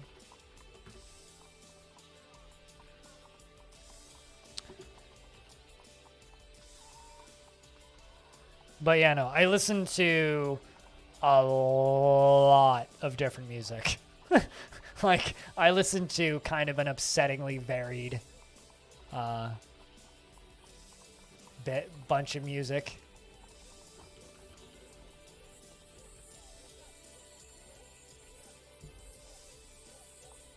I listen from everything to from black metal to like minimalist rhythm electro and fucking noise. I also listen to jazz, classical. There's very few genres I dislike, I'll put it that way. With the exception of maybe like pop country, which can just fuck off and die in a pit.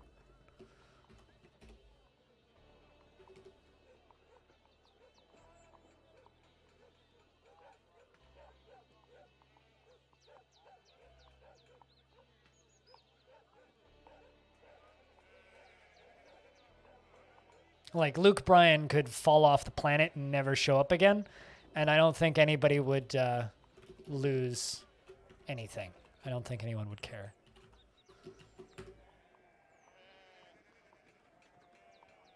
Dwarf Fort is single most important. Yeah, but I'm just trying to say that, like, if I don't look it up right now, I will never remember it. So, if you want me to look up music that you think I might like, stick it up on the Discord and I'll check it out later. It's a very good little reminders list, I'll put it that way.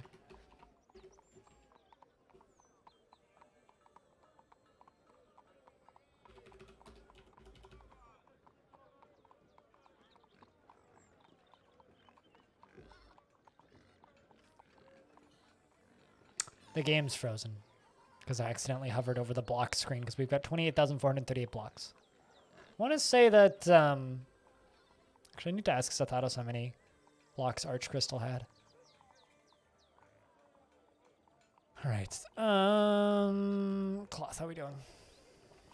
241 pigtail and 104 hemp. Okay.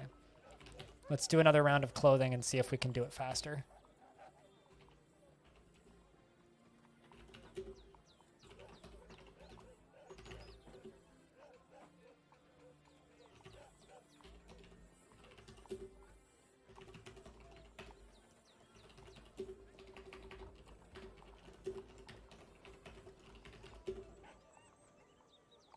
Not the dreaded blocks tab. Yeah, the dread blocks tab is scary.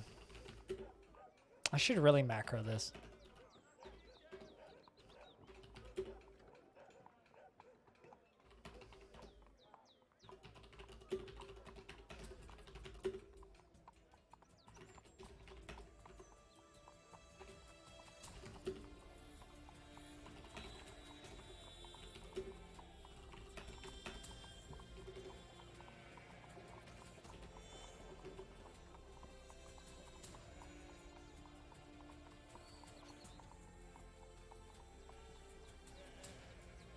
And there we go. They begin working on cloth in a minute. I'm trying to figure out what those are on either side. Oh, those are tickets. How do you use emojis way too much? They're so fucking small and indecipherable and terrible. I don't understand why people like emojis so much. It's such an awful format. It's fucking awful. Teched out steel spear dwarves. That's a hell of an improvement. Half a squad of crossbow dwarves. In progress. Fended off your first goblin siege. No casualties, and you have 100 dwarves and 2 humans. Good shit, man. Fucking good shit. Keep them coming. Keep it going. There's a dead owl in there. I'm just gonna set that corpse to be chucked.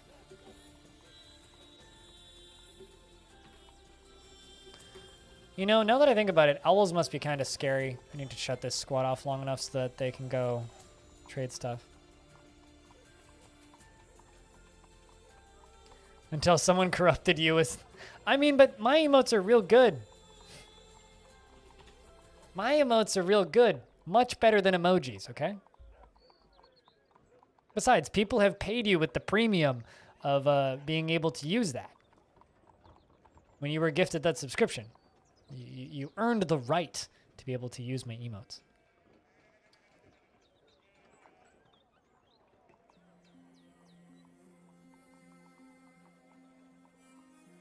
Smelly socks. Yeah,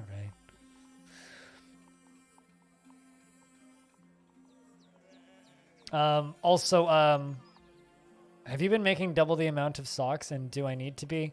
Do they come in pairs by default? I think they come in sets of more than 2 by default. But no, you don't need to make 2 individual socks per. I need to actually look up on the wiki. I think it makes 3 pairs.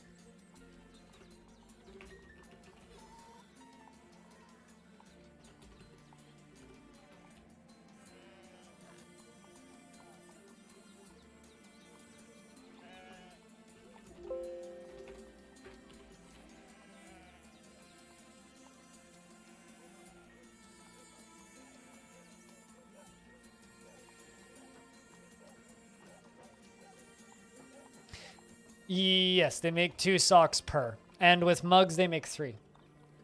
So if you make a mug, they're actually making 3. If you make a goblet, they're making 3.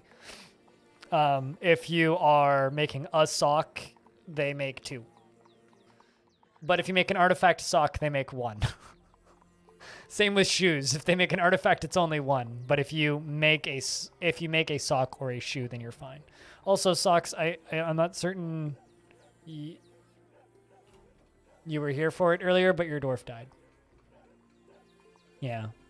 Your dwarf died. Just a heads up. Oh, shit. Another dwarf has grown up. Hold up. Who is that? Blue Water is now a peasant. Annoyed when caught in the rain.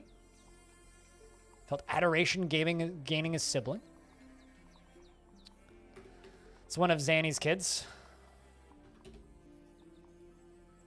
Blue Water likes pudding stone, iron, fortification, ogates, saltwater crocodile, bone, armadillo shell, and rami fabric, and spears and breastplates and coins for their stuffs. All right. Well, you like spears and breastplates, so I'm going to put you into the Eternal Guard because you also handle stress. And I'm going to give you all of those jobs. I'm going to give you weaving, glassmaking, clothes making as your crafts of choice. I'm going to make you a weaponsmith. And actually, you know what? We'll just give you all of these because you really like iron, and we have a shit ton of that.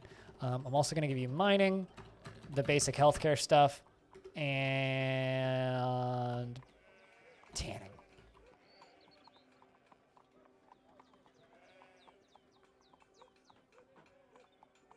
Do I only have 38 dwarves? I technically only have 33. 5 of them aren't actually part of the fortress. What about Freskins? Why did you just type in your name with a question mark? I don't get it.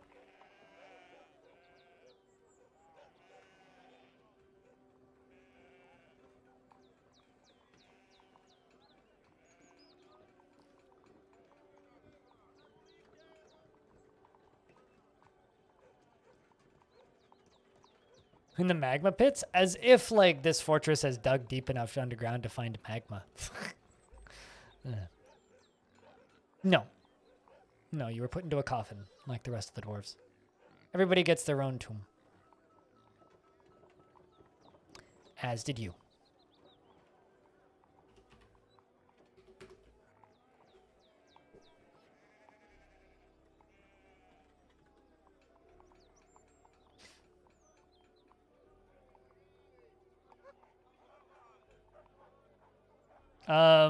If you go into your settings, you can adjust the population.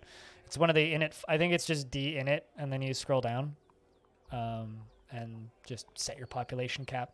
But my population cap's actually set to 54, but we stopped getting migrants about 70 years ago because there's too many dead. So there's a bug in the game where if this dead and missing a screen goes above 3,000, you just won't get any more migrants ever again. And we're a little bit above 3,000. So, yeah. little bit above 3,000.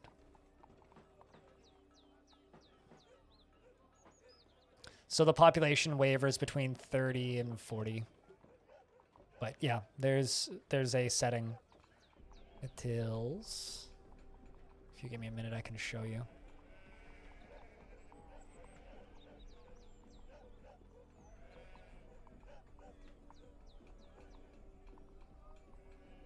Yeah, it's D in it.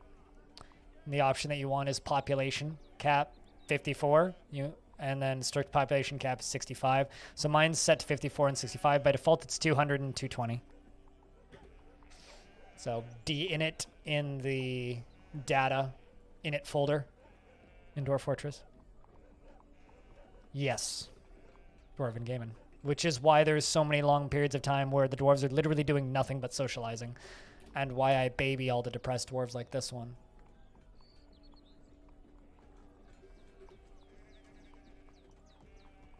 I actually have a concerningly large number of depressed dwarves right now. I don't normally have any depressed dwarves.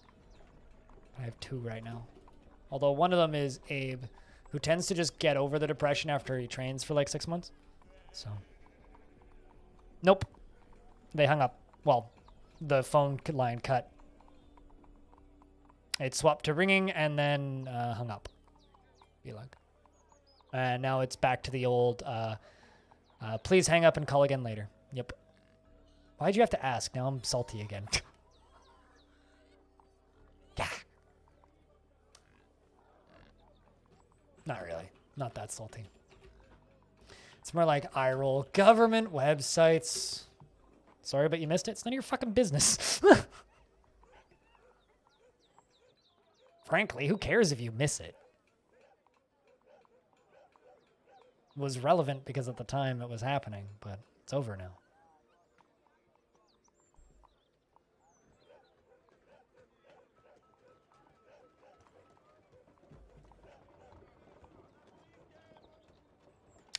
But no, privileged white boy is not getting vaccination in the next hour. You wanted to know the end? Well, spoilers, nothing of value happened. And I don't really want to think about it anymore. At least not in the context of streaming.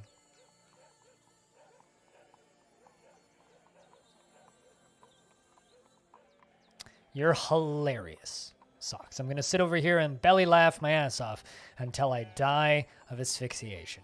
You are the funniest person I've ever encountered on the internet. Congratulations for being amazing. Had to do some grocery shopping. I hope you got yourself some good food, man.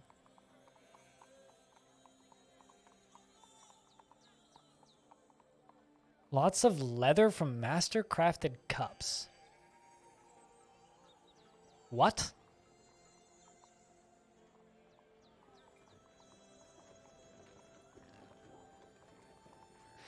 I have no idea what you're talking about, Ducky. How the heck are you getting leather from cups? Unless you're making leather cups.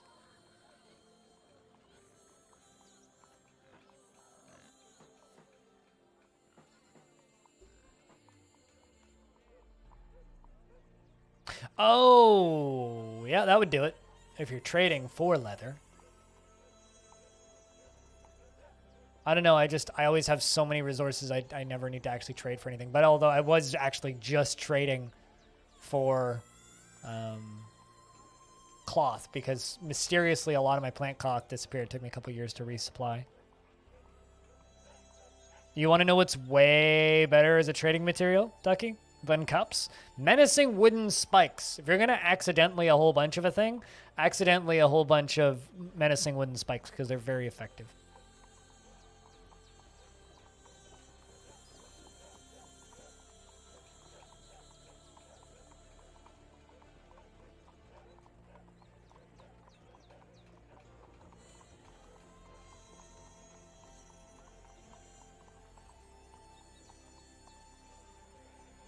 One of those metal farms? Metal farms. You mean like duping metal?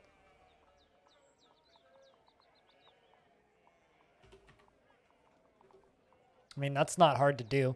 The only problem with duping metal is as your dwarves get good at it, then you eventually, they'll start making masterwork, whatever you're duping, and then they'll get mad because you're making them melt down their masterful crafts. It's also cheating and bad manners, but like, you know, you live your life. I'm not gonna tell you how to play a single player game, but it is definitely cheating and bad manners. So I might not tell you to not do it, but I will say shame, shame, shame. If you want unlimited metal, just like crank the metal density to high when you're generating your world and just have more metal than you know what to do with.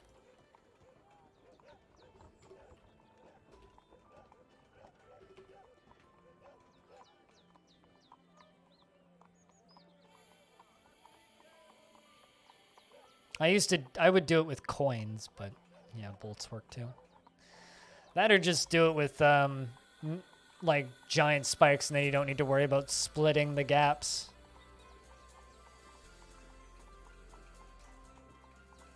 And a couple of hot splooshes claimed one of your dwarves and a cat, burning them alive. That was a lot of fun. I had that happen to a like 700-year-old necromancer mayor once. He just like caught fire and died, and I was like, what the fuck?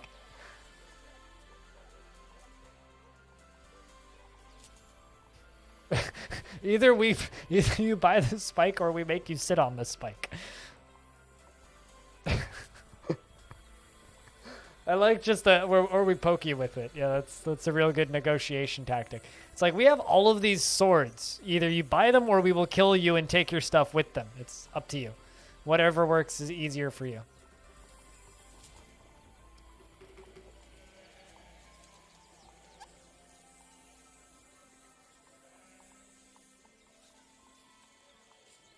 Ballistas are really easy. You build the ballista, you build the and assemble the ballista arrows. You need arrow heads and wood, and then you just assemble the ballista heads at the workshop. Then just build the ballista parts at the siege workshop. Then you construct the ballista, and then you just point it in a direction and tell a dwarf with siege operating to fire it, and they will go grab the arrow and fire it.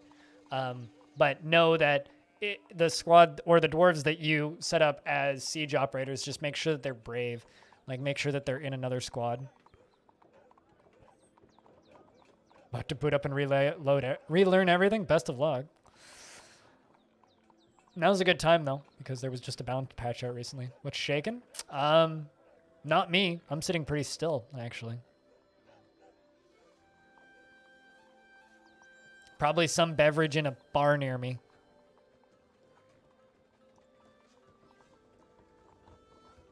You just ran out of charcoal. Sucks to be you. Time to make more.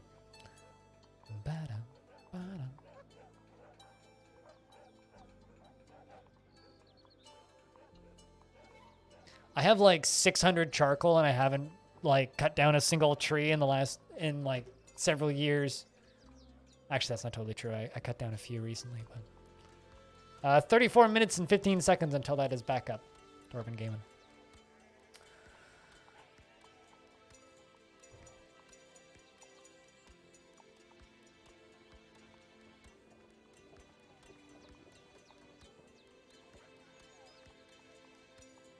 No, you don't need to cut them all down. Just cut enough down.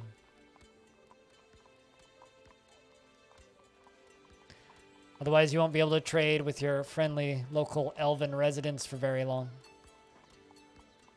And how else are you going to get giant bears?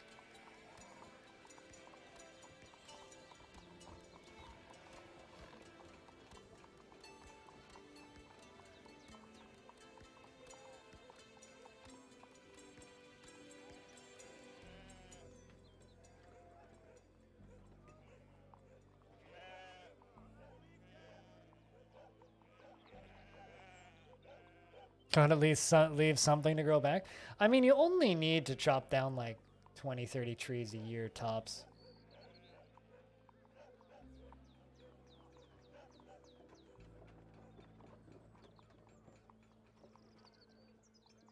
The hell?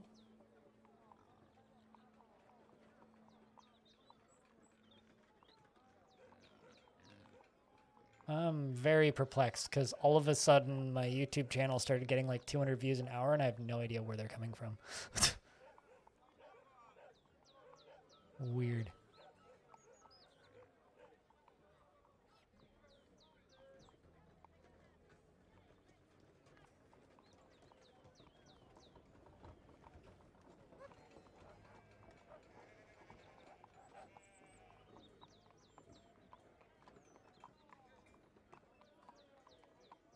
Like, this is just a weird graph to look at. Like, what the fuck just happened? But, like, none of my videos are getting a ton of views in the last hour, so I don't know what the heck's happening. Like, where did all those come from? It's odd. It's so strange. DF Roundtable? Absolutely not. If you genuinely think that I got any traffic, any noticeable traffic from the DF Roundtable, I didn't. There was like 2 or 3 people that came in who I already know who were like, thanks for being on the episode. You were great, which was cool. But no, I'm not getting hundreds and hundreds and hundreds and hundreds and hundreds of views out of fucking nowhere from the DF Roundtable. It's probably just the YouTube algorithm correcting from lost views from before. Was a joke? I mean, I don't want to spread incorrect information, and that is incorrect information.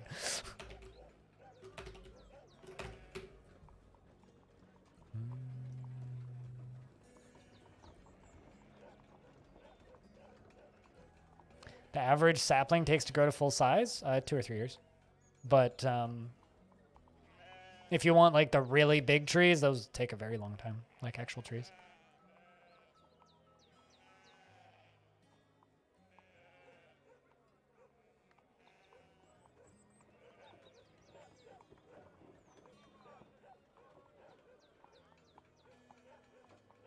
Okay, Stone, what's your point? YouTube algorithm magic? Maybe. I don't know. It's just, it's not showing up. The numbers don't add up.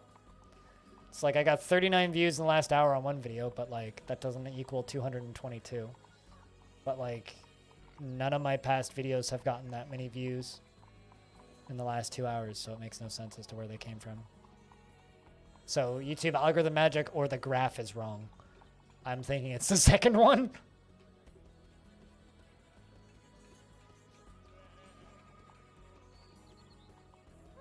That's my suspect, is that the graph is wrong. Weird.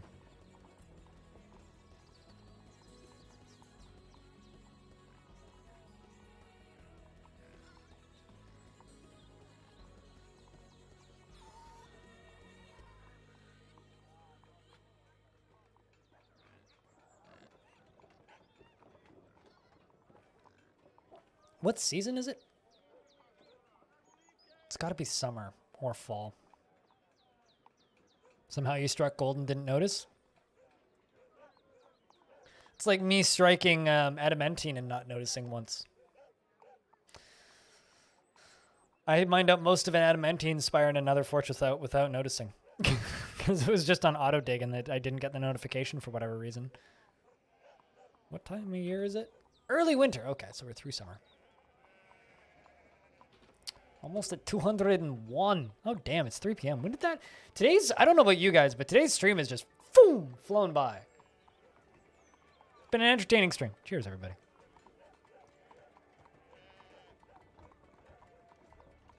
Also, I've been meaning to ask, what do you guys think of the new schedule? Good day. It's time to do some work before bed. Alrighty, Diamond. You do what you gotta do. Go get a good night's sleep. I will see you on the flip side. But what do you guys think of the new schedule where I don't stream on Mondays? Where I take 2 days a week off now.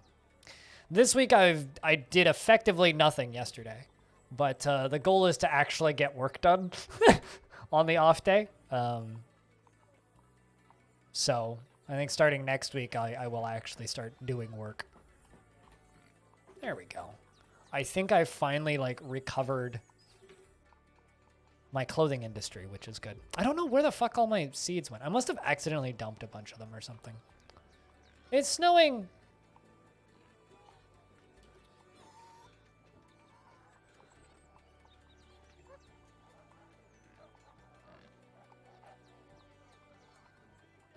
And let's do leather shoe. 30. Some extra leather shoes just for my leather workers to be able to have some more work. I think I may have run out of cloth.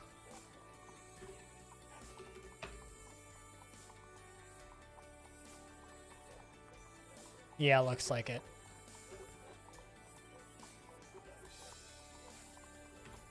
There we go. Getting close to the end, though, which is good. Artifact Steel Hammer. Ooh. Fancy. I love putting metal weapons that are not ideal weapons into guilds, especially like the Metalworkers Guild. That's fucking cool, dude. Does it have any good history on it or anything? I love it when, like, I learn a bit about my world just by reading the image. It's one of my favorite things.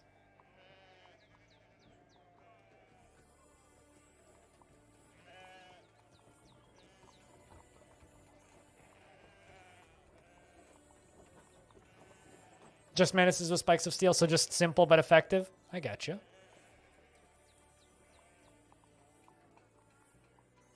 I'm curious about how many people are playing Evil Genius 2 right now. Really curious.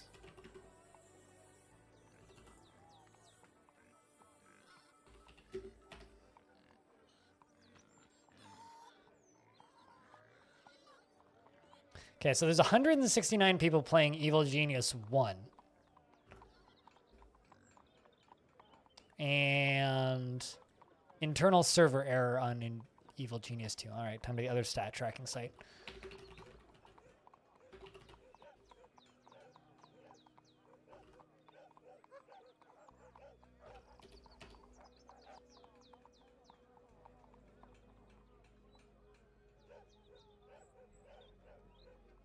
$32,000 people are playing Evil Genius 2 right now.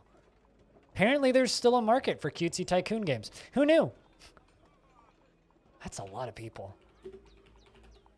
Now I want to know, what was 2 Point Hospital's biggest all-time player count? Man, they've passed 2 Point Hospital's all-time peak. 2 Point Hospital had 2,000 more players at peak. Or 2,000 less players at peak. That's crazy. That's a lot of people. 3 more ballista arrows.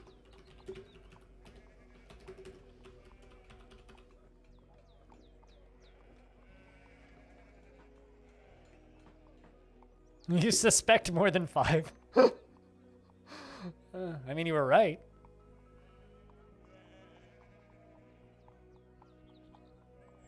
There might have been some sort of history on that world if it wasn't 7 years old. Why was your world so young, if I can ask?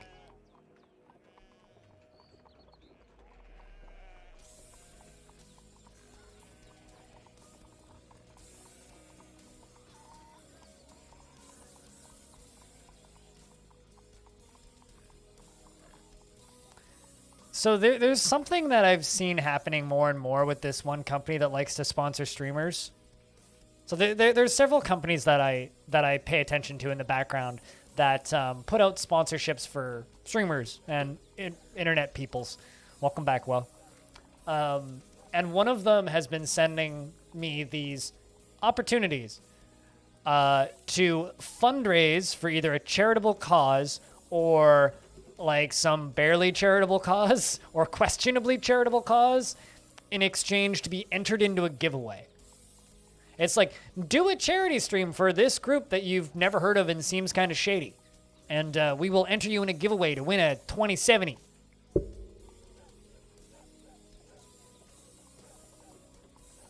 I think that company's having financial problems because those deals seem kind of sketch. Any more rock pots? Let's make a bunch of those. Get my manager to go do things real quick.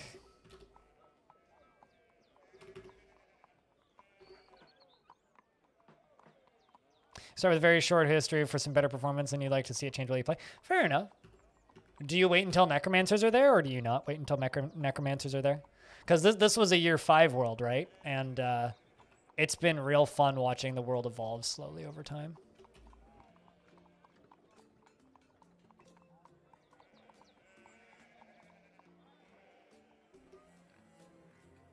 Also, yeah, no trades from the mountain home this time either. I'm wondering if we're just not going to get traders anymore now that we have the king in the fort.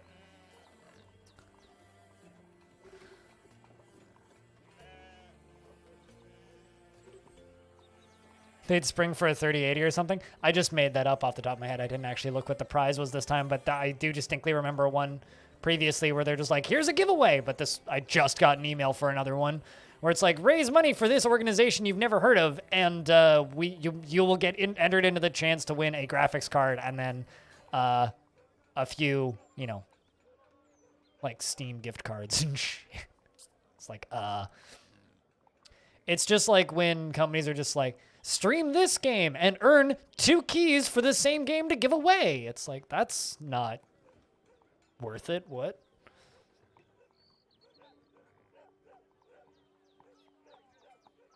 Taking food from Southeast Asian children? But yeah, that's what they all seem like, Socks. That's what they all seem like. I don't know. It just blows my mind. So, like, the unfortunate reality is a lot of the people who do this for a living are kids who barely finished high school and have never moved out. Like, I know that it's just kind of a shitty, not meme necessarily, but like stereotype that streamer is kid that lives in mom's basement. But just like all stereotypes, they're based in reality. Make me lunch with your food, and I'll give you 1/4 of a lunch back. There you go. Yeah, that's not too bad of an analog, actually.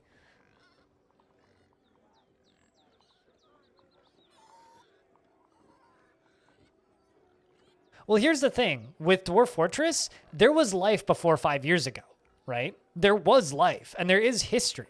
The thing is, they just didn't start logging history until you press go, right? So that's basically like the point where they discovered the ability to write down history, right? It's just like the Egyptians existed before they built monuments that we would know about, but they just, you know, they just didn't have the ability to write that stuff down, right? It's like people existed before we had the ability to document our history. Isn't that where the myths come from? Exactly. And that's what the Myths and Magic update is going to do, is give us that stuff from before then. And why does this area just keep getting flooded with miasma? I don't understand. Straight up, no idea. I'm just going to get my military out of there so they're not just like baking in miasma for a bit.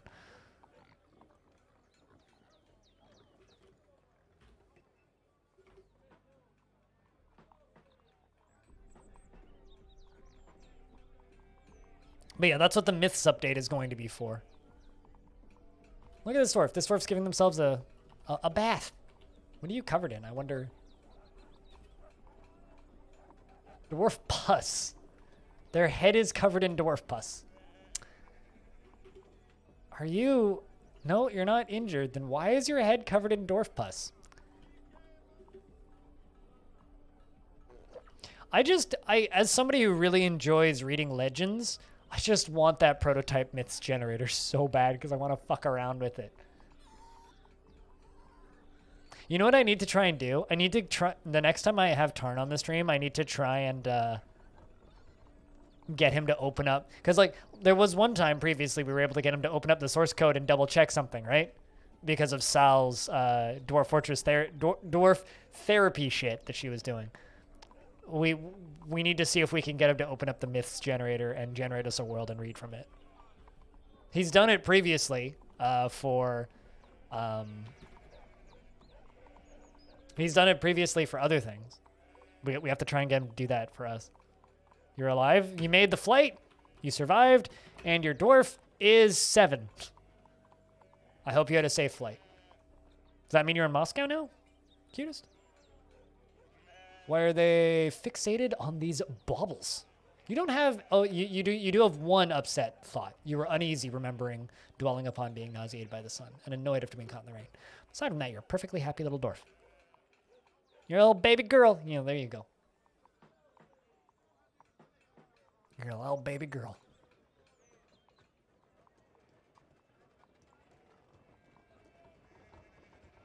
God, I've been streaming for 6 hours. Good Lord.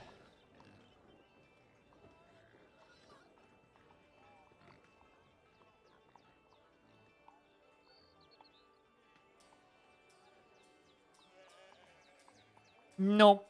No, I assure you that's not that. It's all food. It's all just rotten food. There's no pieces of dead dwarves outside, otherwise I'd know about it.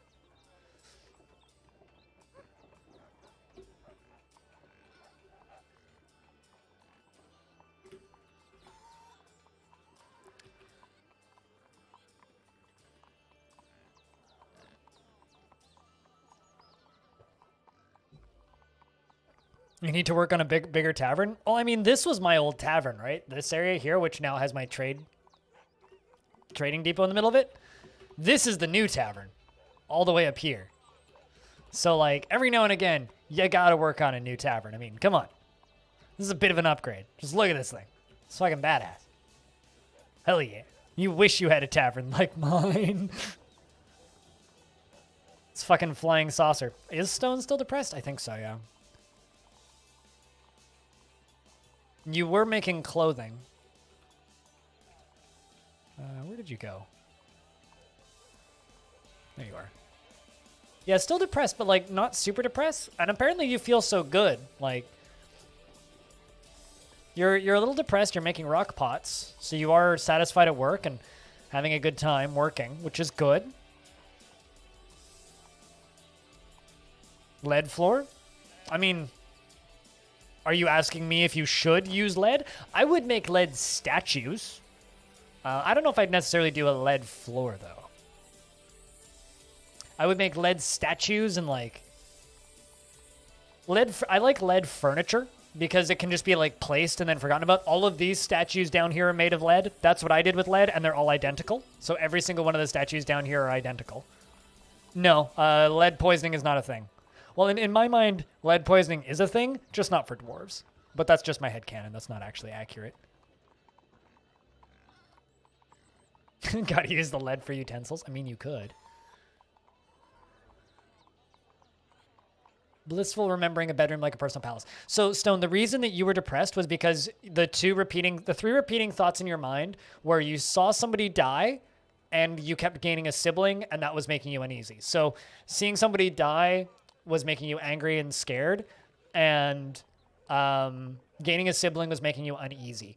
So now the reoccurring thought you have is blissful remembering sleeping in a great bedroom and pleasure remembering putting on an exceptional item, which is significantly better than previous thoughts you've had. So hopefully your dwarf is on an upswing. That being said, your dwarf hasn't gotten worse, so... Yeah, no, I would assume that dwarves can probably just withstand lead poisoning. Because they're dwarves. You have tons of silver statues. You should make like silver goblets and various other things out of silver instead of just statues.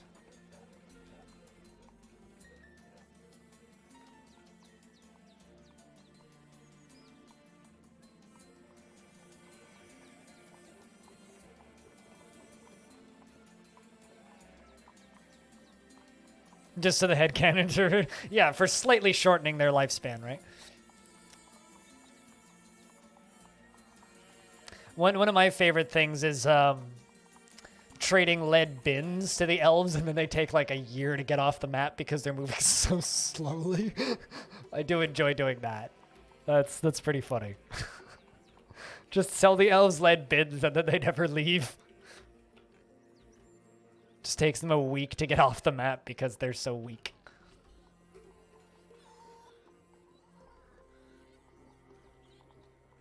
That's very amusing to me.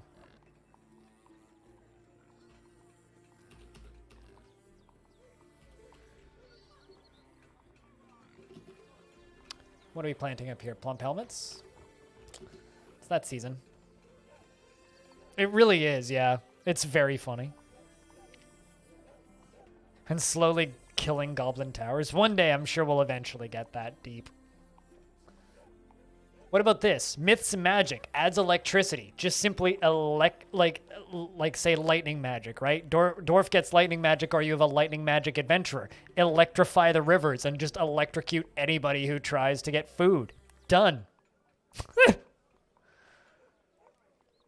Although I don't know. I'm trying like. This is something that I've been trying real hard to do as long as I've been streaming Dwarf Fortress, is to not get overly excited about myths and magic. Because I'm very much a, expect a lot and be disappointed kind of a person. And I'm very, not worried, but like, I have this slight suspicion that some people have probably overhyped Myths and Magic just a little bit. So...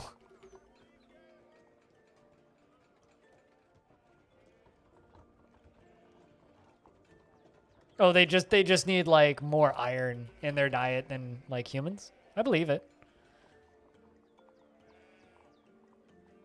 But river trading or other vessel-based travel?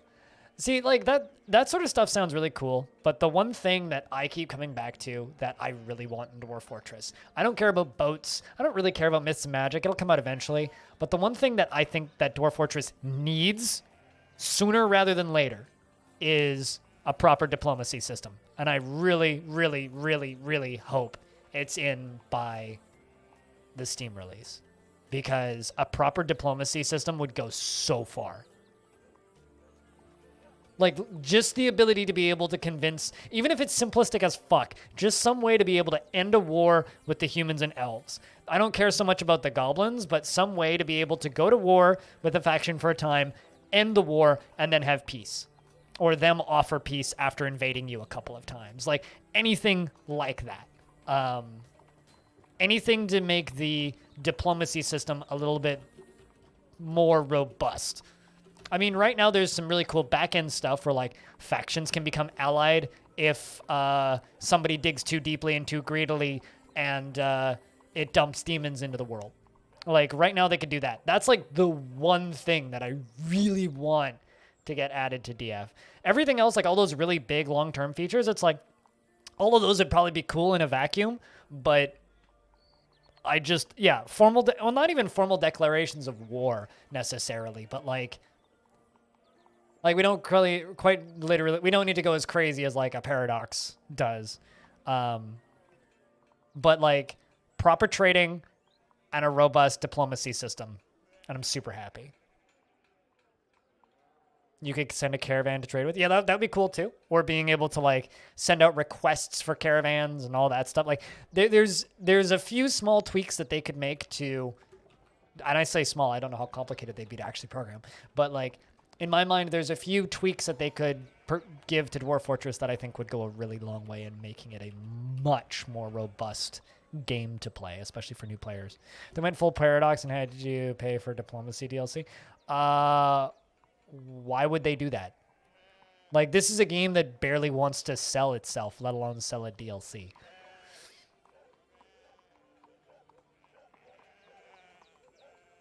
Sure. Don't really care, but sure. Like, that would be neat. Why not? Woe is me. I don't even need a super complex system. I just need, like, the ability to cease wars and start wars. Not really. Not quite to the degree that Woe is Me is saying, but...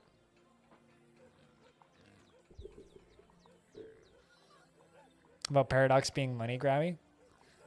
I mean, sure. But also, I don't think it's a funny joke. Yes, you are telling... Okay, so... You are literally stating that this is a company that likes to sell DLC, and they sell a lot of DLC and are known for selling a lot of DLC. You don't need to explain this to me. I've played many Paradox games in the past. What's your point? And also, last I checked, it's up to Paradox to say what should be in the base game and not you as the player. If you don't like it, don't play it, which is why I don't. So. I know how it works. I get the joke. I don't think it's particularly funny. It's one of those jokes where it's like, I hear it 3 times a day. Ha! You need to realize that I've been streaming for almost 8 years, and I've been obsessed with this industry for most of my memory and life period. So yes, I'm well aware of how the Paradox model works. I'm well aware of how the DLC model works. And as unpopular as the Paradox model is for a lot of people, I still prefer it over the EA Games and Take-Two model of put loot boxes in it and make it pay to win. So as shitty as the Paradox model is, I'll still take that over a lot of other options.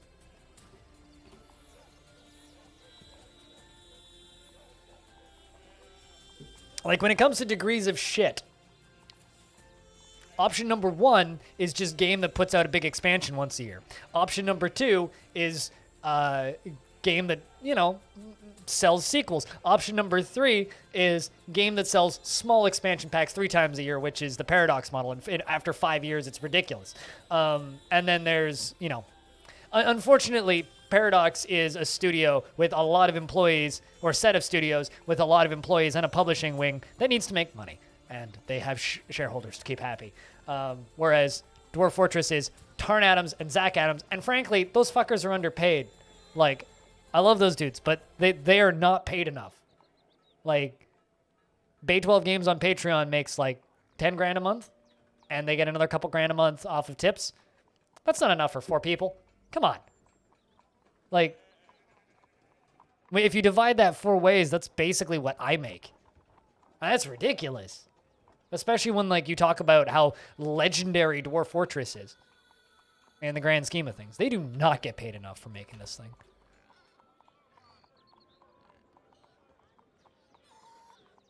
Interested after watching a performance and interested after watching performance. I hope that you can improve just by watching performances.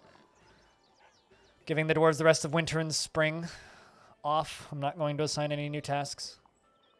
Unless the king demands it.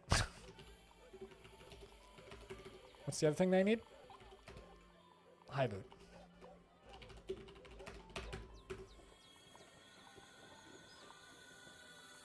Definitely. Yeah. Well, I mean, the Steam release will give them a large influx of money, and hopefully it'll be a big enough influx of money that they won't really need to worry.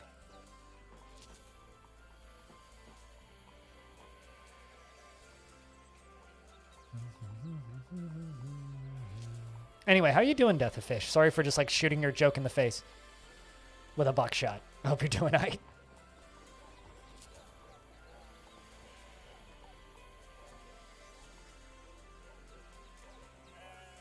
Although, honestly, my least favorite thing that you could do as a developer is promising that you'll never do something and then 2 years later doing it. Like, if you say that your game is never going to go on sale, don't ever put your game on sale. And if you say that your game is never going to have a DLC, don't ever put out a DLC. I'm looking at you, RimWorld. You did both of those things. Both of them. Said the game would never go on sale. You put the game on sale. Said the game would never get a DLC. You gave it a DLC. Good job. Although the music in that DLC was pretty great. Please put that soundtrack on vinyl. I'll buy it. But, like, don't ever do that. Just don't do that. It's just bad form. Like, I know Caves of Cut has already talked about doing, like, a creature DLC or a storyline DLC or something after the release of it eventually. I mean, heck, if Dwarf Fortress ever put out, like, a $5, here's 500 more animals DLC or something, I would absolutely buy it. But, like, you know, keep it reasonable, right? That being said, they could also, like, totally sell the soundtrack separately, and I'd be totally fine with that.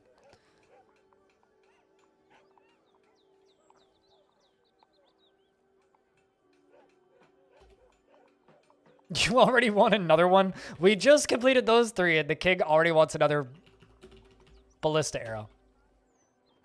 Already wants another one. Funny thing is I'm just kind of making my king do it.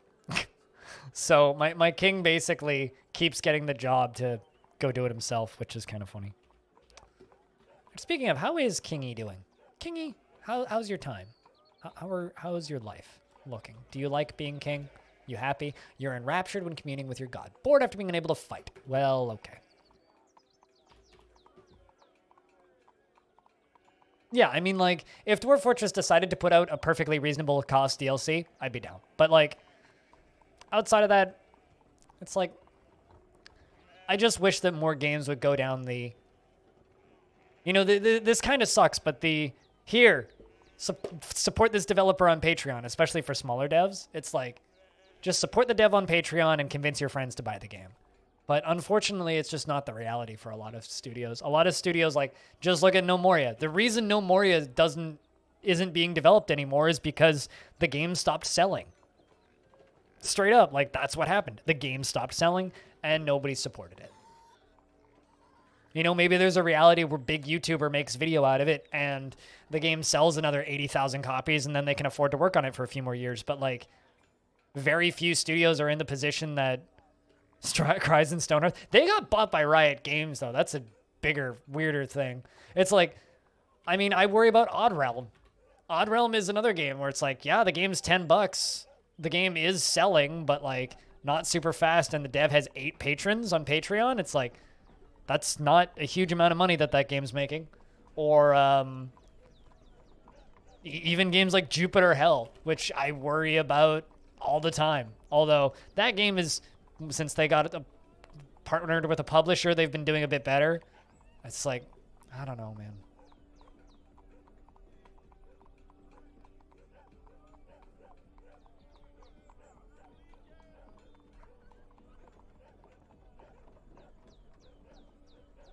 Yeah, I never got into Stonehearth. I can't, well, not that I can't, but I don't. Yay, King's happy. I don't get into games that look like Minecraft. It's a personal thing. It's sort of like people who don't get into games that are ASCII. I can't do it.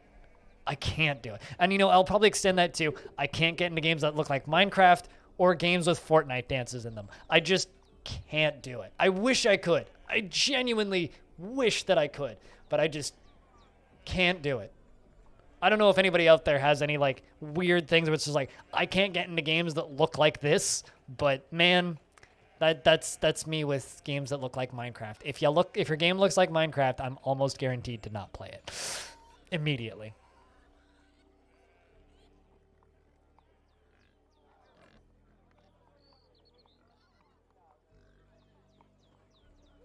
Vinsati, are you in the chat right now?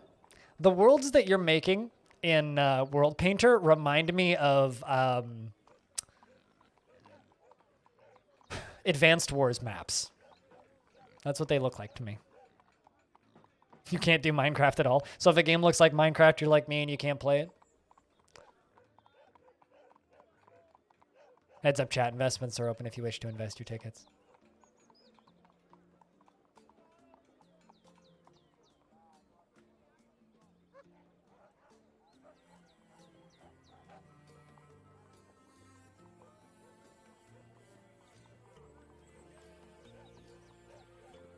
Well, at least we've had one baby today.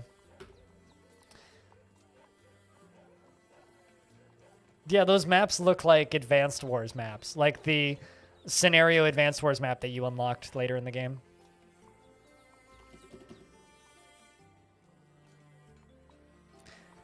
Or any game where you are a little singular meeple, mine things and build a house.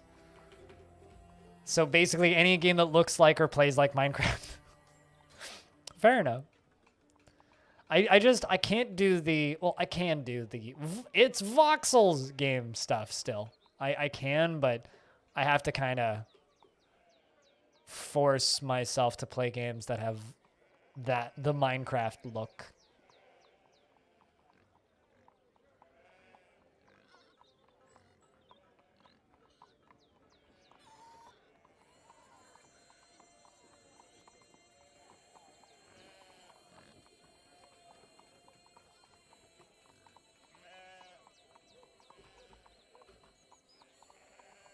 Blissful remembering sleeping in a bedroom like a personal palace, but exasperated about a snowstorm.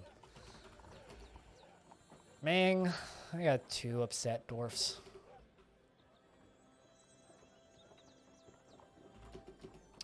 It's Abe and Stone. Although Stone's been upset for a couple of years now.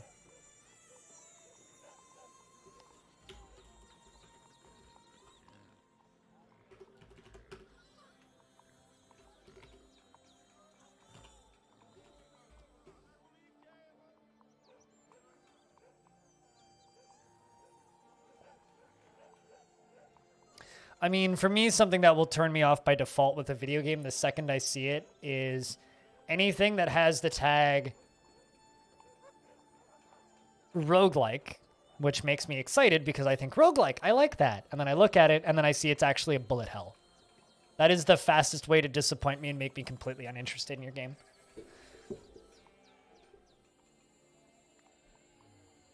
Or put a deck of cards in it and then make me organize the cards. And I'm very upset because I never, ever, ever, ever, ever, ever, ever want to build a deck in a video game, ever. Maybe in a physical card game. Sure.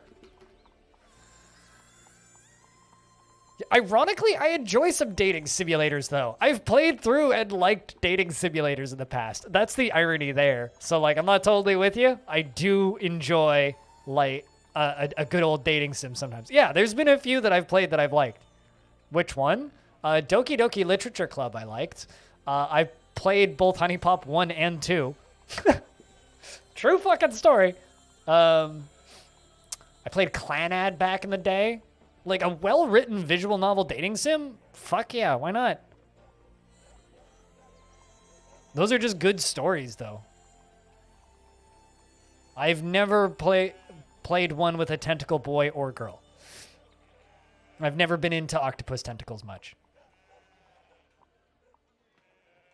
Advanced Wars? Advanced Wars is one of my favorite... Advanced Wars 2, specifically, is one of my favorite games on the Game Boy. Just period. Favorite Game Boy Advance game. Such a fucking great game. I mean, I also enjoy... well, I enjoyed the earlier... what's the name of that fucking franchise? Zanny66 was found dead? No! No! Isn't there still a... Nope. Crow became a child. Zanny, rest in peace. Zanny, R.I.P. Springtime. It's brutal. But yes, Freskins. There has been several dating simulators in the past that I've played that I have enjoyed. Vigaro Pro as well. Both halves of the couple died. My God. Both mom and dad. Oh, that's upsetting. The family will live on, though. So not all is lost.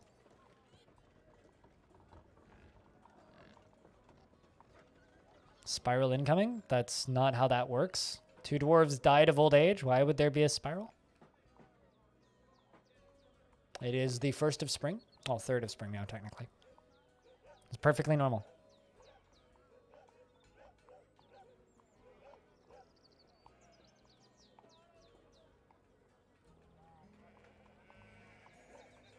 Do you think that I would be this calmly commenting on the fact that dwarves died of old age if it wasn't them dying of old age?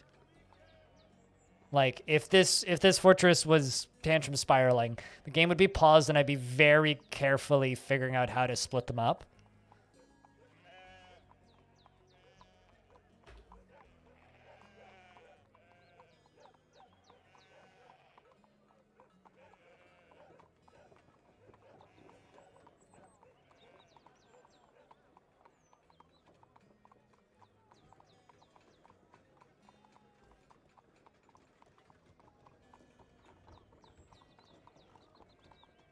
Even 2 deaths won't even spell doom? Yeah, no, I've had tantrums kill like 2 or 3 dwarves before, and it's totally fine.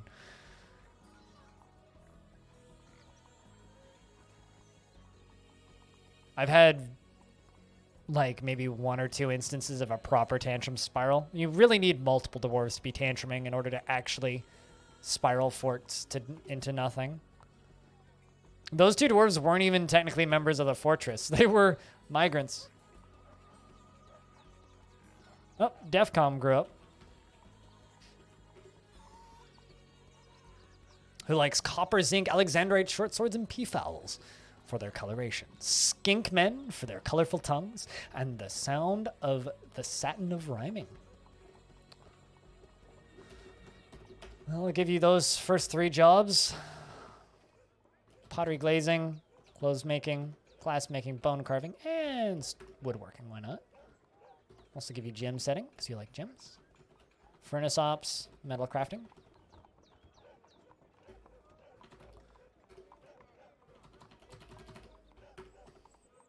And there you go. You'll be good.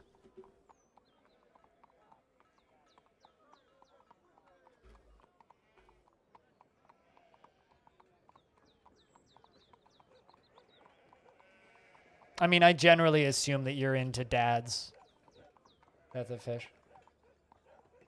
I don't know where that topic came from, but it's a topic I've been aware of for a while.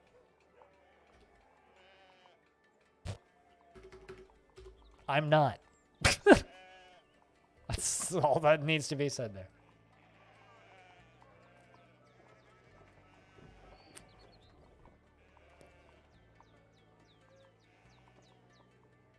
I'm definitely into girls. Problem is none of them give a shit about me. Nervicious, what's up? It's good to see you.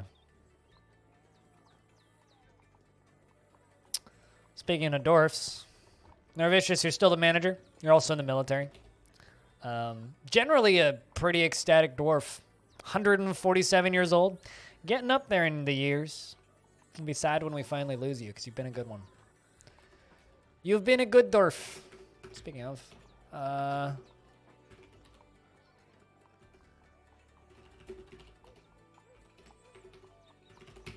need to make you go do some manager stuff real quick.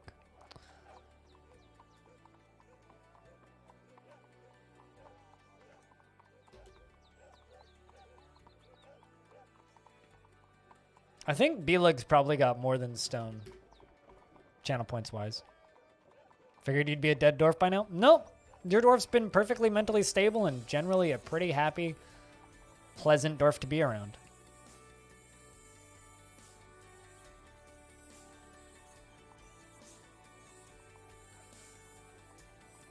Here, I'll show you a big number. Woe is me.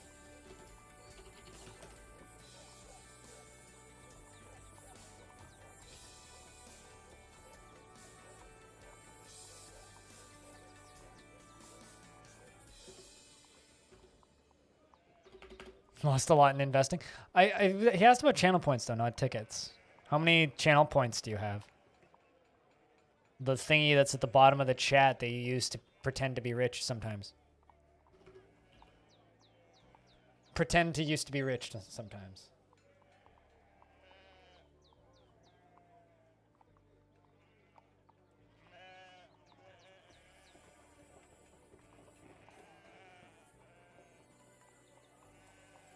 It's a lot of it's been a lot of hours since I made my bot in 2015, which means I technically had 2 years of streaming before I started that. So that's probably closer to 14,000, maybe higher. I've streamed a lot in the last few years. One could say. I've streamed a lot. You could say.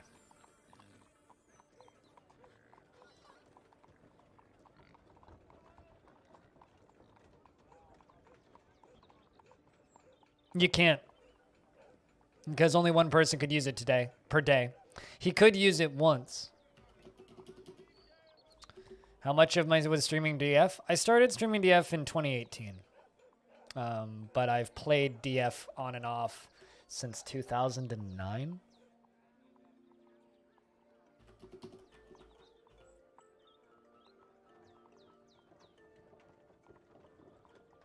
You could be like me, where in Bellinair's stream, I have like 1 point something million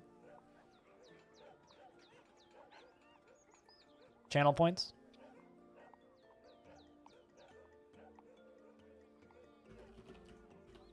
Let's hope that these elves have brought us.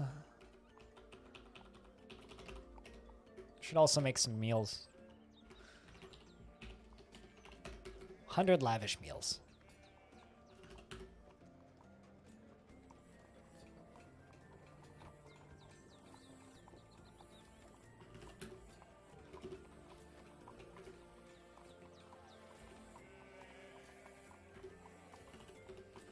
Might as well just turn the squad off now because I need to trade and do stuff.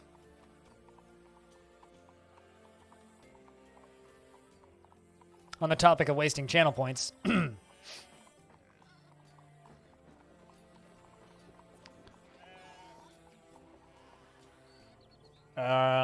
Turrets fire corn cobs, nuggets, and cheese. Space Force is the best force. Inconceivable. Potatoes taste like vodka because potatoes make Australian Terriers confused. Cranberry juice gives somebody cooties in Canada bars. Ceremonial cookies control pain, which transfer across fibrous mitochondria rapidly. This world becomes full of bulls. Stormtroopers can't shoot the barn. There you go. Thank you for making me get caught up on that. Stupid.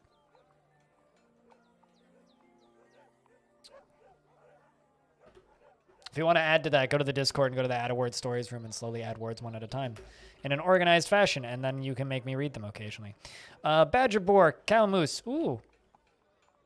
Echidna, cardinal, wolf, hedgehog, emu, pond turtle, chipmunk, cardinal. Come on. Bring me a gremlin, please.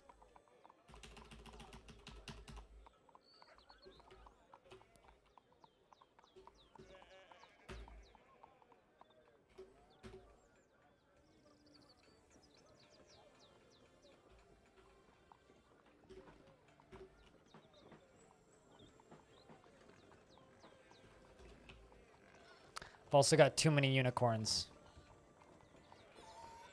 Just gonna slaughter all of these.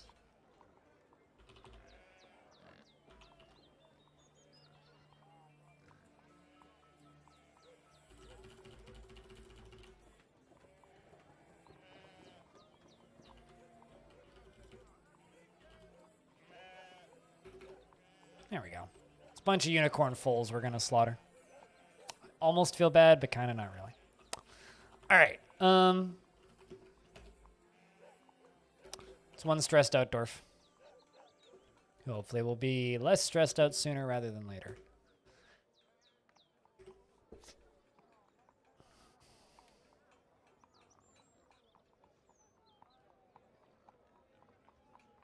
But I don't know. The thing that I've just kind of come to terms with is the people who watch this stream watch it a lot. Something I've learned over the years is that the people who like my stream really like my stream.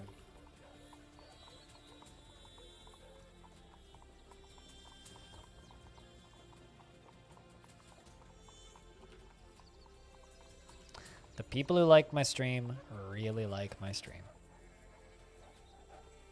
Which has probably got something to do with why I'm still here.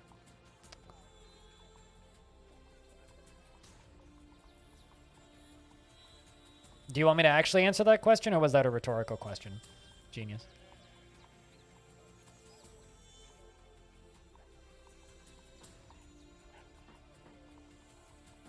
Not sure. It reads like a rhetorical question.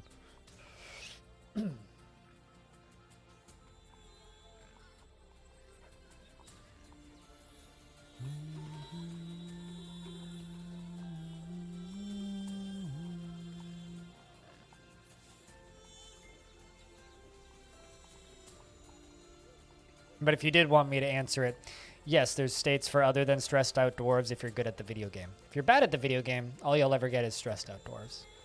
If you're good at the game, you won't get stressed out dwarves all of the time. In fact, most of the time they won't be stressed out if you're good.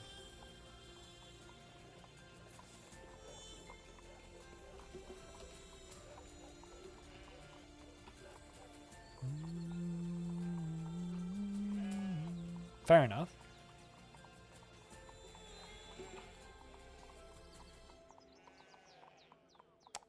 I feel like you should recover sooner rather than later, but I've also been saying that most of today, so we'll find out.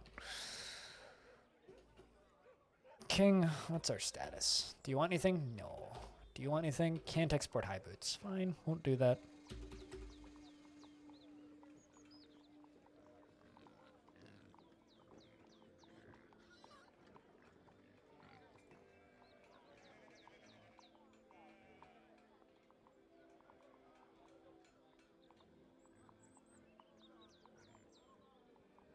But welcome to the stream, Mad Genius, regardless. And hello. Hope you're doing well.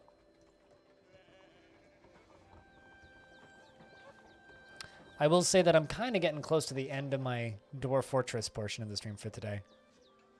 Probably just going to play more Dwarf Romantic because I'm still, like, not obsessed with that game, but enjoying it a whole lot.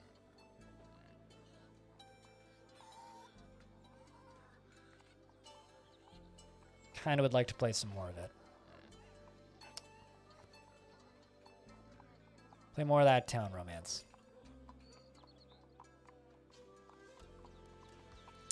The fortressing of my dwarves is good. Just had 2 dwarves die of old age, which makes me very sad. Culling the unicorn population currently.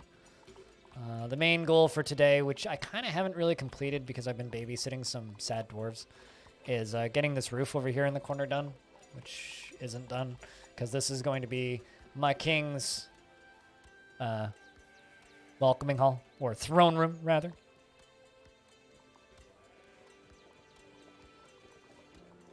Why am I suddenly an encyclopedia for my own interviews? I don't know what I talked about 3 minutes ago, let alone what I talked to Tarn about 2 months ago. Those people wanting some additional waste stone hauling and not seeming fun to him. No, that wasn't the most recent one. The one where he mentioned, like, gravel, I want to say that was the second one I did. Also, I think you're confusing unicorn roasts with unicorn poop. I thought unicorn poop was supposed to be the rainbow stuff. Because of that one ad where it's just like that unicorn shitting rainbows.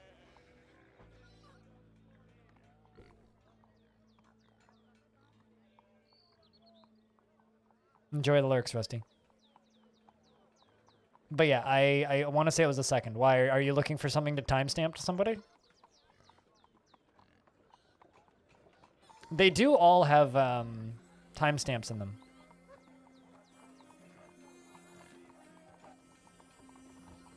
You do get those confused. Because it's clearly unicorn feces, not unicorn roast. Common misconception. Yeah, no, because I remember the conversation where he talked about gravel and, like, extra rock waste. So yeah, it would have been the second one.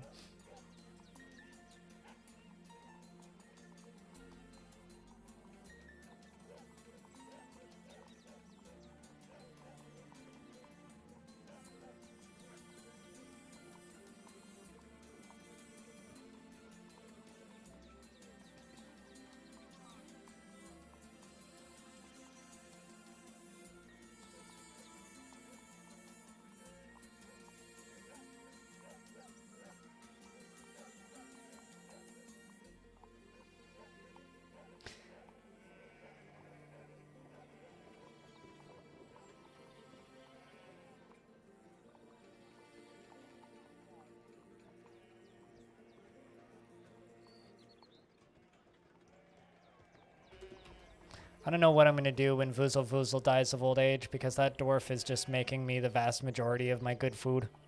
I think I need to appoint another chef. You know what? Stone, how about I give you cooking? You've been a little bit whiny. What if we gave you cooking? What if we gave you cooking?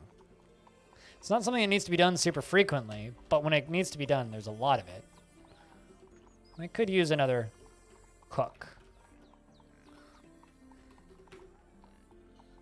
Make another mudstone kitchen.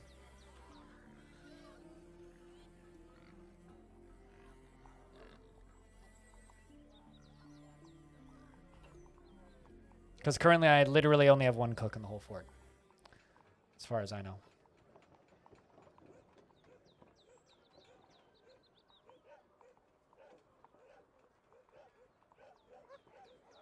Patreon is how streamer pays his bills. Alright. Well, that's how I maintain stability. Let's see if you like cooking. No, no, you're eating. Well, close enough.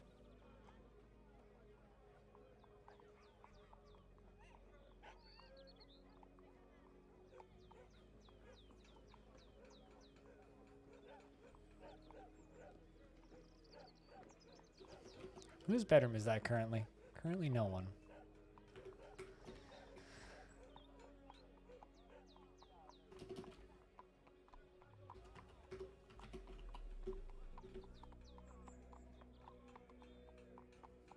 Gonna go attend a meeting.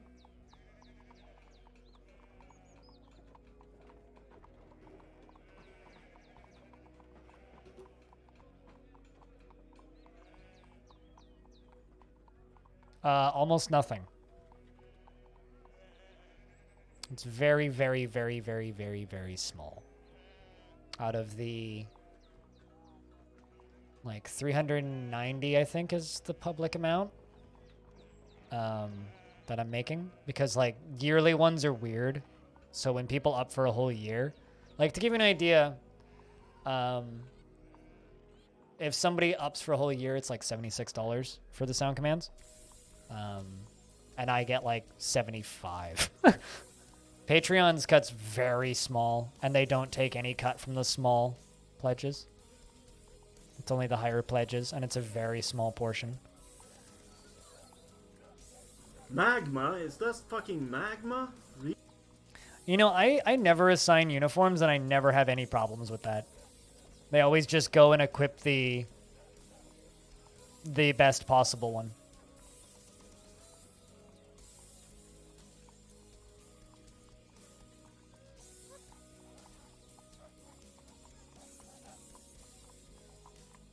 Once again, there's rotten food on the floor.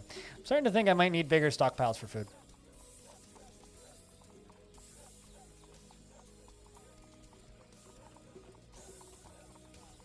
But I'll say the thing that I always say. If you decide to support on Patreon, there's no notifications, and I won't notice until you tell me. So, because, like, they'll send me an email, like, 3 hours after somebody puts the thing in on Patreon, but the reason I don't know the notifications turned on is a lot of people use real names on Patreon, and I don't want to dox people.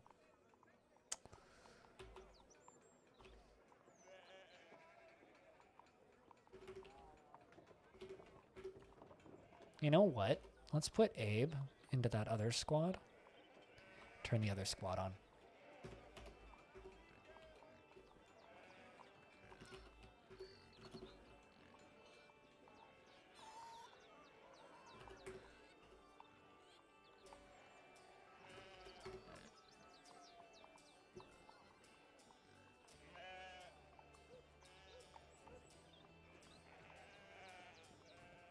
Oh my god, really? That's awful. Fucking 3 glasses?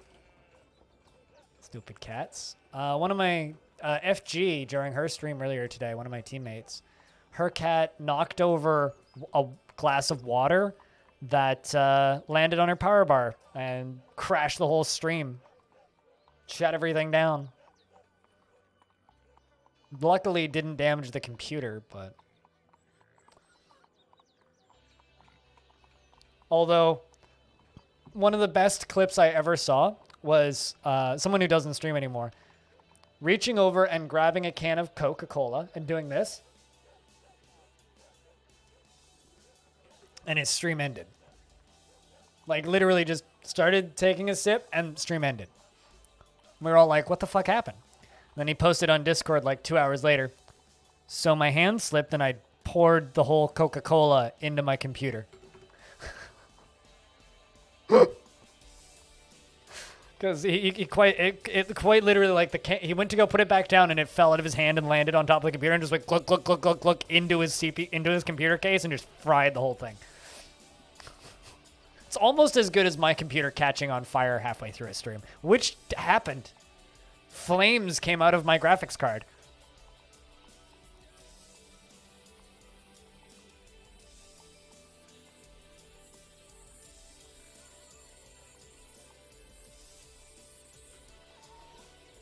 Where are you going? That looked like combat. What was that?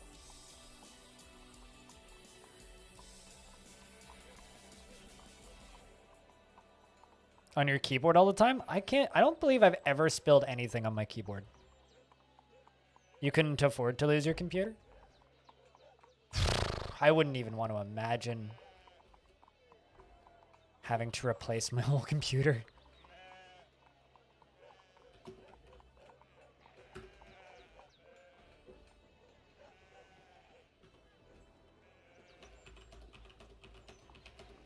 I mean, I could afford it, but it would hurt. That's for sure.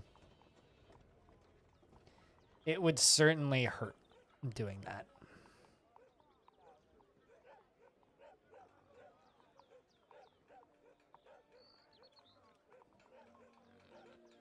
So I'm still debating what I want to do for tomorrow. I think tomorrow what I'll do is just Dwarf Fortress in the morning and then Starmancer in the afternoon.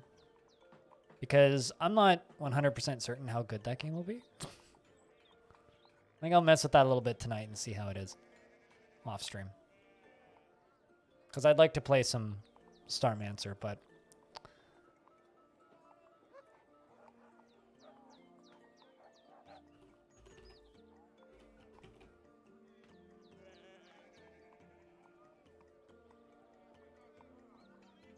yeah, the market is garbage right now, exactly. I mean, I still have a perfectly functional old computer right there.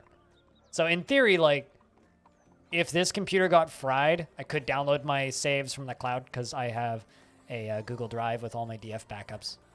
And I could keep playing on my other computer. But it would suck. And I'd rather not do that.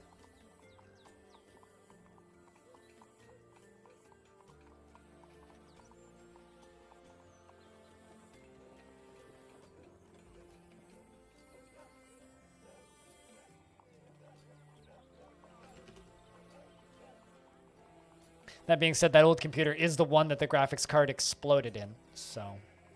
And it still has the same motherboard because it didn't actually damage the motherboard, it only damaged the graphics card. And I got the graphics card RMA'd.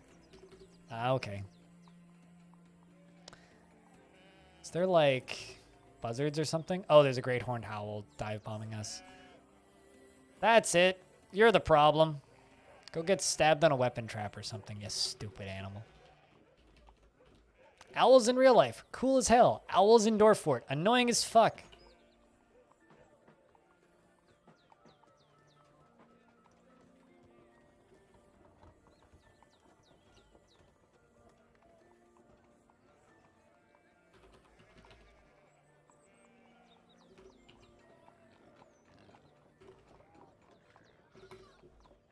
You dodged a bullet a few months ago. The power supply died. Thankfully, it didn't drag anything with it. Oh, that's good. Yeah. Luckily. Yeah, no, I'm running on a completely brand new power supply right now.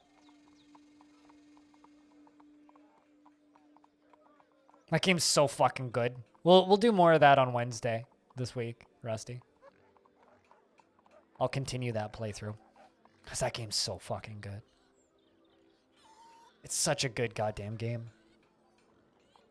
If you do anything particularly cool, post it on the Discord. Although, if it's spoilery, put a spoiler warning on it. Just in the roguelikes room.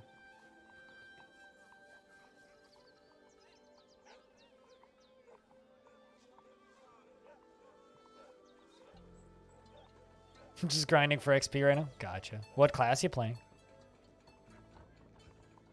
Memtest stopped running and the errors replacing the PSU. So the old one must have been getting worse and worse for some time. Oh shit, really?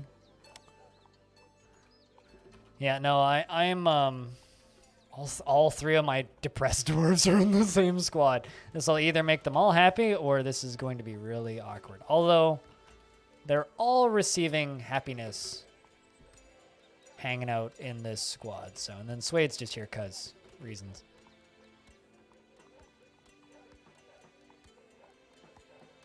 Gotcha. Have fun with the run.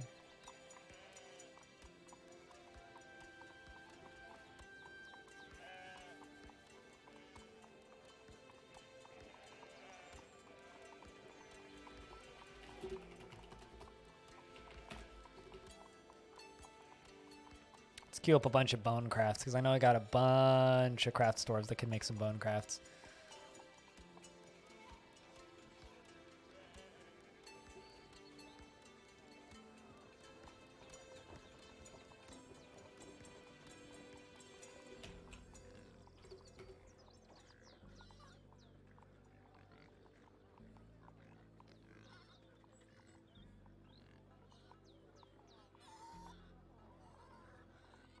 So damn, I've been streaming for 7 hours. Today's fucking flown by. It really has. I hope it's been as enjoyable for you guys out there as it has been for me today.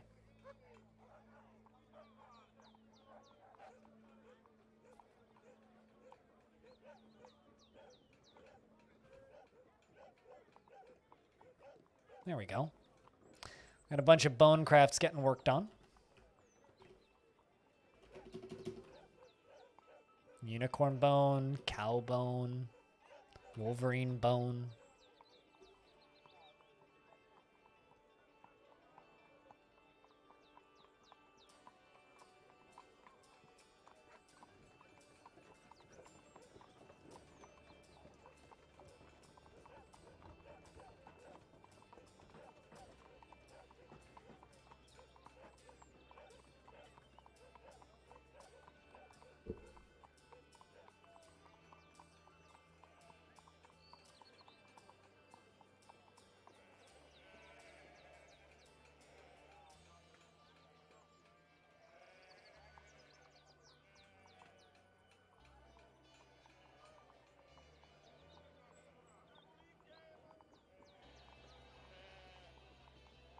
But yeah, super chill stream today, everybody. Kind of quiet, but it's been a lazy Tuesday. There's been a couple quiet streams this month, which is fine. Sometimes it's like, there's just like months where my stream's just a little bit more on the chill side. By chill, just like, you know, slightly quieter chat and whatnot, but just thank you very much to everybody who tunes in, everybody who watches this stream. All you guys have is happy thoughts. So just keep up with those happy thoughts and stay happy. Please don't tantrum.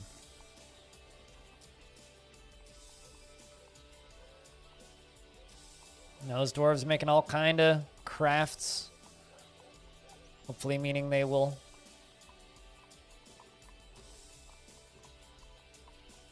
get to make stuff and be happy.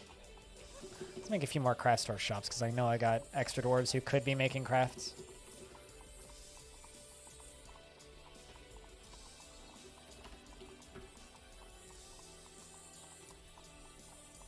You're still watching and listening? How's that new patch? Because I hear that Star Sector just got a patch.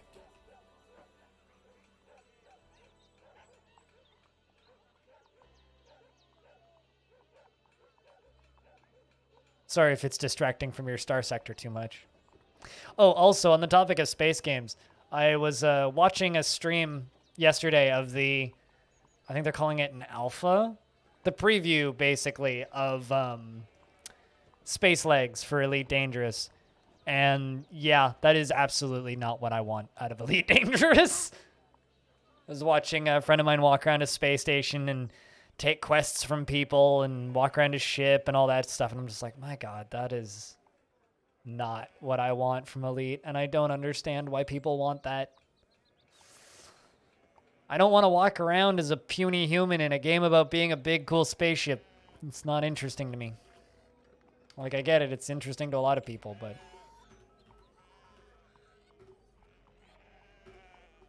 I don't understand the appeal.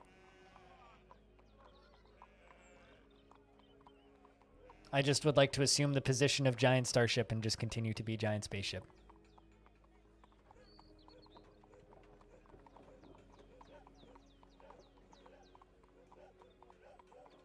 Interaction content? That's a game I need to get into at some point. Code. I do really need to just say fuck it and get into that game because I know I would love it. I know I would. I know in my heart I would adore that game.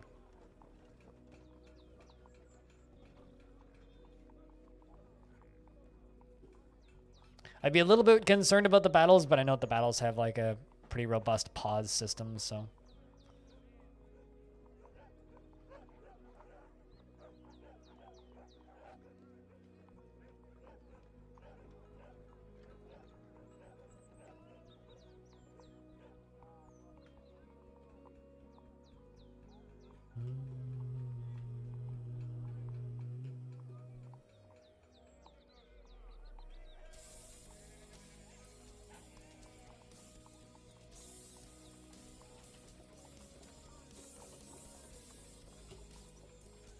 Yeah, I think that you guys will be okay. They just need to keep doing what they're doing. Yay, Clay's no longer depressed. Good stuff. That's one of them cured. Stone, I feel like, has been on the precipice of no longer being depressed for a very long time. And Abe will get there soon enough.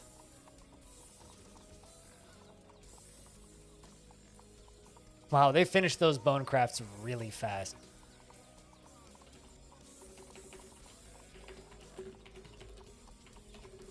Let's get them to do a few more.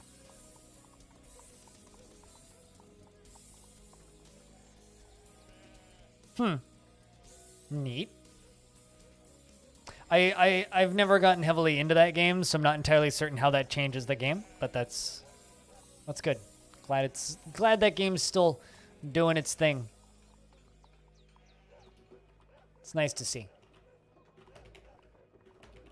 Also, an observation I've noticed, there's been little lag spikes starting again once a month in this fortress, right when the moon is full, meaning there's probably a were creature somewhere in the world. Or were creatures. Just a little observation I've noticed as of late. Is that every single time the moon goes to full, there's a little lag spike. It's very brief, but I've been noticing it.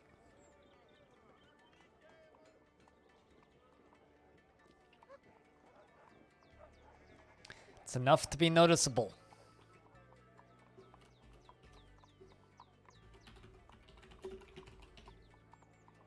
Let's make 300 more bone crafts, because I got tons of bones. Might as well make crafts. We'll trade them off to the humans when they arrive in the summer.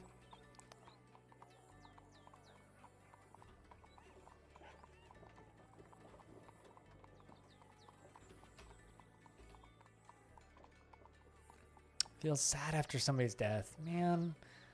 Stone is just sitting here going, no, not Agaro Pro. That's so upsetting. Vigaro Risen Town's really dead. I feel somewhat sad. I feel somewhat sad because person I knew was dead. Let's just make sure they got a coffin, though. I think he did, but...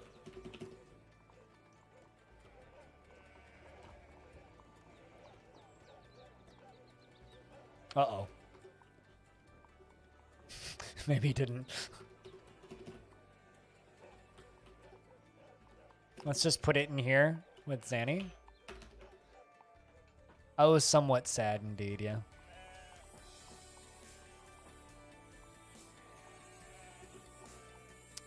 Only somewhat sad, yes. Now I'm suddenly worried that there's just a body out. I thought that both of them got dealt with, but I don't think Vigaro got buried. Maybe that miasma was a corpse.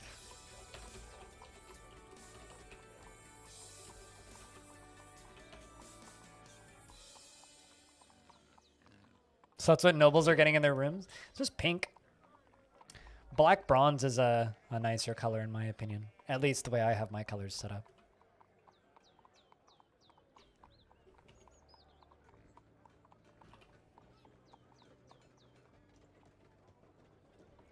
Come on, Dwarf.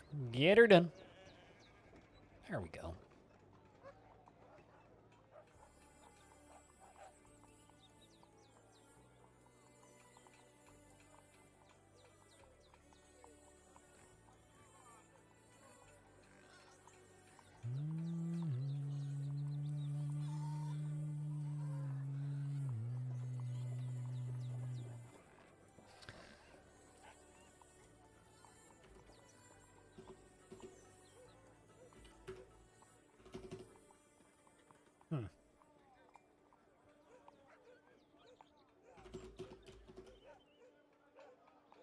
Yep.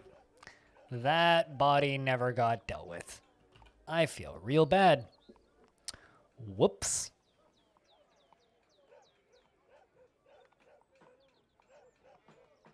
So you have 2 rose gold statues in your temples? Fair enough.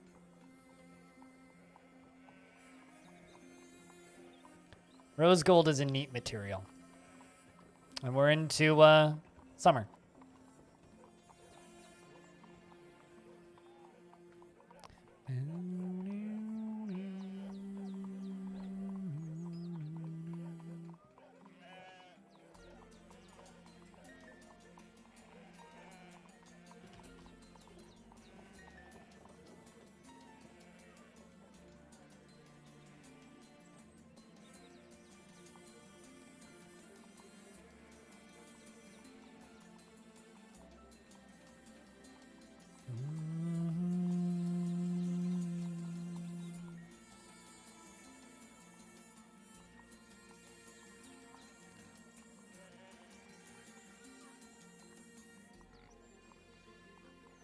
That's one thing that I have a lot of, I get a lot of enjoyment out of actually in Dwarf Fortress is just clicking on different materials that I've never seen in real life and looking at what they look like in real life. It's kind of neat. It's that part of Dwarf Fortress where it goes, oh, right, yeah, this is actually like an educational game. You know what I mean?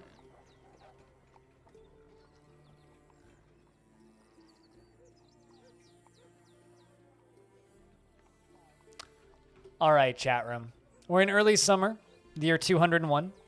That brings us up to just over 2 years of time spent today.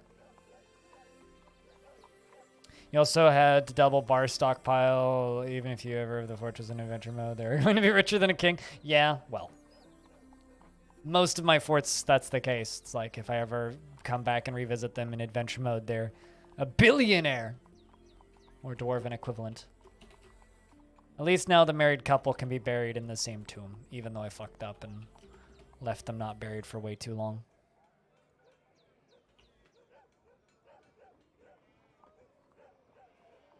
There they go. All right, chat. I think that's it for Dwarfs for today. The stream's not over. I'm just switching games. I'm going to play some more Dwarf Romantic because that game is still very close to the front of my brain. And I would like to play some more Carcassonne-looking town building board gamey thingy.